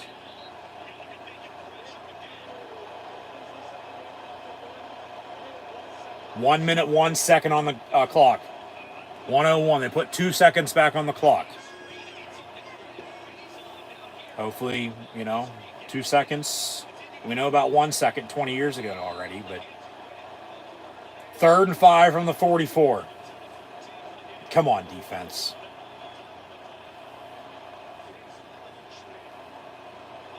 And down he goes on the sack. Timeout, timeout, timeout, timeout. Timeout. Timeout with 55 seconds. Why the fucking clock run? Call fucking timeout. Get the ball back on a punt. And then you have some time with a couple timeouts to work with to go drive and fucking kick a field goal yourself. We'll see if they reset the clock again, but Jesus Christ, call a timeout. But down he goes on the sack. Who was it? 99, Keziah Izzard. Slid it his way into the backfield. The Lizard. We're in Florida. We're in Miami. I mean, fucking swampland. And it's 4th and 9. 52 seconds. 52 seconds to play. Penn State calls a timeout. And Notre Dame's going to punt. And Penn State's going to get the ball back.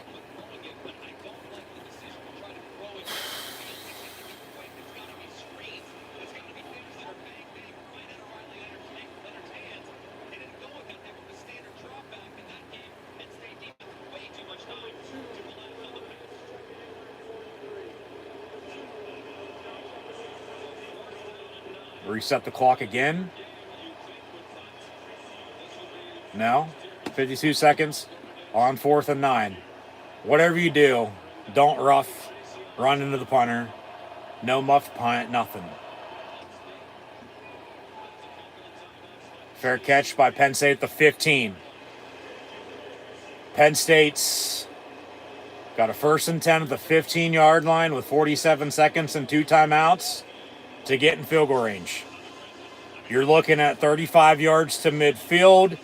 You're looking at another, 15 to the Notre Dame 35-yard line, maybe to the 30. You're looking at a good 50, 60 yards here to get in field goal range.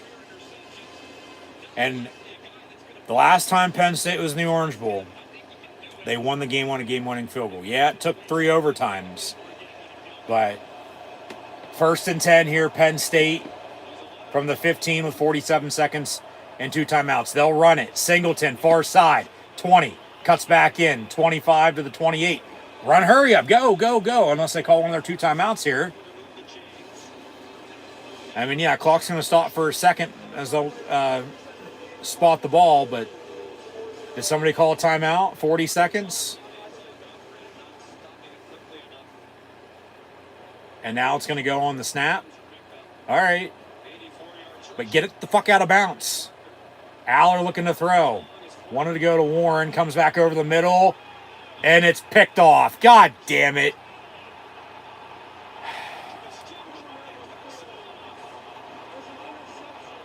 You can't turn the ball over in a situation like that, buddy. You just can't. You force a punt, and then you fucking turn it right back over, and then they still have time and timeouts to win it themselves. So back to the defense. They need a fucking stop. This is intended for Omari Evans. And they just pick him off. Technically for the third time tonight, but really for the first time, because the refs bailed him out on the other two. That might be the fucking play of the game when it's all said and done. Regardless, Penn State gets, 2 turnovers and 10 points off of. You turn the ball over, tied at 24, 33 seconds to go. And now they're going to have the ball, the 42-yard line? And, they can still kick a game-winning field goal themselves here, potentially. That's just, you can't turn the ball over in a situation like that. You just can't. You throw it away, live to play another down. I mean, that's a costly, crucial turnover. Might fucking end the season because of it. God damn it. Son of a fucking bitch.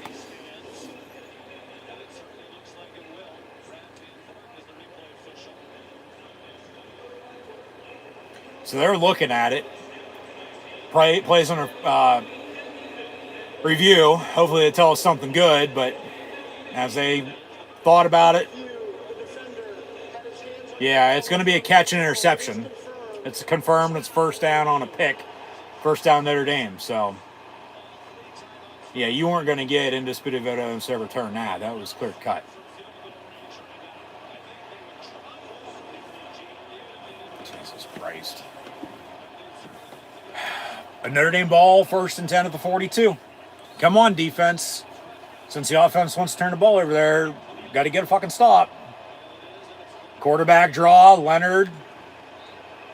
And Wheatley on the stop, but they'll probably just do that again and do that again and do that again and try to get as close as they fucking can. Notre Dame actually called a timeout. And remember, that was after a decent first play of the drive, with Singleton, who has 3 touchdowns tonight. I mean, you're not in this situation tied at 24, though. You go back. Remember, the first interception, they had to settle for 3. They have a touchdown there, and with the other 3 touchdowns, you're up 4 right now. Notre Dame doesn't need a field goal to win it. They need a touchdown to win it. Regardless of what you just did. But then you're not throwing the ball. You're, running it. You're working clock. You're probably kneeing it out if they don't have any timeouts. You're winning the game. But it's going to go back to the fucking field goal drive. They had to settle for 3 with the turnover here late and what might cost them the game. God damn it. From the 37, 2nd and 5. High snap, but a quarterback keeper. And Kobe King on the stop. And they'll have a 3rd down at the 25 with 23 seconds now. Another timeout, Notre Dame, I believe. Yeah, they're just going to get their kicker lined up here for a field goal here, it looks like, and attempt a potential game-winning field goal.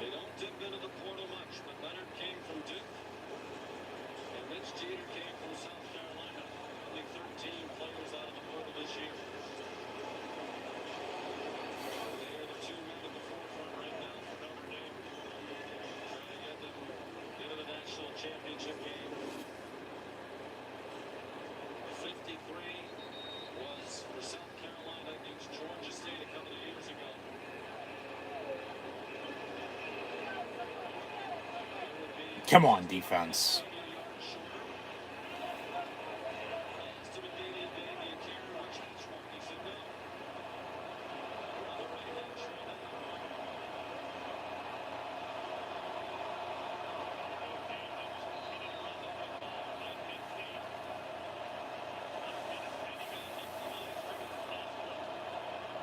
And they roll out. They throw it. It's caught inside the 30 to 25. And now it looks like they're just going to let the clock wind and call their 3rd and final timeout and now kick it. Or they'll spike it, actually, with 15 seconds and got a second down.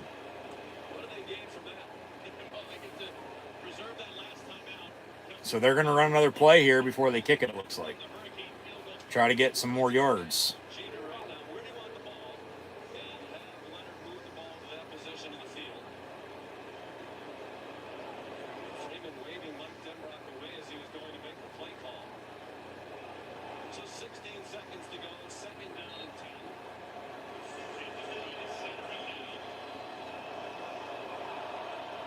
And they'll center it middle of the field.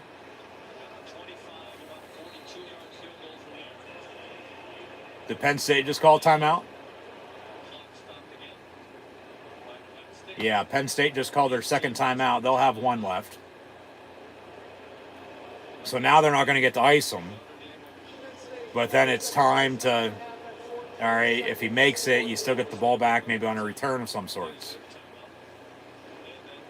Of course, a fucking kickoff return if it comes down to it. But it's going to go back to the fucking field goal drive they could have scored a touchdown on. You know, and then the interception, you know, here at the end. But if you have the touchdown off the field goal drive, you're not throwing the ball late, so you don't turn the ball over. You know, you're running the ball, working clock, and you're getting out of the win. So, yeah, the turnover is big, but it really goes back to the field goal drive in which they should have been able to score a touchdown.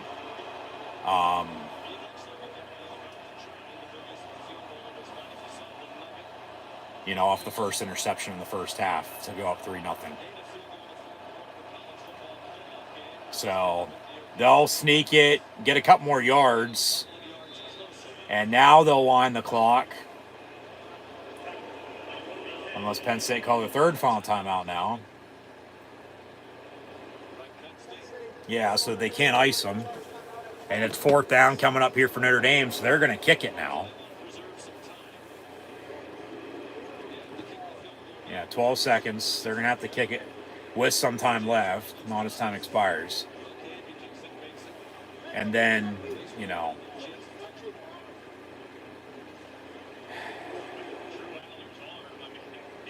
Jesus Christ.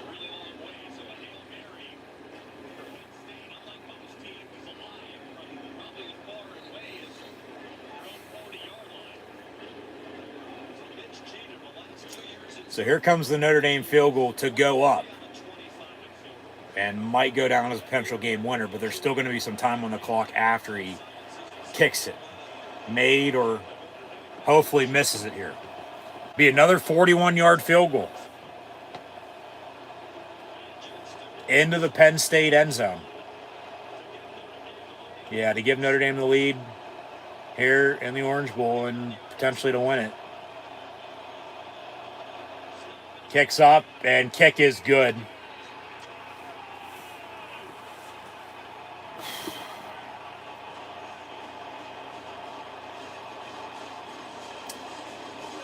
So 27-24 with 7 seconds left. And, well, they'll probably squib the kickoff. So you're probably not looking at a return anyway. But the thing is, Penn State, you know, kickoff punt returns, they haven't had one all fucking season. They had one against Washington. They got called back for a hold. But nothing else. Yeah, the interception hurts. Like I said, you're not throwing the ball there late.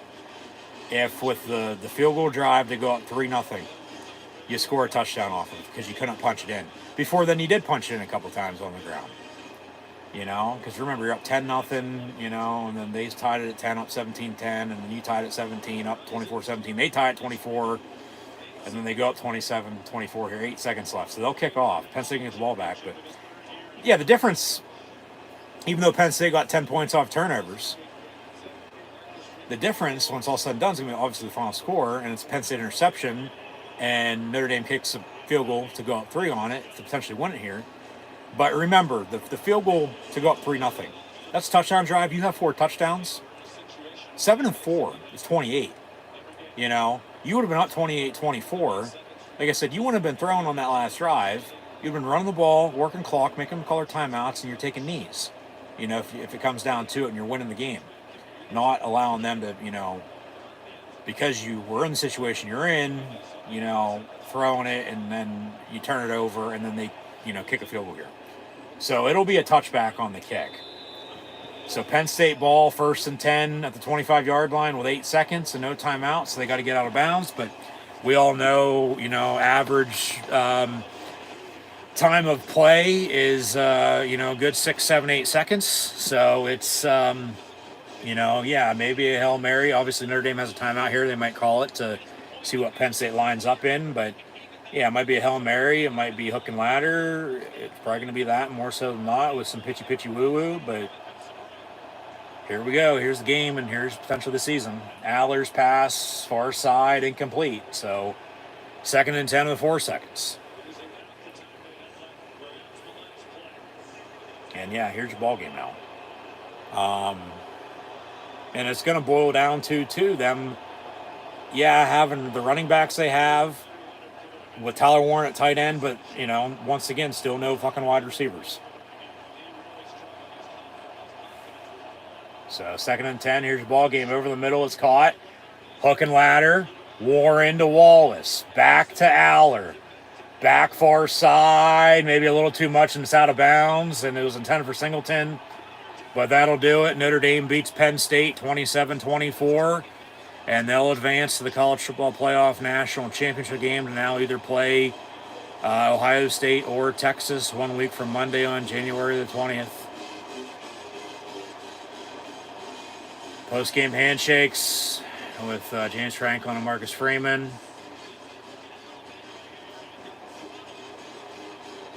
God damn it.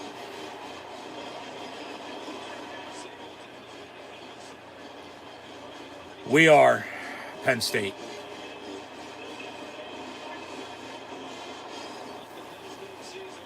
God damn.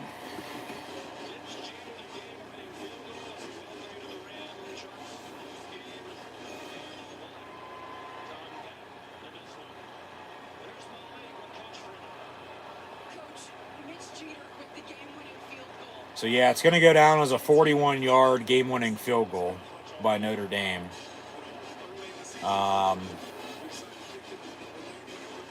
You know. So, Penn State and the Orange Bulls won on a game-winning field goal. Now they've lost on a game-winning field goal in back-to-back appearances. Season's over now. They're going to finish officially 13-3. Losses to Ohio State and Oregon, and then Notre Dame in the College Football Playoff in tonight's Orange Bowl. And Notre Dame with the luck of the Irish. Penn State falls 1 game short of advancing, let alone playing and winning a national championship this season.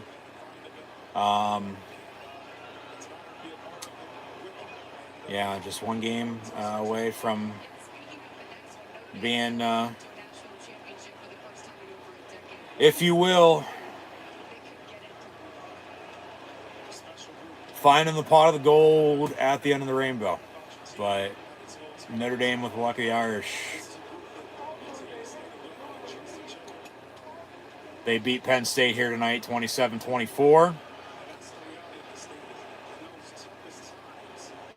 Who knows the next time they'll play? They now lead the all-time series 10-9-1. So Notre Dame's going to celebrate. And, yeah, they're going to Atlanta. They'll play either Ohio State or Texas, whoever wants to cotton bowl tomorrow night.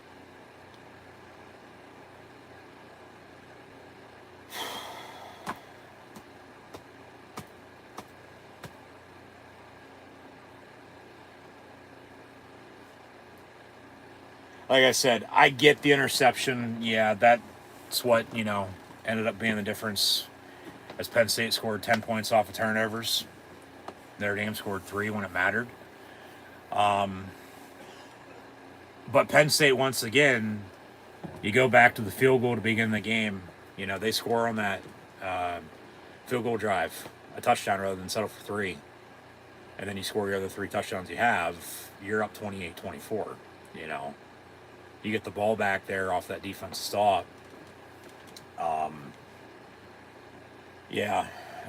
Like I said, you're not throwing the ball, you know, so you're not throwing an interception. They still might get the ball back, you know, if you can't get a first down or whatever to, you know, drive and score, and would need a touchdown then, obviously, not a field goal. But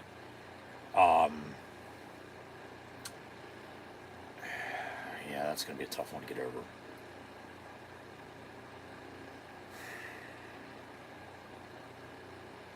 Came up just fucking short.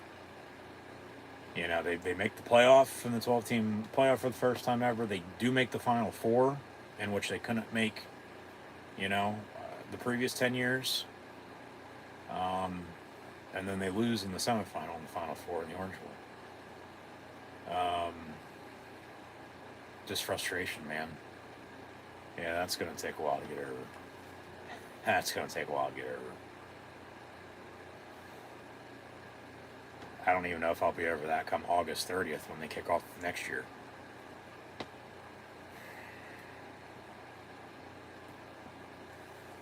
God damn.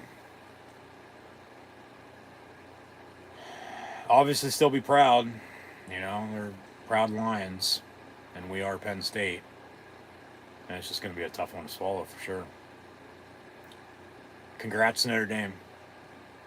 Congrats Notre Dame. So, no, but once again, I think it really more goes back to the field goal drive they had to begin the game. Got the Wheatley interception, drive and kicked the field goal. They scored a touchdown there. Once again, like I said, they're up 28-24 if everything else goes the way it did. You got to give it to Riley Leonard too. He got hurt, came back, and Notre Dame had momentum going into halftime a little bit, especially when they tied it up at 10 early third quarter, and then scored 17 unanswered, and then Penn State had to tie it up, and then they went up 24-17. Notre Dame tied it at 24, and then, you know, obviously the field goal there at the end. But yeah, like I said, you're up 28-24 if you score a touchdown on the field goal drive rather than settle for 3, because they were down to the fucking inside the 5-yard line and couldn't score. They had to settle for 3 on a 20-yard field goal. You know, I get the interception once again at the end. That's really, you know, the difference in the game. You know, because they scored 3 points off of it and won it. And Penn State was lucky to have the 10 points they had off turnovers. Just imagine it was 14. That's the thing. It's 28-24. Everything else goes the way it did. And then Notre Dame, you know, if you get the stop you did, you could, you know, like I said, run the ball, work clock, make them call their timeouts, potentially knee it out. You win it yourself. But if you do give it back to them, which they might have got the ball back still, I don't know. You know, they still obviously would have had to score. It would have just been a touchdown, not a field goal, you know, to win it. And then as Penn State scored, you know, 3 touchdowns on a field goal from 20 yards, Notre Dame scored 3 touchdowns, but then they had 2 separate 41-yard field goals. And the last, obviously, was for the win, and that's all she wrote.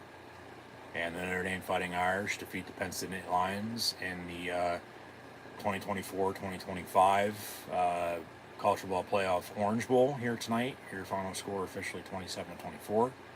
So congrats Notre Dame, but we are Penn State. Season's over now, obviously. Like I said, they finished at 13-3, but they're going to show off the highlights here on ESPN. Yeah, that was a big play, too, on the big pass play. You know, the defenders slipped and broke tackles, and, you know, like Aller, just throw it away. Nobody's open. You know, don't force it. Live to play another down, but he threw the pick. Obviously, the receivers, I don't think one had a catch tonight. Like, that's how pitiful the Penn State wide receivers have been. Just not this year, but the past 2 years. So they need to get that under control going into next year. Okay? Obviously, Tyler Warren's been their offense with the run game. That was a big play, too. Remember, yeah, 3rd and 3. They were able to convert on 3rd down. I don't know how many times tonight. But it got them a little closer, you know, and then they kicked the field goal. Like, who knows if it's from, you know, further out. Maybe he misses. I don't know. I mean, Penn State tonight, it was all Nick Singleton for the most part. He had their 3 touchdowns. You know, Fat Man had a good, you know, game running the ball. You know, Warren led the team in receiving. But obviously Penn State offensively with Aller at quarterback, who says he's coming back, and he probably will at this rate now. We'll see about both backs and Singleton and Allen. Hopefully they do. But they have depth at running back as they always have. So, I mean, if not, then okay. But Tyler Warren's going to be gone at tight end.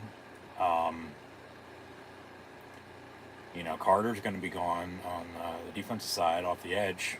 Hopefully he gets healthy, obviously. And, yeah, I don't want to watch this trophy ceremony. But, like, you can go fucking suck on all the orange juice you want, but man, that's a tough one. Yeah, no, Carter, hopefully he gets healthy, and, you know, he'll be a first-round pick by the sounds of it. So they're going to have to fill that void, obviously. You know, Franklin be a head coach, but Andy Kotelnicki said he's coming back. I mean, Tom Allen is the defense coordinator. I mean, I'd expect right now that, you know, he'd be back as well. But we'll see. I mean, I don't know.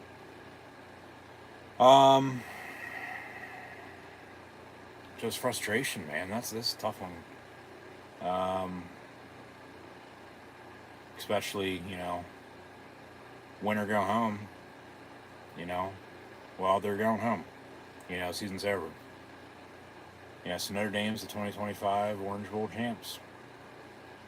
And Penn State, I mean, they can't hang their head. They shouldn't hang their head.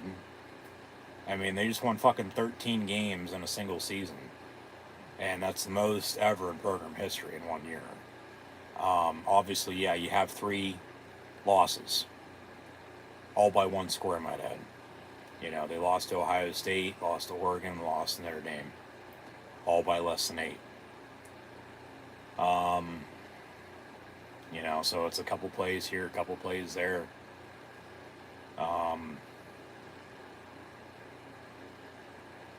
Man.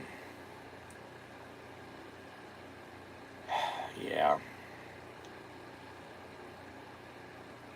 Just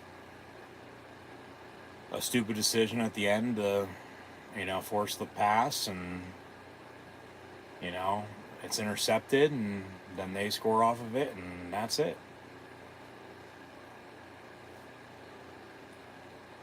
You know, especially when they had a chance, 4.5 minutes to go, drive and fucking win it themselves, but, you know, barely took up any time. Notre Dame got the ball back, and then Penn State still got the ball back. You know, and then they throw the pick, and then Notre Dame kicks a field goal. But, like, they had their chances to go win it. They did. 2 different occasions. Obviously, the third, you know, no time left. You know, you're running 2 plays, and then it's a hook and ladder, and, you know, time runs out on you anyway. Game's over.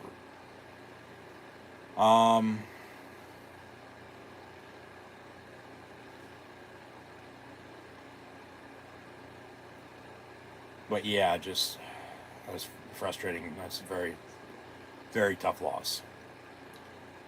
And under James Franklin at Penn State, they still haven't won back-to-back bowl games. They haven't won 2 bowl games in a row. They haven't. So eventually they're going to have to get over that hump. You know, obviously. They did win 2 straight postseason games here this year. You know, losing tonight by 3. I mean, you're 13-3, and all 3 games you lost are by 1 score. I mean, that tells you exactly, you know, everything you need to know, really. I mean, because you're in it, it's a close game, but those 3 games, for whatever reason, you just couldn't find a way to fucking win it. And, I mean, we know why. We've watched it, we've talked about it, and so on and so forth, and, man, it's been a nice one to have.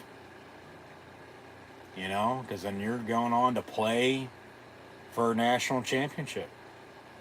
And then whatever happens then, okay, that's what happens then. You know, against whoever the opponent's going to be. And that's just, well, Notre Dame wins. They'll either be playing Ohio State or Texas now in the national title game. So best of luck to the 3 teams that are left. Penn State's going to you know, I guess be the fourth, best team in the country this year, as they've been ranked fourth in this college football playoffs, seeded sixth. And they're the first to lose in the playoff here, in the Final Four. So the loser tomorrow will be the third, and the loser in the national title game will be two, and the winner's the winner, and they're national champs. But because it's not like they have a third place game or anything like that, because if that was the case, well, Penn State would play the loser tomorrow night's game. Which, they're not going to do that.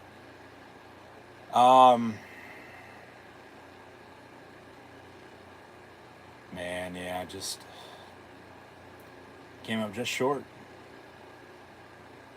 So they're, so close, yet still so far away. And they'll get ridiculed and this and that, even though they shouldn't,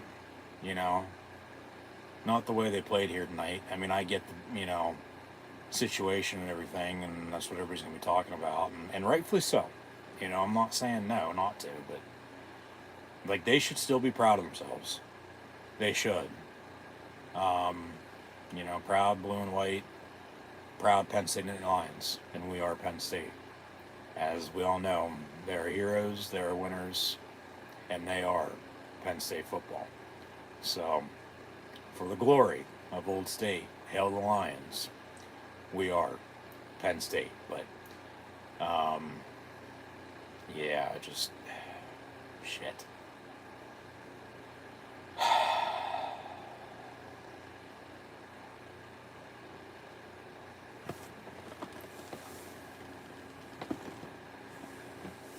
Just a tough one, as they all are. Losing sucks, as especially in a big game, big situation like this. Man.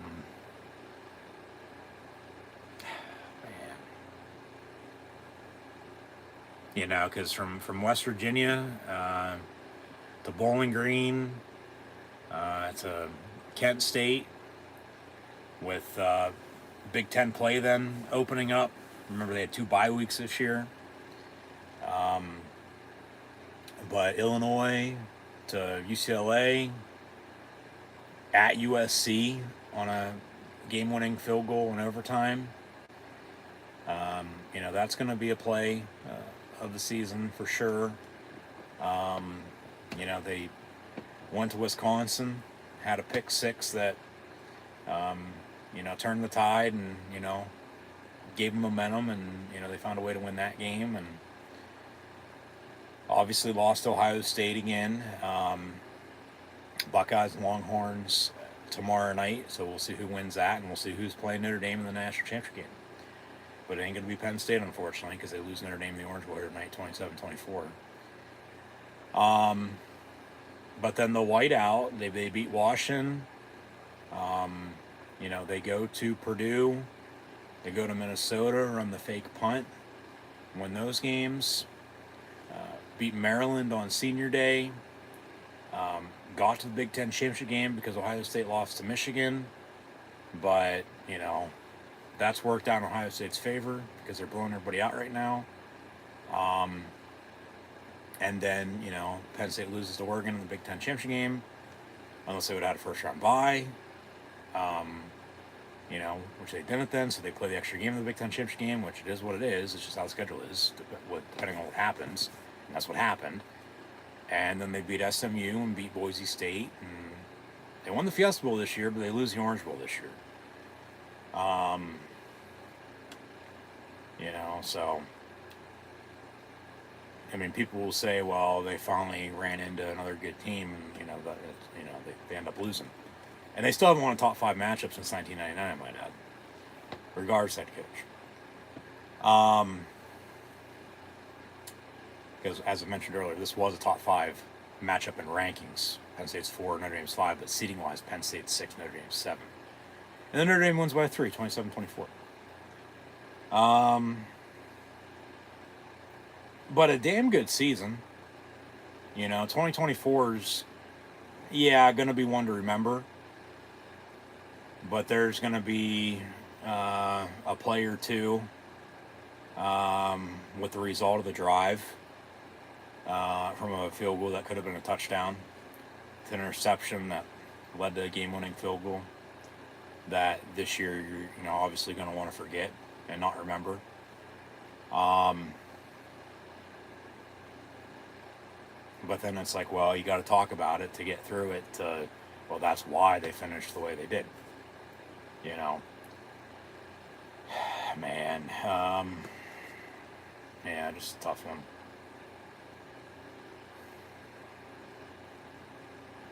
That's the thing when, obviously, when you lose, you say little. When you win, you say less. But like I said, they should still be proud of themselves. It's just, yeah. And he had Singleton, it looked like, on another screen. But he forced it and it was picked off. And obviously it determines the outcome of the game.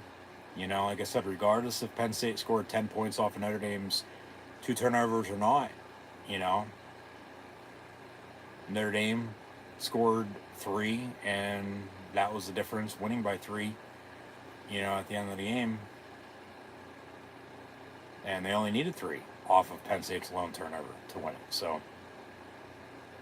but Aller had a couple other interceptions in the end zone tonight that they got bailed out by the refs on. So he's yeah, no doubt about it, still got room to improve. He's already said he's coming back. Even though he could still declare, he could still, with the transfer portal play college football is, I mean, that'd be a huge blow. But now it's going to be unfinished business, for them to do what they did all this year and do it all again next year, hopefully, knock on wood, and make the 12-team playoff again, because that's all you need to do is make the 12-team playoff. And then you have a chance. It's a 1-game season, survive in advance, win or go home, and the matchup's the matchup. And, hopefully you're finding, a way to win it. And obviously tonight they couldn't, but, get on to next year. And like I said, just and try to improve in every which way you possibly can, and just find a way to win all the games you possibly can next year, and get back to the same place, but then get over that hump, and then get to the national championship game, and then you're playing for a national championship game, and then, or a title in that game, and then hopefully winning it. That's why I said they're so close. They're still so far away, though. And we talked about turnovers earlier. And Notre Dame was plus 18, 148 points off turnovers. Penn State plus 10, and then it was plus 12, plus 11. So you do the math. What mattered was, well, now they have 151 points off of turnovers, and they win it on a game-winning 41-yard field goal.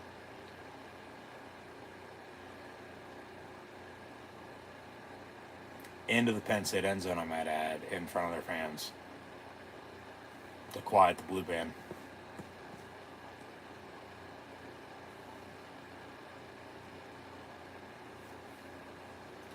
So yeah, Notre Dame advances, Penn State loses, their season's over, they'll go home. Only the second time they've ever lost in the Orange Bowl. They lost in 85 and they lose in 25. So make sure Penn State's never in an Orange Bowl ever again that has a year that ends in a fucking 5. I get they went to the Orange Bowl the 2005 season, but when they played the game, remember, it was January 2006, and they won that game on a game-winning field goal, but they lose tonight on a game-winning field goal. And now they'll show the full highlight of this game from start to finish. Yeah, like I said, Penn State's up 3-0, and then they punched in, go up 10-0 before halftime. Game, obviously, as I mentioned, halftime ain't over till it's over. But Yeah, Riley Leonard went out with an injury. He came back, though. And they tied it at 10 early third quarter.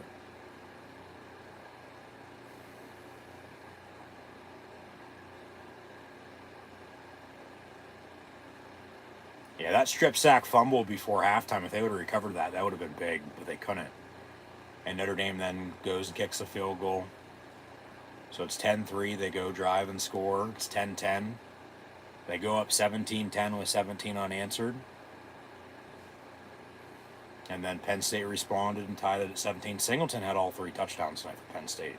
And then Barker had a 20-yard field goal. Would have loved that 20-yard field goal to be 6, make it 7. You know, because like I said, then you're up 28-24, you know, late in the game. You're not, you know, throwing if you got to stop the way they did. You're running the ball and working clock and making them call their timeouts and such. Maybe taking a knee and winning it, you know. But then, because you're tied at 24, you get a stop. You want to still have a chance to go win it yourself and be aggressive. But then you force a pass, and then it's picked off. They still have a chance with some time and timeouts to still win it themselves, you know, in plus territory. And, you know, they go kick a game-winning field goal, and that's it. So, yeah, here it is, Penn State tying it at 17. Yeah, Singleton had 3 rushing touchdowns tonight. And that was 17 apiece with 10:20 to play. And then the very next play, the next drive, remember, it was picked off. And then they went and scored off of it. Go up 24-17. But yeah, Aller had that interception along with one earlier in the end zone that they threw penalties on. So the refs bailed him out, or else he would have had 3 picks tonight. And especially the third one being crucial. But then remember, those picks in the end zone, you know, refs don't bail them out. They don't have rushing touchdowns. They don't have those 14 points. They don't have 10 points off of fucking, you know, turnovers either. And they don't have the 24 total they end up with. You know, you can do the math on that with the figure that they would end up with at that rate. But, yeah, Penn State went up 24-17. Gave up a big play. Notre Dame tied it at 24. But then, yeah, 4:38 to play. They had a chance to go fucking work the clock and go win the game with a field goal or a touchdown themselves. But no. They had to punt. Notre Dame got the ball back. Yeah, third down. A minute to play. Penn State gets another stop.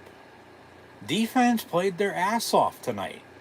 Obviously gave them more points than what the offense scored, but there's the interception.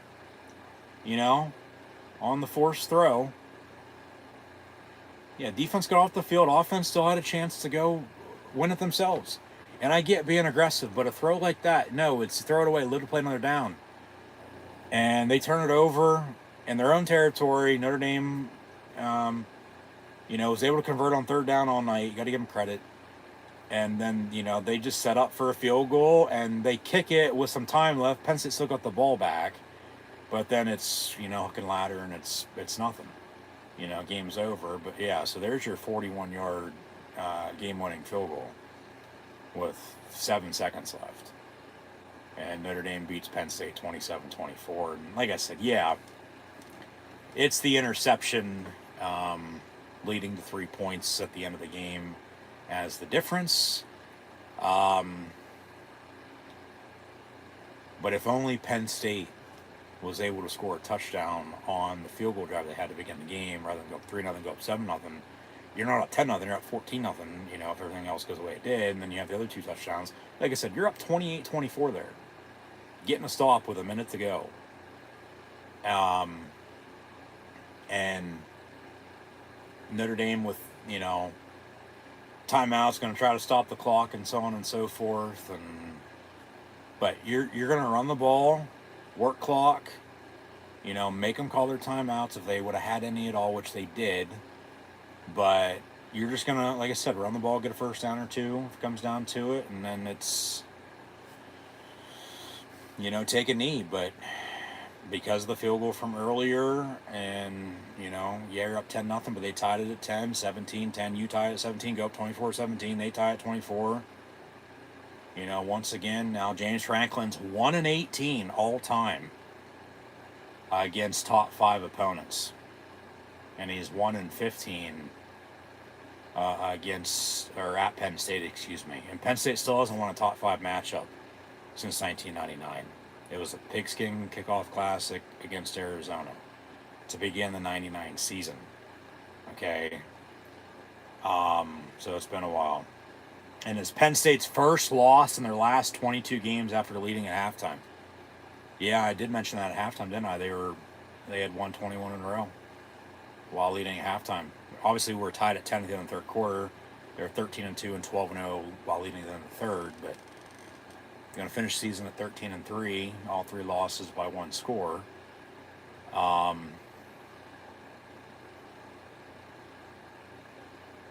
But yeah, like I said, from a field goal to a potential touchdown drive, like I said, you're not in that situation throwing the ball late if you have a touchdown compared to a field goal early. If everything else goes the way it did, you know, just hypothetical, because that's the way the game played out, you know, then you're up 28-24, and you get another stop with a minute to go. You're running the ball, working clock, getting a first down or 2, making call their timeouts, taking a knee, you're winning the game. But because you weren't, you do get the stop, you want to be aggressive yourself. You know, yeah, you want to go try to win it. I get it. But then it's just a bad throw. It's just a bad throw. It was a forced error, no doubt about it. Like I said, it looked like he had Singleton on a screen. But he stepped up, and Notre Dame picks him off. And then they once again still have time, you know, to win it themselves. And, you know, plus territory with some time and timeouts that they, you know, had. That, like I said, if you would have had the ball offensively to then run the ball, work clock, if you weren't in that situation, you can call it, you know, you're winning it, but not the case, obviously. But yeah, they're being aggressive, just a bad throw. It's a bad throw, and it's picked off, and they get the ball back with, 30 seconds or so, 35, 38, 40 seconds, whatever it was.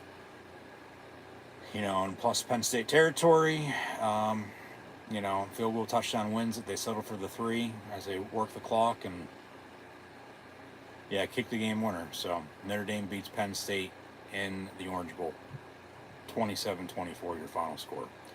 Going to be a tough game, tough loss to get over for the blue and white, no doubt about it. But thanks for tuning in and watching my live play watch long reactions. Just not this evening, but all season long. Like I said, from Take Me Home, Country Roads, Morgantown, West Virginia, week 1. You know, they escaped Bowling Green, shut out Kent State, had 2 bye weeks this year. Beat Illinois in the homecoming contest, in which they honored and celebrated the 1994 team that went undefeated 30 years ago. Won in the stripe out against UCLA. Won on a game-winning field goal at USC in overtime. Went to Wisconsin, as mentioned. Jumped around against the Badgers. Lost to Ohio State, obviously, but then they, you know, went on a 4-game winning streak.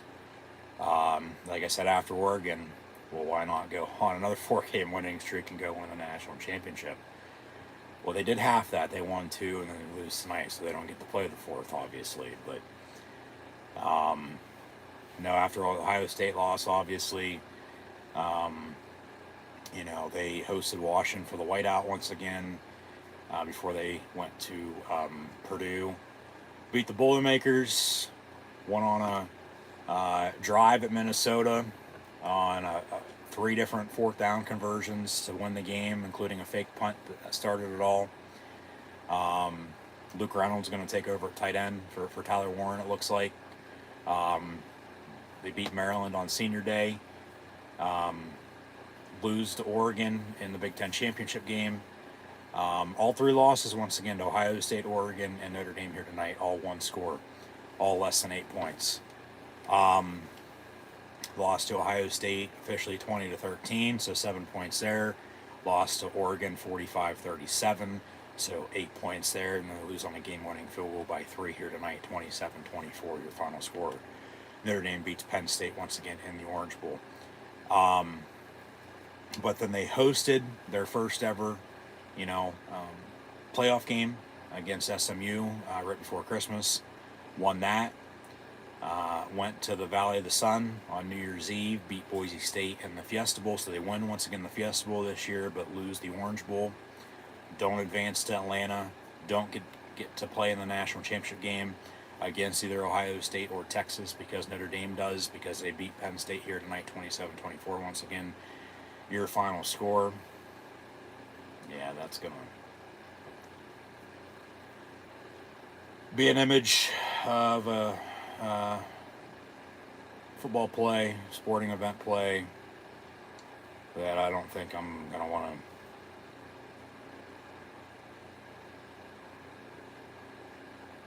see for a very long time, let alone ever see again. Like I said, going to be a tough one to swallow for sure. But yeah, they get to the Orange Bowl tonight, and then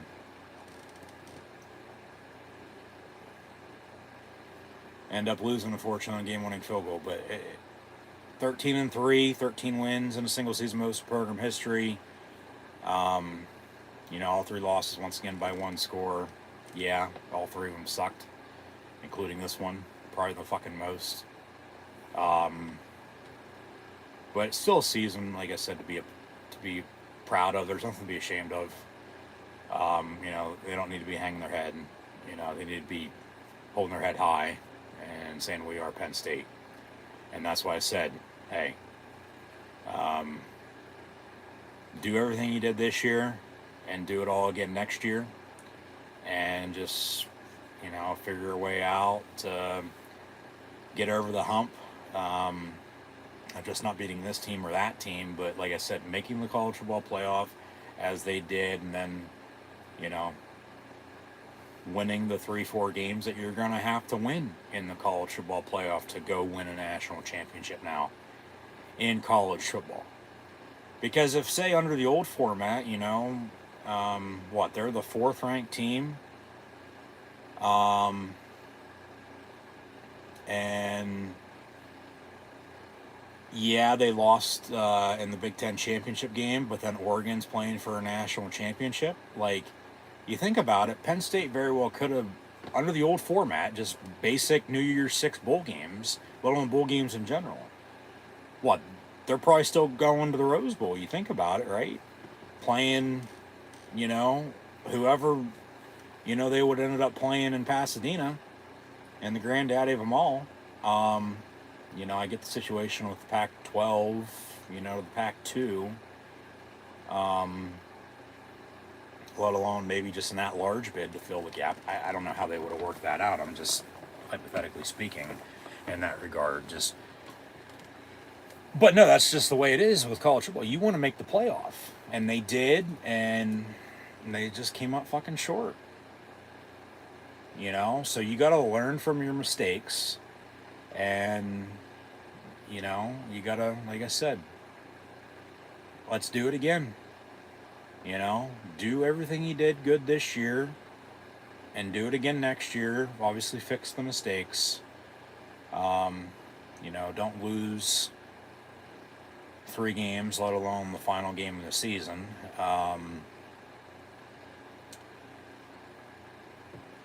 Especially in the playoff, because it's win or go home, because your season's over.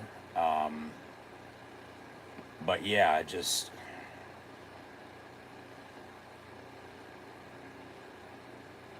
go on a revenge tour. Job ain't done. They got a lot, still a lot to prove, still a lot to, go out and finish. Unfortunately, they couldn't finish. They came up just short.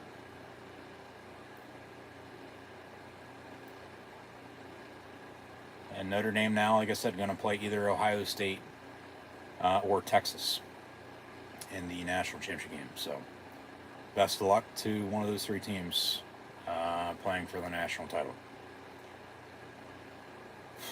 Man.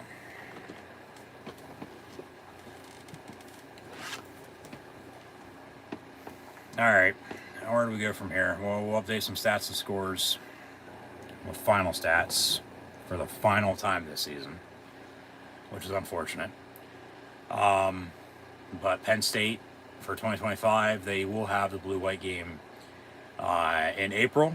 I don't know right now an exact date because there was a rumored date, and then they were supposedly moving it because Easter's late this year. And then obviously you have the stadium renovation at Beaver Stadium that will be done prior to, if I'm not mistaken, once again, the 2027 season. So we'll see if, that stays on schedule. That'll be the next two full seasons. They'll have temporary seating on the west side. As the rest of the stadium, seating-wise, everything's going to stay the same. But remember, they just tore down the press box last weekend. So they're obviously doing construction there right now, and will continue to do so over the next couple years, and just renovate and reconstruct and upgrade Beaver Stadium to what it's going to look like when it's said and done. So blue-white game still going to be played inside of Beaver Stadium in the spring, but we'll get more into 2025 here in a minute. Let me tie up some loose ends before we do in fact update some final stats and scores. Yeah, I came up just short as they were 1 away from playing for a national championship, 2 wins away from winning a national championship, but they don't even get to the national championship because they lose tonight. Okay, so season's over. They finished 13-3. All 3 losses once again by 1 score. Notre Dame to play either Ohio State or Texas tomorrow night in the Cotton Bowl.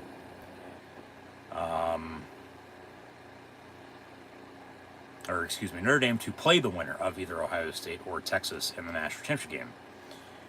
As Notre Dame's now 14-1, Penn State falls 13-3, and the blue and gold got the better of the blue and white. So this was the latest, as I mentioned earlier, in a season that Penn State had ever played football. So they're going to be 0-1 all time on January the 9th, let alone any time after New Year's Day. Not New Year's Day, let alone the 2nd and 3rd, anytime after January the 4th, for the 4th, 5th, 6th, 7th, 8th, 9th, and on. Because they've played, obviously, on New Year's Day before. They've won the Rose Bowl, they've won a national championship on January the 6th. But then last time they were in the Orange Bowl, they won the Orange Bowl on January the 3rd. And now here on January the 9th, they do end up losing.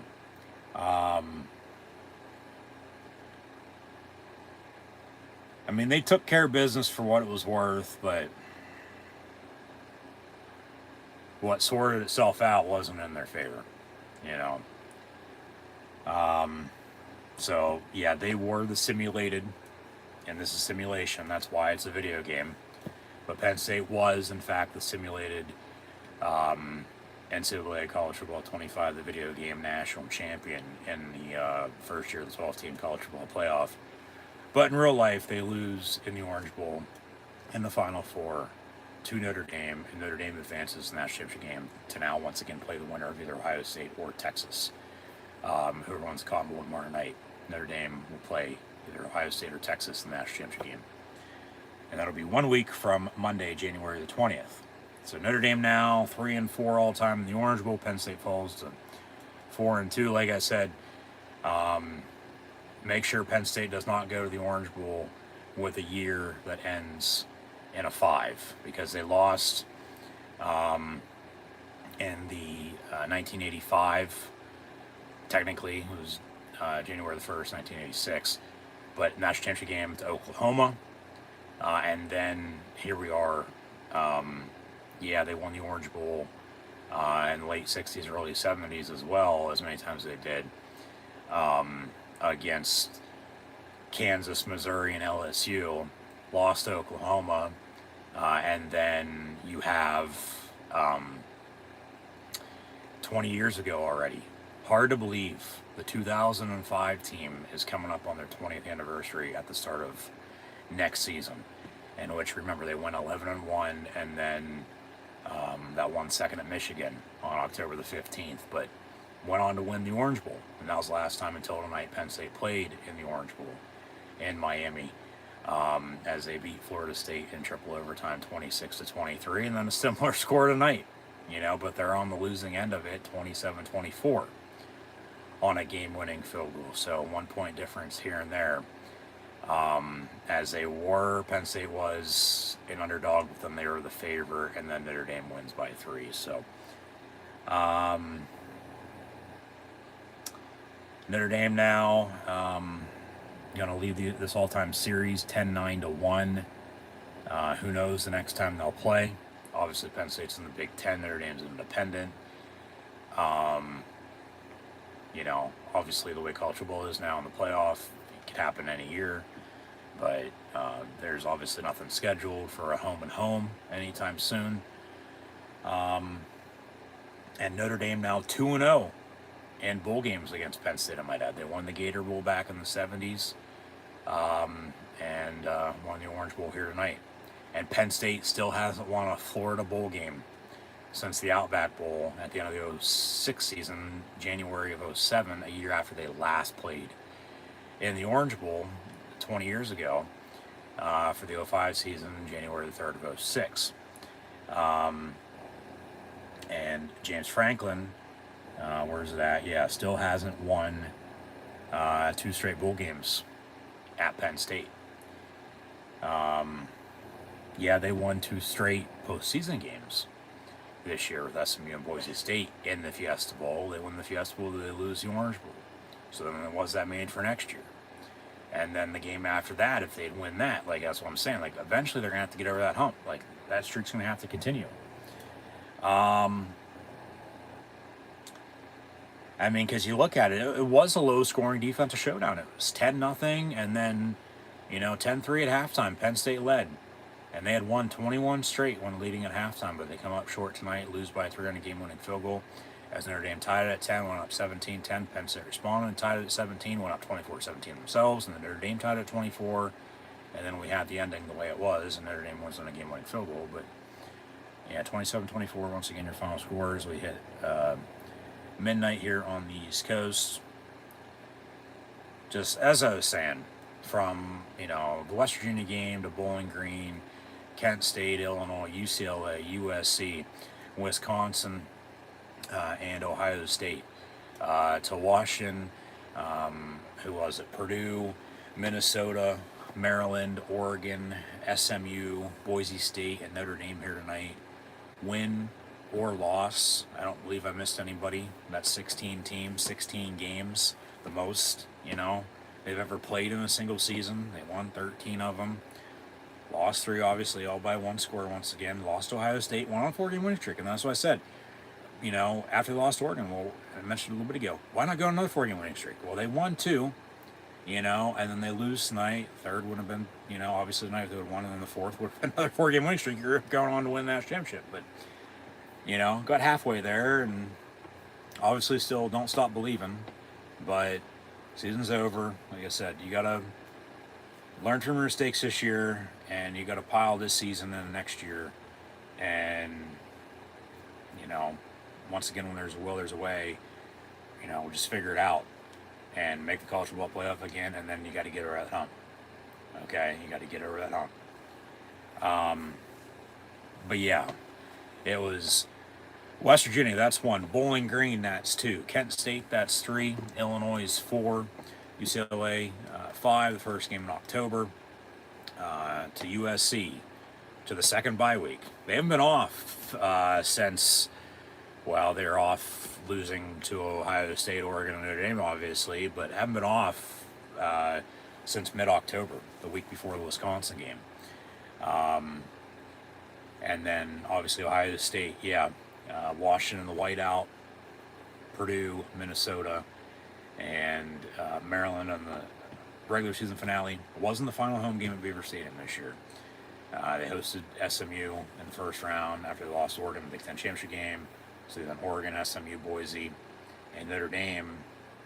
I just want to say, from all those games, and obviously highs and lows throughout the season that you're going to get on how they won, how they lost, why they won, why they lost, so on and so forth.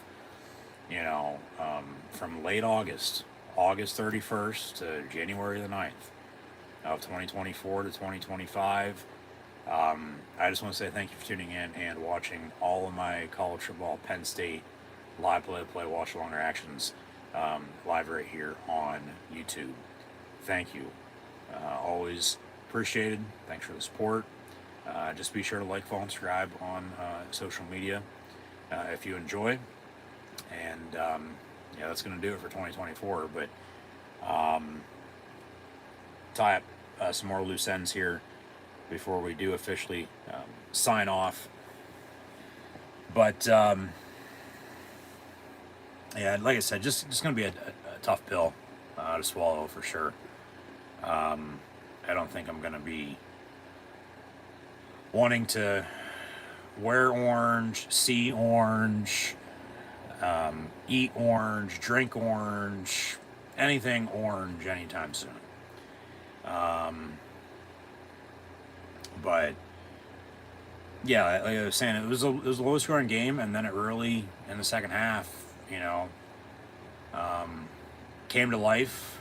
The heat started to rise, and both teams started scoring points. But Penn State had the run game. If they had the pass game tonight, it might be a little bit different of a story. Not going to really get into that, even though, as I mentioned, they need the wide receivers to really step up moving into the future. Like, this can't continue with the wide receivers. It's the same thing a couple years ago with the running backs. They had no running game for a couple years in a row. Then they got back to the run game, and then you look what it's been. They've been winning all these fucking football games the past couple years because of the run game and obviously Penn State defense. But they need the receivers to come alive, to really come around, regardless of who's on the roster.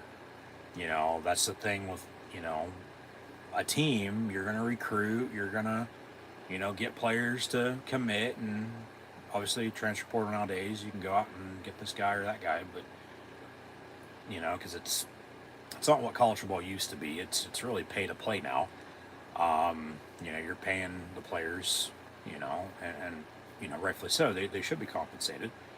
But they're also still getting a free education on a free ride on a scholarship, to the school. Obviously the transfer portal, there should obviously be a limit on how many times you should transfer. Like there needs to be rules and regulations, and obviously James Franklin has suggested Nick Saban be the first ever college football commissioner, and we'll see if that ever happens or not. There might be some big news this upcoming offseason. I don't know. I don't think anybody knows. It's still the Wild Wild West. It is. Even though they still have, or they've gotten to a point of where they are of, some guidelines, it's still, obviously not what it was. It's not ever going to be again. But it's obviously the way it is.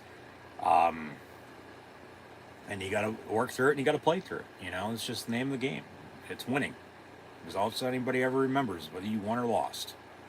And unfortunately tonight, Penn State didn't win. They lost 27-24 in the Orange Bowl to the Notre Dame Fighting Irish. The Golden Domers will head back to South Bend, and then they'll get ready for whoever they're going to play. Whether that be Ohio State or whether that be Texas. It'll be Atlanta, Georgia. Monday night, January the 20th for the College Football Playoff National Championship. So, Penn State's going to be on the 2025. We'll get it on the schedule here in a minute. But talked about the turnovers earlier, and that's what it boiled down to. you know, and Notre Dame's points off turnovers, especially in a 3-point win when they kick game-winning field goal. You know, so yeah, because Penn State had 2, so make it plus 12, but then they turned it over, so they finished plus 11 the turnover margin on the season. Got 9 in the last 3 games, so that's 3 a game if you average it out, even though that's not what it was. But they got 10 points off turnovers tonight, if only once again, you know, they're scoring a touchdown rather than kicking a field goal on the opening drive. You know, they have a total of 28 points. Everything else goes the way it did there at the end of the game. And you're up 4, 28-24, getting a stop. Like I said, run the ball, working clock, making them call their timeouts, maybe taking a knee and, you know, potentially winning the game, and that's all she wrote. You win, don't lose, they lose. But because you're tied and I get being aggressive once again. You want to go fucking win it yourself, and rightfully so. It was just a bad throw. You know, it should have been a throwaway, let alone dump off on the screen, because like I said, it looked like Singleton was open, but he never saw him. But it was a bad throw, and it was picked off, and then they still had time and timeouts to wind the clock and do what they wanted to do and kick a field goal, and they did, and they made it, and they won it. So, like I said, congrats to Notre Dame. They won the Orange Bowl 27-24 over the Penn State Lions. So yeah, turnovers played a huge role in tonight's game. They were crucial for sure, no doubt about it. But I thought Penn State ran the ball well. They stopped it, you know, pretty good too, up until late. Obviously, Notre Dame had that one rushing touchdown, 17-10. They led, and then Penn State tied it. And then, like I said, Singleton had all 3 offensive touchdowns tonight, all 3 rushing touchdowns. Obviously, he had a 20-yard field goal, but only that was a touchdown. And then you obviously don't turn the ball over there at the end. But like I said, you're not throwing. You know, if you have the 4-point lead there, you're just not throwing. You're running the ball, working clock, maybe call their timeouts, and you're, you know, hoping to win it yourself.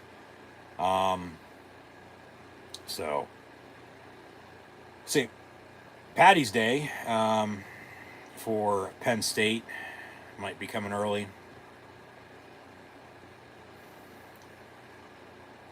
Obviously, they'll have Thon next month as basketball season continues, wrestling season continues. But yeah, from St. Patty's Day to State Patty's Day, that's this weekend, probably right now after this fucking game, the way they lost. So,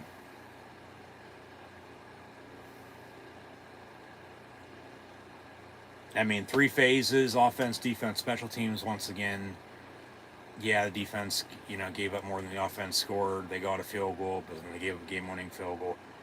Defense played their ass off, you know, I thought, to a point. They couldn't get off the field on 3rd down for the most part. Notre Dame was able to convert for the most part all game. We'll get to the stats on that. I don't know what it is, but it just, they still had chances, you know, like I said, with 4:30 to play, they had a chance to drive and fucking win it. But no, they punted. Notre Dame got the ball back. Penn State still got the ball back. And that's when, obviously, they turned the ball over. Because they had another chance there to go win it themselves. But no, turnover, and then Notre Dame, you know, ends up winning it. So, there's really not much else to be said. You know, like I said, James Franklin still has not won 2 straight bowl games at Penn State, even though they did win 2 straight postseason games this year. And it's just the fine line of, well, what are you calling it now? Is it a bowl game of the bowl season? Is it the postseason of the playoffs? You know, it all means the same thing. But, yeah. And then he still hasn't won a Florida bowl game as the Penn State head coach, losing in the Gator, Citrus, Outback, and Orange. That did not change tonight. And then Penn State still hasn't won a Florida bowl game since the 2006-2007 Outback Bowl when they beat Tennessee and Tampa Bay. And that was the year after the last time Penn State played in the Orange Bowl. Almost 20 years ago now. So, yeah. They go to the Sunshine State. Based on history as of late, they're losing. They still haven't won a top 5 matchup since 1999. Losing now 4 in a row, including 3 this year. All 3 losses top 5 games, all by one score. Once again, they lost 20-13 to Ohio State at home, and then 2 neutral site games in the Big Ten championship game. To start off with, losing to Oregon 45-37. That's 8. That's one score, and then they lose by 3 here tonight in the Orange Bowl down in Miami, 27-24, on a game-winning field goal by 3 to Notre Dame. So, yeah, just like I said, still be proud of who they are. Proud Penn State Lions, 13-win season. You know, that's something to be proud of. The first, time they ever did that. But it's just, well, you sort of got to do that because that's the way the game goes now. The game is like you got to win and play in a max of like 17, 18 fucking games. Just depending on how your schedule shakes out. And obviously, whoever does win the national championship this year ain't going to be undefeated. Notre Dame's 14-1. They've won 13 in a row now. They haven't lost since they lost Northern Illinois. And that was early September. That was when Penn State almost lost to Bowling Green. That was, week 2? Yeah. Notre Dame hasn't lost since. Won 13 in a row. So, well, we all know about the number 13. But like the Irish tonight, they win by 3. And then, obviously, Ohio State, lost the 2 times they did. Lost to Oregon by a point, but then got revenge on the Ducks in the Rose Bowl. Blew them out. And then, in the meantime, lost in the game to Michigan, but that's really what got them going to being able to blow out, Tennessee the way they did, and Oregon. Now they play Texas tomorrow night in the Cotton Bowl, so we'll see what happens there. And, Texas lost to what? Georgia twice, in the regular season home, and then lost in the SEC championship game as Penn State was playing Oregon that night. That was a game-winning field goal game, if I'm not mistaken.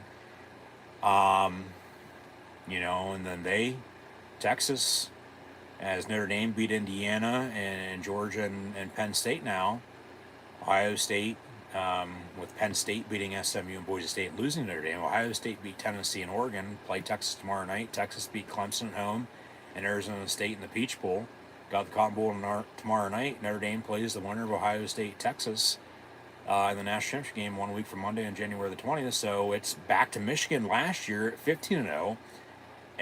And who knows how long that's going to stand, for an undefeated national champion because of just the many games you have to play now. Like, yeah, you're probably going to lose a game or two, here or there. It's just, that's the thing. You want to be in the dance at the end of the year. And, hopefully your partner, being yourself, you're finding ways to win. So, obviously, Penn State finishes at 13-3 with 3 top 5 one-score losses to Ohio State, Oregon, and Notre Dame.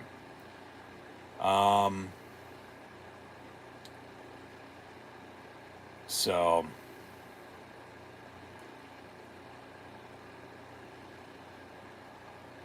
like I was saying, walk on faith to the 2025 season, beginning late August again. We'll get into the opponents in a minute, but do everything you did this year and do it all again next year, and try not to lose, 3 games, let alone the final game of the season. Okay, just make the college football playoff again, and it's a 1-game season at that rate. Survive in advance, winner go home, and just get over the hump. Okay, we are Penn State. When there's a will, there's a way. So don't stop believing. That's what I said. This team should be proud of themselves. They should have a lot to be proud of. The nation as well. I get there's going to be, talk, this, that, the other. Well, that's why gossip's gossip. True or not, I'm not going to sit here and lie and say, well, this is true, but that ain't, or vice versa. Like, that's why you got to have a conversation and talk about it. But,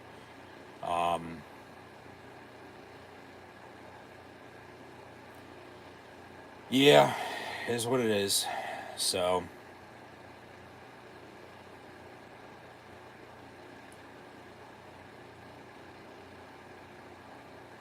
the Irish will jig their way back and await whoever wins the Cotton Bowl.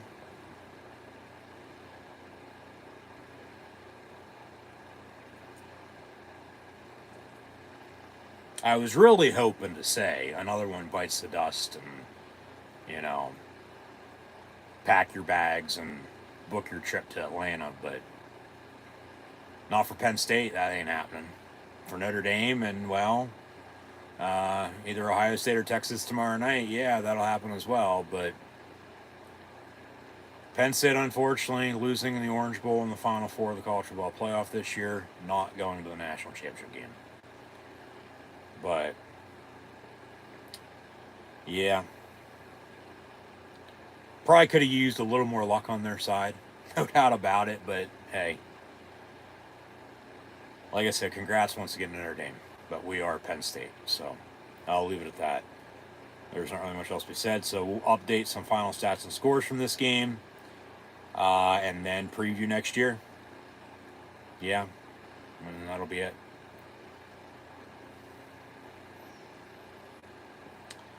So,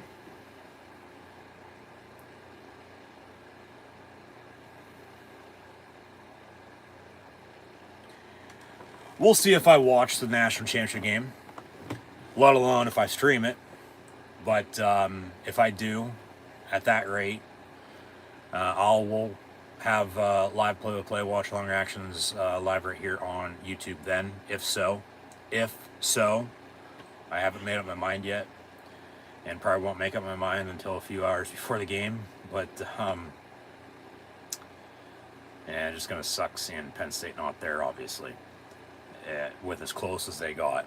Oh so close, yet still so far away.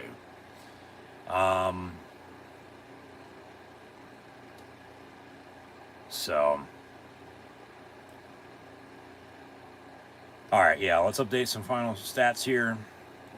And then we'll preview next year before we sign off. And just once again, I just want to say thank you for tuning in. Just not tonight, but all Penn State football season long for my live play watch-along reactions live right here on YouTube. Greatly appreciated. Thank you for your support, and thanks for tuning in and watching.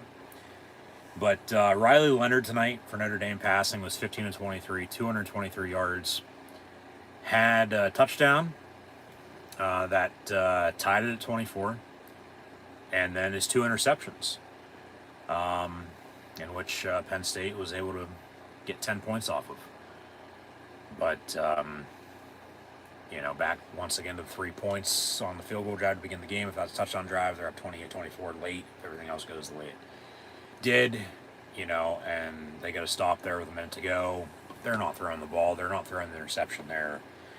They're running the ball, working clock, and, running the clock out for the most part, you'd hope, and, make them call their timeouts and take a knee and win it themselves. But no, be aggressive, yeah, but just a bad throw, and they throw a pick, and, Notre Dame wins it on a field goal. Because, at the worst, other than the fucking interception, which was the worst then at that rate, but at the worst, it would have been, you live to play another down, you live to play and go to overtime again in the Orange Bowl. And Penn State's had luck in that regard, but obviously that didn't happen. Stephen Jelly, in absence of Riley Leonard just prior to halftime to lead him on that field goal drive, was 6 of 7 for 44 yards passing, but then Leonard did return to begin the second half after he was evaluated for concussion, and then played well in the second half. Had 18 carries, 35 yards rushing as well, and a touchdown. Jeremiah Love, 11 of 45 and a touchdown on the ground. Greathouse had 7 catches, 105 yards receiving. So he had a great night with a touchdown, I might add. Williams, 5 of 66. Evans, 5 of 58. Faison had 2 catches, 25 yards. Their kicker, Mitch Jeter, not Derek, but Mitch, the bitch, who kicked the game-winning field goal from 41 yards out, had a total of 9 points and a 3-point win. Even though Penn State had 10 points off of turnovers. The turnover Penn State had that led to 3 points, and Notre Dame's and the win was the difference, 27-24, your final score. But he was 3-3 on his extra points, and then he was 2-2 on 2 separate 41-yard field goals.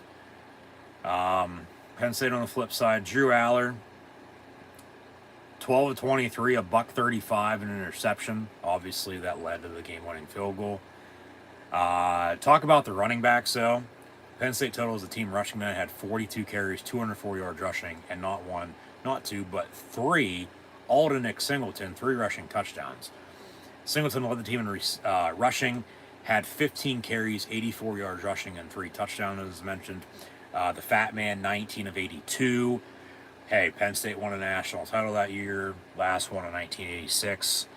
And, you know, they'll be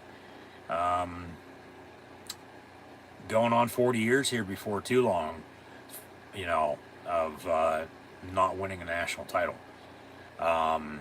Even though obviously you have 94, you have the 97, 98, 99, you know, run that, you know, ended each season the way that did.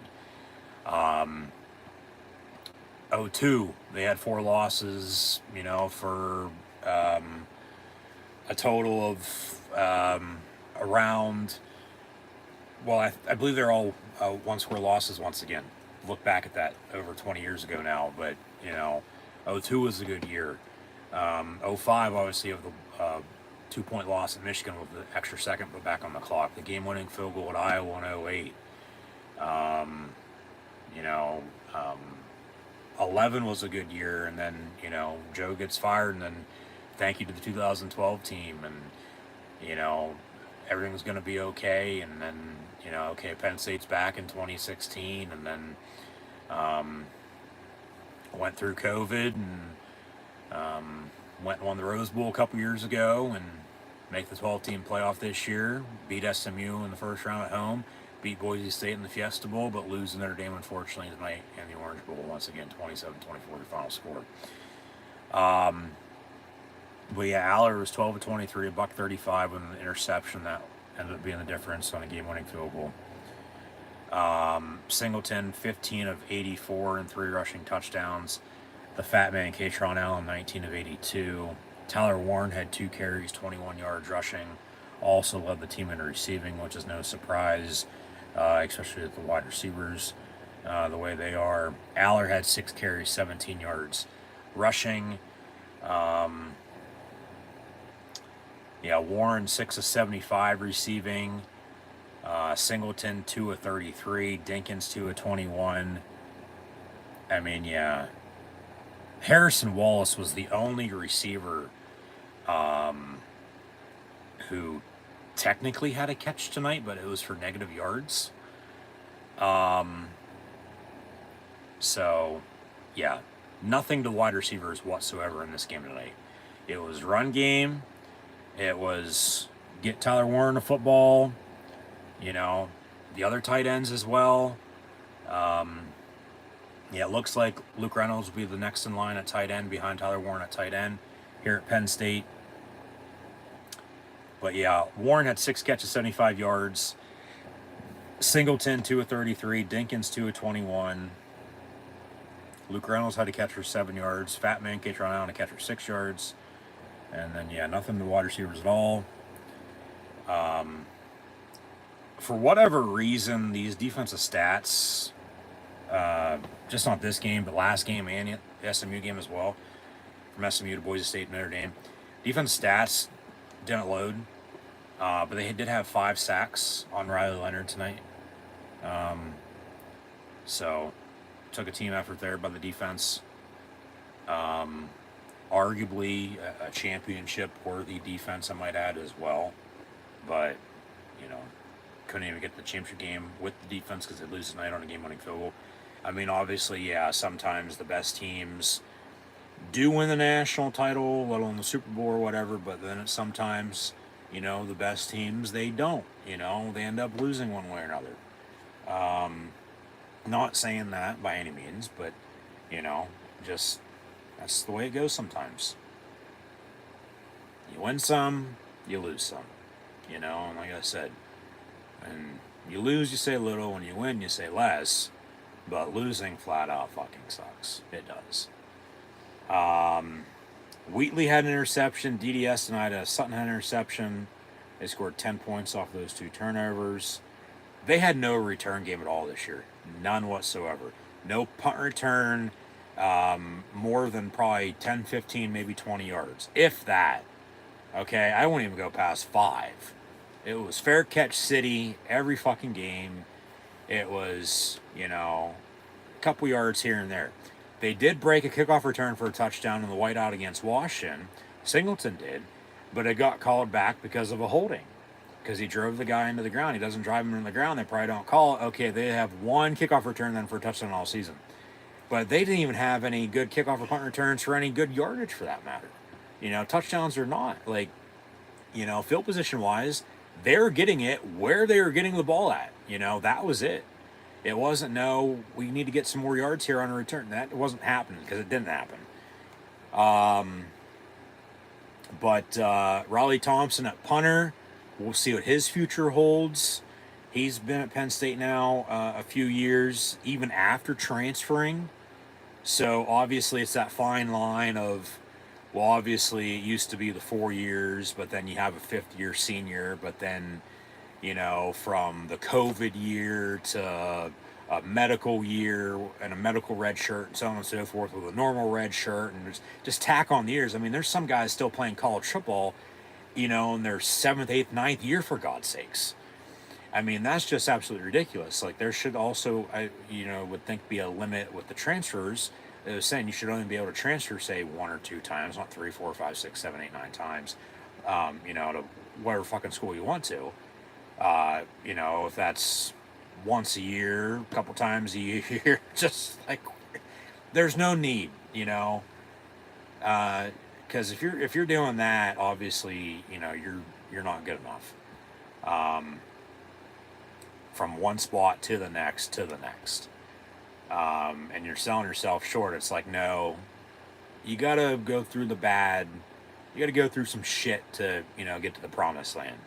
You gotta go through the bad to get to the good. Take a step, 2 steps back to go forward every once in a while. But no, Thompson, I don't know his future holds. So Penn State might have a new punter and or new kicker next year, even with Ryan Barker. I mean, Barker, I think, is going to be the kicker moving forward. But yeah, Thompson, remember, he's from down under. He's an Aussie punter. Played at FAU, Florida Atlantic, but then, transferred in. He's been at Penn State now a couple years, but then it's, like I said, from a transfer to a red shirt to, medical and COVID year, so on and so forth. He might be back. I don't think he's going to be, though, but he had 5 punts tonight with a long of 48. But Notre Dame, even though he averaged 42 on them with 1 inside the 20, they did start out, 30, 35, 40-yard line most of their drives. Had 1 back at the 10 to begin the game after Penn State punted to begin the game. So, flipping field position, and then you talk about third down. We'll get to the overall total team stats here in a minute, but Notre Dame was able to convert on third down tonight. Penn State not so much, especially not as good as Notre Dame was able to. But Ryan Barker, kicker, because remember, Penn State had a kicking problem earlier this year with Sanderson Haydak for the second consecutive year. He lost his job once again. Here comes Barker, another left-footed kicker, and okay, he went and kicked game winner at USC, and rest has been history since. He did have an extra point blocked, missed a couple field goals, but solid. And tonight he was 1-1 on a 20-yard field goal. But if that 20-yard field goal drive is touchdown drive, like I said, late in the game, it's not 24 apiece. It's 28-24 Penn State. Everything else goes the way it had and did. And, they're not throwing it after getting a stop like that. They're running the ball, working clock, making Notre Dame call their timeouts, taking a knee, you're winning it. You're not throwing an interception and then losing on a game-winning field goal. You're just not.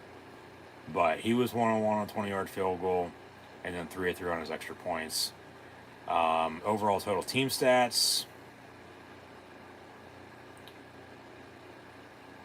If this will load, maybe not. This has been giving me some trouble too for whatever fucking reason. I've been having to go on here and look at it. And I guess that's what I'm going to have to do again. I don't know why, but here we are. So,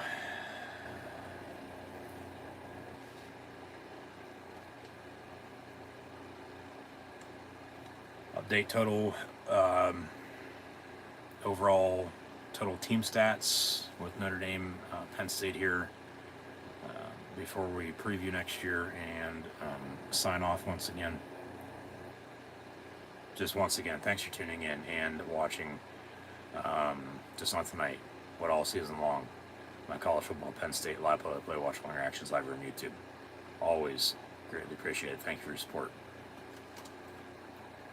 So overall total team stats,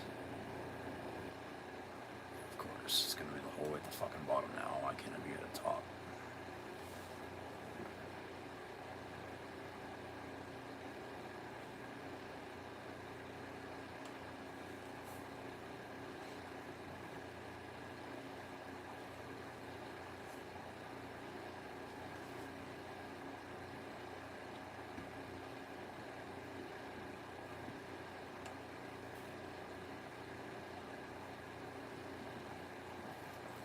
Overall total team stats, Notre Dame had 23 first downs compared to Penn State's 20. They were 11 of 17 on third down. Penn State on third down, 3 of 11, even though they were 2 of 2 on fourth down. Remember, both of those were in the first half on 2 separate fourth and twos. I believe on both scoring drives. I mean, the reason why Notre Dame came back and won this game was because, you know, they stuck to the run game, but they got the passing game going. You know, and Penn State sticking to the run game, there's really no passing game. And then, you know, once again, from a field goal drive that could have been a touchdown drive at the start of the game, and then obviously the interception to 3 points, you know, as the difference at the end. That's where we're at. But Notre Dame had 267 passing, 116 rushing for 383 total. Penn State with 135 passing, 204 rushing for 339 total. Had 9 total penalties tonight, 430 against the Irish, 5 of 44 against the Penn State Lions. Time of possession, as Penn State led that by a good 5 minutes at halftime, came down to 8 seconds.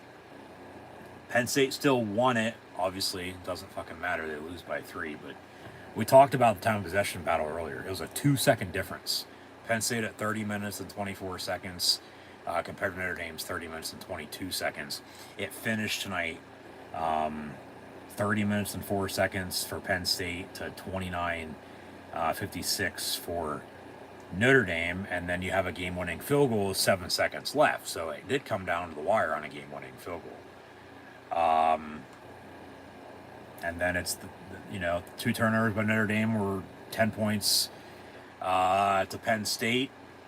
I mean, obviously they don't have that. They have, you know, far less than what they finished with. And, you know, we're not even talking about, you know, whatever at the end then, probably for the most part. But then it's the lone Penn State turnover that, you know, was the difference in this game tonight, 27-24. Your final score. Notre Dame wins the Orange Bowl over the blue and white Penn State Lions. So, yeah, that'll do it for 2024 for Penn State football. But now on to 2025. As we are technically already into the new year, into 2025. Hopefully everyone had Happy New Year. But on this January the 9th, the 2024 campaign comes to an end.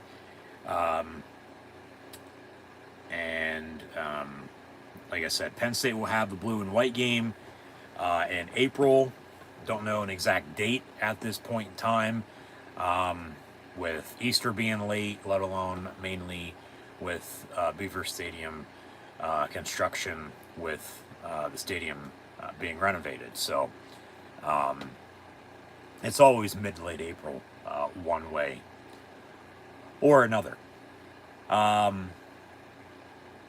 the 2025 schedule is as follows, okay? They'll begin at home rather than on their road as they started this year at West Virginia. They'll still start the season late August. It'll be August the 30th. They'll have technically 4 straight home games to begin the season with a bye week. They won't have to go on the road till early October, but 3 straight non-conference games at home to begin the season. On August the 30th, they'll host the Nevada Wolfpack. I believe, if I'm not mistaken, that is the first ever meeting between the two schools, as they'll howl into Happy Valley. FIU will return to Penn State for the first time since the start of the 2007 season, in which Penn State shut out the Panthers 59-0. That game will be on September the 6th. Penn State will then host Villanova the following week on the 13th. For the second time in the past couple years, you remember Villanova came up from Philly in 21 as Penn State started 5-0, and then they, finished the 7-6 they did. So, because you look back, 2020 was 0-5 to 4-5, and 21 was 5-0 to 7-6. But then last year and the year prior, 22 and 23, they finished with 10 plus wins. Win the Rose Bowl, another New Year's 6 appearance, and then this year, get to 13-3, make the college football playoff, beat SMU at home in the first round, beat Boise State in the Fiesta Bowl, but in the Orange Bowl lose Notre Dame, and lose 3 different top 5 games by 1 score. They lost to Ohio State by 7, lost to Oregon by 8, lose Notre Dame by 3. So 13-3 for Penn State here in 2024. Like I said, anymore though, you're going to be playing, 15, 16, 17, 18 games in a college football season. You just are. Okay, you just are. It's, not what college football used to be. 11 games, maybe 12 games, maybe 13, and then 14 to 15 last year. Now it's even more. It's look at the NFL model. That's how it is, especially come playoff time. Obviously, college football playoff though, it goes by a bracket, and it doesn't get reseeded, or because this team has a bye, they play the lowest remaining seed and so on and so forth. It's a bracket. This college football playoff with the 12 team that it is, it's March Madness for college football, as March Madness is for college basketball. It's mayhem. But because remember, all 4 hosts in the first round of the college football playoff this year made it to the Final Four. All teams who had byes lost in the quarterfinals over New Year's. And then here we are in the semis, and Notre Dame advances, defeating Penn State on a game-winning field goal. Once again, 27-24, your final score. So Penn State's season is over. On to 2025 they go, as mentioned. Blue-white game in April. They'll host Nevada, Florida International, and Villanova all at home late August, early to mid-September for their 3 non-conference games. Then they'll have their first bye week. It'll be on September the 20th. Somebody's 99th birthday. But the following week, late September on the 27th, Oregon will come to Penn State for the first time since the late 1960s. It'll be a rematch of the Big Ten championship game from this past year. Before Penn State will head to the Rose Bowl to Pasadena, California, to take on the UCLA Bruins in a UCLA home game. It won't be the Rose Bowl for Penn State. It'll be Penn State at UCLA, as they played that very weekend this past year. But Penn State is going to go out west. That's the furthest west they'll go, other than Iowa 2 weeks later with a Northwestern home game sandwiched in the middle on October the 11th. Penn State will go to Iowa on October the 18th. Before then, another bye week prior to Halloween on the 25th. And then they'll go to Ohio State on November the 1st. Okay, so there's a stretch there. After Nevada, Florida International, Villanova, and then the bye week. And then another home game, home opener in the Big Ten will be Oregon. They go to UCLA, host Northwestern. So like I said, they don't have to go on the road until October the 4th next year. They get a solid month at home before they go on the road and have to travel. And that's the farthest west they'll go is UCLA. But then it's home against Northwestern. But then it's a 3-game stretch with a bye week in between, but then 2 road games. So they'll go a month without playing a home game. They'll play 1 home game and then play another a month later with at Iowa, a bye week, and then at Ohio State on November the 1st. Before then, they host Indiana on November the 8th. At Michigan State the following week in the Battle of the Land-Grant Trophy. Nebraska Cornhuskers, and as Penn State squared off against a former Penn State alum and Temple head coach. They'll do the same against the Cornhuskers when Matt Roll and his Nebraska team comes into Happy Valley prior to Thanksgiving. That game on November the 22nd. And then Penn State will end the regular season next year on November the 29th at Rutgers. So a short trip over the holiday to the birthplace of college football in Piscataway to take on the Scarlet Knights. So that's 2025 for you for Penn State. Nevada, Florida International, Villanova, the first bye week. Oregon at UCLA, as they don't play USC and they don't play Washington next year. They did play all 4 newcomers into the Big Ten this year. As remember, they hosted UCLA, went to USC, hosted Washington in the whiteout, and then played Oregon in the Big Ten championship game. But 2025 is as follows: Nevada, Florida International, Villanova with a bye week. Then they'll host Oregon before they go to UCLA, Northwestern, and then at Iowa, their second bye week, which will be a week after the second bye week it was this year. So it's still mid-late October they get the second bye week. I mean, so the schedule, I mean, just, 3, 4, 5 games, and then a bye week, and then do the same, and then another bye week, and then do the same again, and then, you're, done with the regular season, getting into the postseason, and then who knows what the hell's, going to happen then. But, yeah, Nevada, Florida International, Villanova. So they play 3 games bye week. And then it's Oregon at UCLA, Northwestern at Iowa, bye week. And then, they got a solid month all of November because of how the dates line up in the calendar year. At Ohio State, Indiana, at Michigan State, Nebraska, and at Rutgers. So, yeah, that's 2025 for Penn State. But unfortunately, here tonight, the 2024 Penn State football season comes to an end and a loss to Notre Dame Fighting Irish in the Orange Bowl, 27-24, your final score. So, just once again, I want to say thank you for tuning in, just not tonight, but all season long, to watch my college football Penn State live play-by-play watch longer actions live right here on YouTube. Thank you. We are Penn State, but now from 2024, like I said, it's on to 2025, and next season we'll be here before you know it.